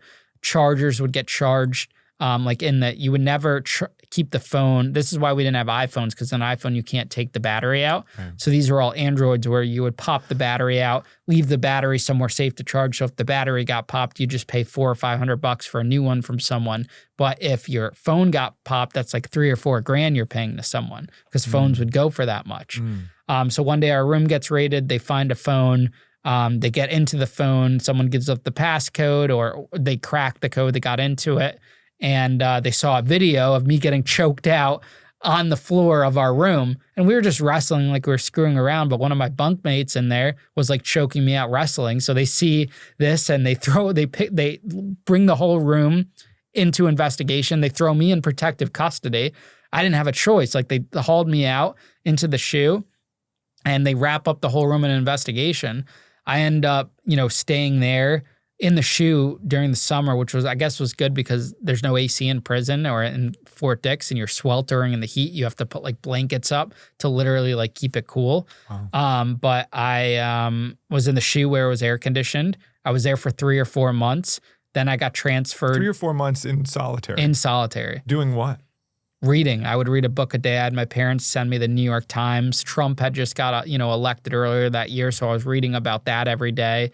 What books were you reading? I read a lot of James Patterson. I would later read, because I was in the SHU a lot, the Harry Potter series. I would do all of these different things. And that kind of an education? Yeah, I loved like fantasy or like nonfiction or fiction to help stimulate my mind. And so I did that, and then they eventually were moving me to Danbury, the low security prison, which I thought was great because it was my hometown. I got moved over to there, but I had to stop at the Philadelphia detention center. I had to stop at all these places. They put me through literally diesel therapy, and I get to Danbury. Diesel therapy? Diesel therapy is when they send you from prison to prison, just like going through it. When they don't like you, it's not like there was a direct route from like Fort Dix to Danbury, but they put me to Philly, where I was in the Philly SHU with a bunch of sex offenders who had just got busted at Fort Dix by the FBI. I was there for 3 months. Then I, went back to Brooklyn. It took me like 4 months to get to Danbury. And this is only because you had been caught with a cell phone in your room, or was it more than that? I think it was a cell phone in the room. Like they knew, like they didn't have any proof like I personally did anything, but they want to screw with you. When you're causing problems, they want to screw with you. And were you responsible for that phone getting smuggled into the cell, or? No, I never did the phone smuggling there. I would do phone smugglings at the camp, but I would never do it there. And so I end up making it to Danbury, and I'm on the yard for like a day, and I thought it was great. Like this time I was getting treated right because I knew how to move. I was showing paperwork. I was talking to the Italians. A lot of people knew me in Danbury because I was from Danbury. They knew my case. They knew I went to trial. The guards knew me. And not even 24 hours later after being on the yard, I got called to the lieutenant's office. They handcuffed me, and they bring me back to the shoe. And this shoe was like Alcatraz, the 3 tiers, bars on the windows. And after days of being in the shoe, they finally tell me that I used to date a prison guard's cousin there. And he reported that he had been to my house before, that we were friendly, and that it was a conflict of interest. So they had to remove me from the compound so he can continue to work on it. So now I'm back in the shoe for another 3 months waiting to get designated to a new location. My points at this time, because I'm in over a year, drop down, so I'm able to make it to a camp level. I had found out that I never made it to the camp to begin with because they messed up saying I didn't have a GED or a diploma, which raises your points, and then my age. If you're under 26, your points skyrocket too. So I finally make it to camp levels, and now, they say I'm going to Otisville. One of the guards said, you're going to be going to a camp that starts with an O, which I thought was Otisville, which is the notorious federal prison camp where all the celebrities go. Billy McFarlane went there. It's the sweetest camp ever. Where is it? It's in, I guess, Otisville, New York. Oh. And it's ran by the Jews. And it's very well connected, and it's a great place to be in. It was a couple hours away from my parents' house. Nice. And I get to they picked us up in the bus, and they bring us to the airport in, I think it was Newark or Westchester or whatever, where there's one bus that takes you to Otisville, there's like 6 buses that take you to different prisons. And then there's the plane for Con Air. And they take us all off the bus. You're chained, you're shackled. The marshals, literally, it's something like the scene out of the movie Con Air. The tarmac's empty. It's just this one plane with blinking, FBI marshal cars surrounding it, like as a perimeter. And then there's guys with like M16 snipers surrounding the plane and everything. And then you have the actual officers that are instructing you. And they're escorting you to different directions. They're calling names off a clipboard, and they, call everyone for Otisville, and I'm not on that list. And instead they call me to go towards the plane. And I'm like, I think I'm supposed to be going to Otisville. They said I'm going to Otisville. They're like, no, you're not. You're going on the plane. So now I'm on Con Air. They put me on Con Air, which was a crazy experience, being on this, prison airplane. You're all chained up. You're shackled. There's like duct tape on the wings. The marshals are, they're like eating like fast food right in front of you, like in the middle of the plane. They have some woman in the front, which like you can't look at, like woman inmates. And you're next to guys, like the guy I was next to was like in prison for like life, being transported for a bunch of homicides. But he had to do like a mental evaluation. There's no like classification of security in these planes. And again, you don't know why you're being put on Con Air. No, I have no idea where I'm going. Blind. Yeah. So then I get brought to Oklahoma City, which is like the transport center it's like a terminal that's made for prison transport. The plane literally pulls up to this on the runway, and it's like the Oklahoma County Jail or whatever, and they have a federal unit there, and you're going through the same process. You're in the basement holding area, hours and hours, waiting to go through security, get checked in, do your paperwork, everything. And then you're finally brought up. And I was there going into the new year, into 2018 now. And I was there for like 3 or 4 weeks. Then I got bussed back on the plane, flown to Chicago, stay in Chicago at the MDC where like R. Kelly was being held for 2 weeks. And then they finally pick me up and they bring me on a bus to Oxford, Wisconsin, out of all places, which is a medium security and a camp. I was luckily designated to the camp, and that's where I would spend the last year of my sentence. And this prison camp was incredible. It held 120 inmates, but there was only 100 inmates there. There's only one officer watching it. There's no fence. There's a track. There's tennis courts. There's a bocce ball court. There's a volleyball court with literally sand on the outside. On the inside, there's a gym. There's ultimate frisbee. We made like a weight pit outside of this like gazebo with like weights with cinder blocks and poles and stuff. They're 4-man rooms, 2 bunk beds in this little like cubby area. There's no locks or doors on it. But because the camp's so underpopulated, there's 2, maybe 3 people in your cell max. There's a TV room in every wing because there's 4 wings that connect to like the main building. There's commissary. There's a big chow hall where the food is so much better quality because you have, 5 or 6 inmates cooking for only like 100 people. They had a dog program where if you were in one wing, you were assigned a dog and you like took care of the dog. And because it's a camp, there's cell phones galore. Everyone has a cell phone. If you're walking down like one of these, wings at night, you could just see the glow on everyone's phone. Guards are very laid back because it's like out, and out there in the countryside. You're literally in the middle of nowhere.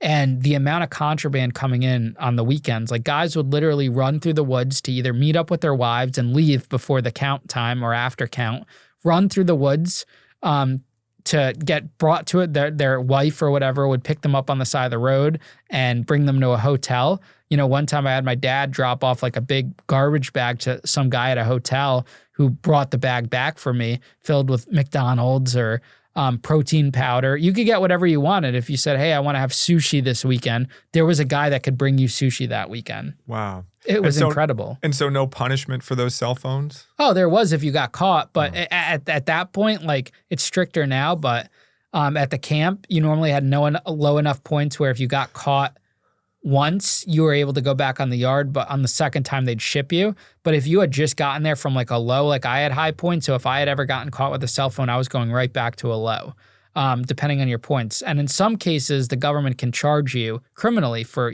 having that contraband. I've talked to guys that have been charged. It's hit or miss on what happens.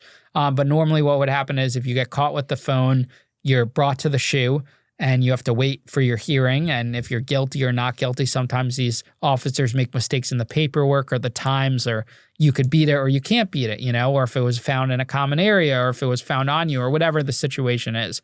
I've had bunkmates that would get caught and they would come back, and I've had bunkmates that got caught and you would never see them again. So that's how I spent the last year of my time there. And, the biggest thing I always talk about was like that prison guard that tried to sexually assault me basically in the prison kitchen because I would eventually be McLovin who worked in the bakery there. And this guy literally tried to like butter my buns one morning. He was like taking a liking to me, creepy, young white guy, very skinny, always had his like pants, tucked into his shirt, like really high up, kind of smelled a little weird. And this morning he told like my bunkmate who also worked in the kitchen that he didn't have to come in that day, which was weird, but I was like, whatever. And he was just me and him one-on-one. And he had always let me like smuggle cream cheese out of the kitchen chow hall. He would let me walk out with eggs or do whatever, get extra portions. And this one morning I'm scooping muffin mix, literally just standing there. And he's like rubbing my elbow, talking to me. And I thought it was a mistake. And I like look to the right and he like pulls it back. So I'm like, okay, it's a mistake. Nothing's going to happen here. It was a mistake. And I go back to scooping the muffin mix and it happens again. But now he's like rubbing my whole arm, and that arm eventually moves to my thigh and it moves to my like butt. And he's like doing this like thing from elbow to arm to thigh to butt. And I'm just like, this cannot be happening to me right now. Is there anybody else that you're alone? No one's there. There's no cameras in the kitchen. And I was scared because I was like, it's my word against his. And in these scenarios, the guard always wins, And I wasn't an inmate that if I didn't stand up for myself at the chow hall that time, I'm not standing up for myself to a prison guard. So this goes on for like 5 minutes, me scooping the muffin mix, him doing this, rotation. And then eventually like the muffins were over and I'm like, yeah, I'm done with work for the day. And I left and nothing was said. I tried to avoid him as much as possible, called out of shifts a couple times, saw him at the chow hall, and people knew what was happening. Like I told people what was going on. They were like, maybe it was just a one-time thing. Let's just leave it. Let's not escalate this. And I knew that if I reported it, I was going to go to the SHU for an investigation. Right. So then a couple weeks later, he corners me in the walk-in freezer. Normally the freezer has a lock on it because that's where all the good stuff is, like the good items. And the CO would unlock it and either walk away, and that's when we would smuggle everything out, or unlock it and stand outside. This time I go in to get a tray of cookies to bake off, and he unlocks it. I walk in, he walks in with me and shuts the door. And I'm sitting there with this tray of frozen cookies trying to get out, and he literally forces me to walk out of this freezer. I'm holding the tray with my ass rubbing against his groin area, trying to make it out of this, walk-in cooler. And that was the final straw. And, that's when we ended up reporting it. Me and my bunkmate went, because he was witnessing a lot of the stuff. And then the investigators came up. They took it very seriously. They said, listen, you're not going to go the shoe. At this point, I had a few months left of my sentence. They removed him from the compound. They said he can only work at the medium during the investigation. He can only molest people at the medium security prison. Yeah, crazy. And to this day, I still don't have answers of what happened to him. I tried to sue. I tried to bring it up the ladder. There's just no evidence. It's inmates' words against them. And in these cases, they always win. There's no cameras. It's a very unfair system. So that was like the craziest thing that happened to me at that camp. Literally at every prison, it's always like a movie-worthy story. Like every time something would always happen. And then I eventually get out in January 2019. I served about 26 months. They paid for a plane ticket back to Connecticut. And I left with they gave me $30, which I gave to the camp driver, because you have a physical inmate that drives like the Crown Vic or whatever. Or it was a PT Cruiser, inmates to the airport, which is literally the coolest job. Oh. I gave him the cash. In exchange, he smuggled out the cell phone for me that I had. So I had a phone to actually use on the plane. And I remember posting on Instagram, like, I'm coming home. And I ended up leaving. And I flew back to Connecticut, and I started my stint at a halfway house for a few months, moved to home confinement, at where I was on the ankle monitor for a year. And I got rehired at Whole Foods. I had known that I wanted to work back at Whole Foods after a few months. The first few months I was trying to, of course, want to get back in the nightclub business. I sit down with the News Times. I'm like, I'm back. Going to do another nightclub. I'm getting a book deal. I'm getting a movie deal, all of this stuff, which got me into trouble at the halfway house because you're not supposed to talk to the press or whatever while you're under custody with them. But it just, it made me, and those articles came back to bite me in the ass when I was trying to get off probation earlier, because the prosecution's like, look, he's trying to do the same thing, this and that. So I ended up working at my friend's pizzeria for a few months, doing deliveries. I got my license back. I'm starting to rebuild my life. Because my license had been suspended. And then I eventually cave in. I'm like, I need a real job here. So I get hired at Whole Foods back. They start me now, their minimum wage is $15 an hour. And, for the next 3 years, I worked my way up from a hot bar cook all the way to the team leader of prepared foods, helping them open in new stores. And I made, $33 an hour when I left there. I was going to make that last year there in 2022. I was on track to make over $100K with overtime and everything, because that was my life. And Whole Foods allowed me to get a car for the first time in my own name, and get a car loan and make the monthly payments and get insurance. And I got a dog, and I got a girlfriend at that time, and I got my own apartment, and I rebuilt my life, so perfectly. And it was so interesting because I fell in love with working for someone else, because I had never had this feeling of being so self-sufficient, of having everything. Like, yeah, I owned a nightclub before and everything, but I had no money. I lived with my parents and I couldn't pay the bills. Now I had the sense of, okay, I could pay my bills, have a little money left over, and I'm paying some money towards restitution.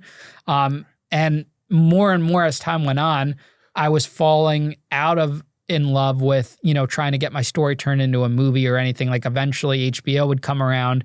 I did the documentary and I did the Vice documentary, but those never blew me up to like what you would see with Billy McFarland or Anna Delvey, where like overnight they're massive hits and I have 1 million followers the next day and my life's changed forever. I was hoping that would happen, but it never did. So I just continued, that just reaffirmed that, hey, I need to just focus on Whole Foods and just do this.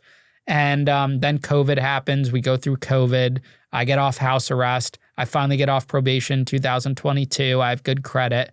I'm running a store. I'm back in the Danbury location now. I had moved to Long Island for a little bit for Whole Foods, but now I'm back running the prepared foods team in Danbury. And my good friend Mike Squires, who you've met, and who was the videographer for Tuxedo Junction back in the day, who had all the footage that was in the HBO doc, and we have all that archival. He says, Ian, you know of TikTok, right? And TikTok, because of COVID, exploded. And he's like, you should really go on TikTok and social media in general and tell your story. And we talked about this for months back and forth. And at this point, like the HBO doc was like just getting taken off HBO Max. For whatever, it got taken off. And I just had the Vice doc, and he's like, Ian, you should start putting some fire under your story and start telling your story on social media. And keep in mind, I had a very small following. I think I had a couple thousand friends on Facebook, 5,000 followers on Instagram, which a lot of them were from people from Danbury or from the HBO doc. No followers on TikTok, no following on YouTube. And he says, I think you should start telling your story. And, I procrastinated for a couple months. I ended up buying the equipment. Like I bought a tripod, a microphone, set up the HBO Max banner that's in my office at my parents' house, put foam around. Like I put everything in place, but I couldn't come to actually filming the videos. And then one day I finally sat down and tried it. And I put together this like video of me talking about how Chief Keef owed me money, or another one about the club or booking Tyga, and these different stories. And I called it like story time. And I posted one on my Instagram and Facebook, and I made a TikTok account, one a day at like 6 p.m. And they got like on Instagram, it did 1,000 or 2,000 views, which I thought were cool. And then on my TikTok, the first one did like a couple hundred or 400 or 500 views. Then it was like my 5th or 6th video, I get COVID and I'm really sick in bed. And I call my friend Mike, and I'm like, Mike, I can't post today. Like, I'm not feeling good. I'm all stuffy. I'm congested. I'm nasally. And he's like, you got to post. You got to be consistent if you're going to do this. And he knew about this. Why? Like, why was he the wizard of TikTok and social media? He's just in the artist, business, social media business. He had TikTok. He just, and he believed in the power of storytelling. And I make this TikTok about solitary. This is the first one where I'm actually talking about my experience in prison. And to that point in time, this is almost 4 years now after my release, or 3 years, I never talked about prison to anyone. People would ask me, and I was just like embarrassed to talk about it because there's like the stigma in the world that like prison is bad and you don't talk about that, and it's an embarrassing moment in time, which is why, celebrities that go to prison don't talk about it. Right. And I start talking about it. And this video is about me in solitary for those 6 months, what it was like, what I would eat, everything like that. And it ends up going viral. Does like millions of views overnight. And I doubled down on it. I started talking about prison, making these TikToks. TikTok was a predominant platform, but I repurposed it on YouTube, Snapchat, Instagram, Facebook, 3 to 5 times a day. And within 6 months, or not even 6 months, from like that August of 2022 to December of 2022, I had 100,000 followers on TikTok. I had, 20,000 on Facebook. I had like 3,000 on YouTube. I had like 10,000 on Instagram. And I'm just talking about prison. And why do you think it resonated? Because you look like McLovin and you're describing some pretty harrowing prison stories, or what? What I came to realize was that because of COVID, there was this whole market of like prison talk or prison YouTube, where guys would literally go on the webcam or their phones and talk about prison. And all of these stories are stabbings, violent prison stuff, gangs, this and that. So I was the first one that looked the way I looked, the glasses, the rosy cheeks. And I got catchy with the advertising, like, I spent this amount of time in prison, or this is what you don't do in prison. So people would see that and they look at my face and they're like, there's no way this guy went to prison.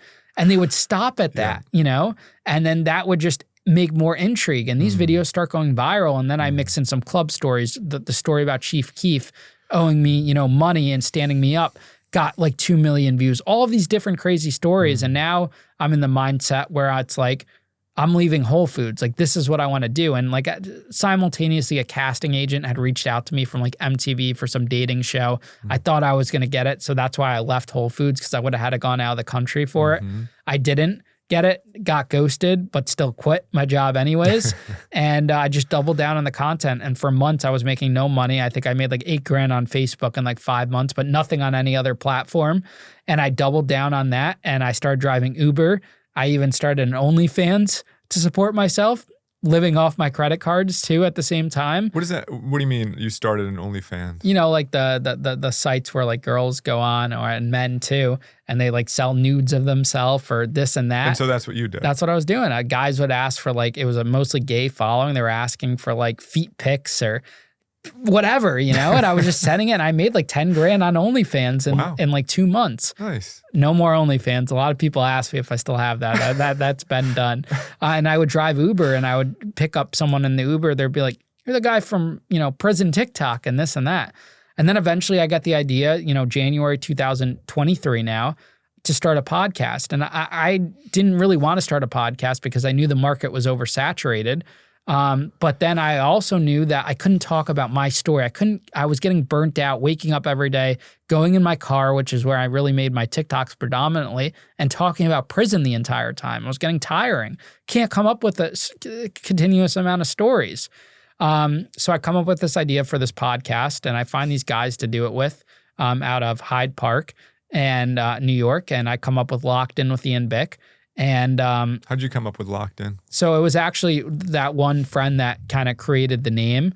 And I said, well, let's add with Ian Bick on it. And like, it's a play on words, like you're locked in. These are individuals that went to prison or have, you know, are locked into their environment or whatever. And I'm like locked in, determined. So it was like, it all fit. It was the name. Yeah. We had like 20 names.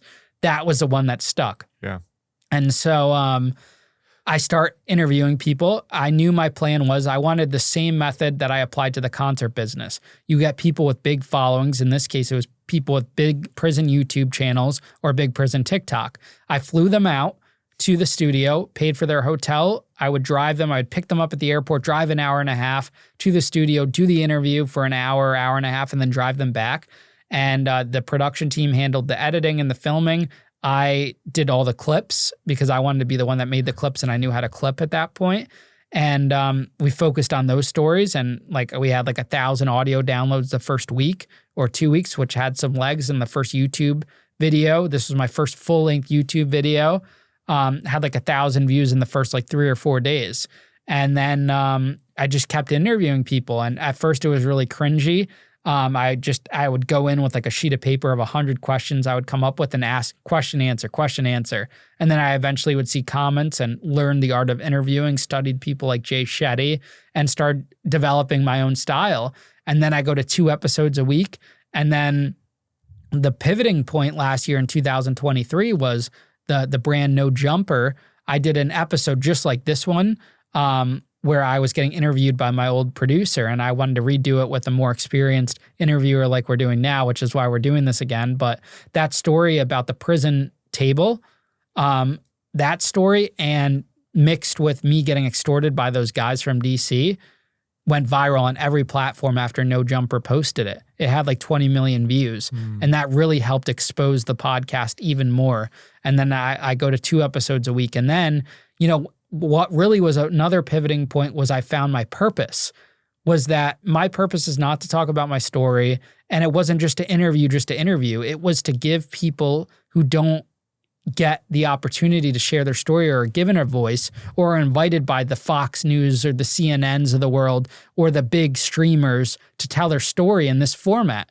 So I created this format where you could come in, it looks professional, and you're getting a mini documentary made about your life in your own words from your perspective. Because when someone goes to prison or gets arrested, it's one-sided story, unless you're going to trial and kind of getting yours out there. Mm-hmm. But even then, the press is spinning it how they want to. So in this, you get this, you know, hour and a half long, 2 hour long episode that lives on YouTube forever, lives on these platforms forever. Now when people search one of these individuals' names, their video, their life story pops up.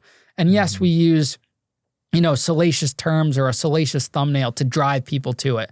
But each episode, we always start at the person's beginning, how they grew up, and we learn, people that have never been to prison before learn that these people that got into trouble or, you know, got embattled in addiction are not so much different than me and you who came from normal families or, you know, or didn't go to prison. And you learn about their struggles and you learn about what happened that ended up in their circumstance. And we always end with, you know, how the person has overcome it, what they've learned from it, and what they're doing in the future. And these are inspirational stories of these people from all walks of life. And I interview now people that went to prison, people that battled addiction, prosecutors, attorneys, investigators, law enforcement from everywhere.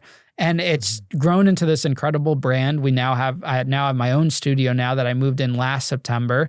And we're sponsored by Mike Tyson now and Ric Flair's Woo Energy. I've got to interview like Chevy Chase and Brandon Novak. But like the coolest thing about this whole thing is that these episodes that get, hundreds of thousands of views in some cases, and the clips do millions of views, and literally every story I take, at least one of their clips will go viral, is just normal people. It's not the same old celebrities telling their story again and again and again that you see on every platform. These are unique individuals that the world has never seen before. Their different looks, the different ways they talk, and they get to come on and tell their story. And I just think it's incredible. And I love doing this, and it's been so much fun. Yeah, you told me when we reconnected, when I moved back here, that you were like, originally you thought prison was the worst thing that could happen to you. And since you've thought it was maybe the best thing that happened to you. Yeah, I would literally say that prison was the best thing. And that's a reoccurring theme of the show. You talk to these individuals, their trials and tribulations were the best thing that could ever happen to them. It brought them closer to their kids or their family, or they've developed a business out of it. A lot of the guys I interviewed that sold drugs, for example, or had like a crime ring are entrepreneurial at heart, but somewhere in the system, they were failed or something happened and they weren't able to use their skills to good use. And now they're out there after everything they learned, creating businesses or building something. And I think, it's just so inspirational. And my show doesn't appeal to just one demographic. There are, your grandparents listening to this, all the way down to teenagers that like the prison war stories, to middle-aged people that might be feeling lost or hopeless in life, and they need something to pick them up. If you listen to these episodes and you can see how someone could literally, go from a drug-addicted family to getting maybe raped in prison to then be coming out and having a successful business, a family, kids. If they could get through all that and still be able to sit down and share their story and say, this is where I'm at today, I think that's super inspiring. It is. And so now you've got the show. You're going to be doing it 5 times a week if you're not already. Yep, we're doing 5 episodes Sunday through Thursday. I'm doubling down, and I've increased. I'm doing longer episodes. Now I'm sitting down with people for an hour and a half to 2 hours because, big feedback is, well, if you're doing more episodes, you don't want the quality to decrease. And I think that's where I'll win in the long term. I'm going to make sure the quality doesn't decrease. I'm just going to keep at it. And the more stories I could pump out in full length and in high quality, the more it'll get people to be comfortable to come on and reach out and be on the show. And the podcast is succeeding and the audience is growing. But you're only 28? 29 now. 29 now. Yeah. Like you're still a young man. What else do you think you might do? It's so weird looking back. Like this is like literally my act 2 or maybe even act 3, depending on the way you look at it. And if I'm in this many acts in life, at this age, it's going to be interesting to see what acts I take next. And I could definitely see this getting turned, like my show being like a reality type or a TV type series, I think eventually my story in general will get picked up. Like we're working on a book. We're talking to agents now and publishers. And, eventually, I'd love to have a new documentary out there about my story that's actually live and is out there. I think the story kind of deserves that in a way. Or a TV series or something like that, but that's not the focus because that's not my business, If someone comes along and hears my story and says, this will be great, let's do it, But I'm not, before I was so fixated on every producer that reached out or every hope that this could get turned into something. But now I have this in my sights and I'm learning you keep your circle small, you focus on what you want to do. Like I enjoy, I had a bunch of clients in an editing business and I wiped all that because I just want to do this. Like I want to come in, I want to interview people, I want to talk to people, and I want to edit it myself and put it together and get it out there. And that's what I like doing and that's what I'm good at. I don't want to do anything other than that. Even traveling, like I've been doing a lot of traveling lately. I don't even really like the traveling aspect. Like I just want to do this. This is what makes me happy. And you find a couple good people in your life that you're close with and that you love and that support you. And you just keep growing. Like a night for me now, my perfect night is staying at home, eating my HelloFresh meals. I signed up for HelloFresh, and I love, making a HelloFresh meal. I just watched Prison Break, finished that, watching series, and that's what I do. That's my life, and I love it. And, I want to travel more, like not work related, experience more of the world, and, just continue to grow this thing. Because if I'm here now in a year and a half, it's a year and a half since the pod started, right? Coming up on 2 years in January. Where's this thing going to be in 5 years? You look at all the greats, Joe Rogan, Theo Von, all these guys, they've done hundreds and hundreds of episodes over the course of years before they blew up. So am I one of them? I don't know. Could it happen to me? I don't know. We're going to wait and see. But I think the thing has legs. That's what I know. And I know I have to keep grinding it and doing it and can't stop. Mm-hmm. Yeah, I'll just say in closing that I met you when you were still working at Whole Foods before this became a thing. And I really liked you. And I had a feeling that something like this would happen. I didn't know it was going to be a podcast. I had a feeling that you were going to go on and continue to succeed. And so it's just been very inspiring for me to see your growth, to see the growth of the podcast, and to see how you've matured over the years. So thank you, Jed. Yeah, thanks for opening up and being so honest. And plug in your podcast too, which we'll also have in the description. You are a podcast host now too. I am, yeah. I make a podcast called Gone South, which is entering its 4th season starting in October. Awesome. And we'll have the description for that in the bio of this episode.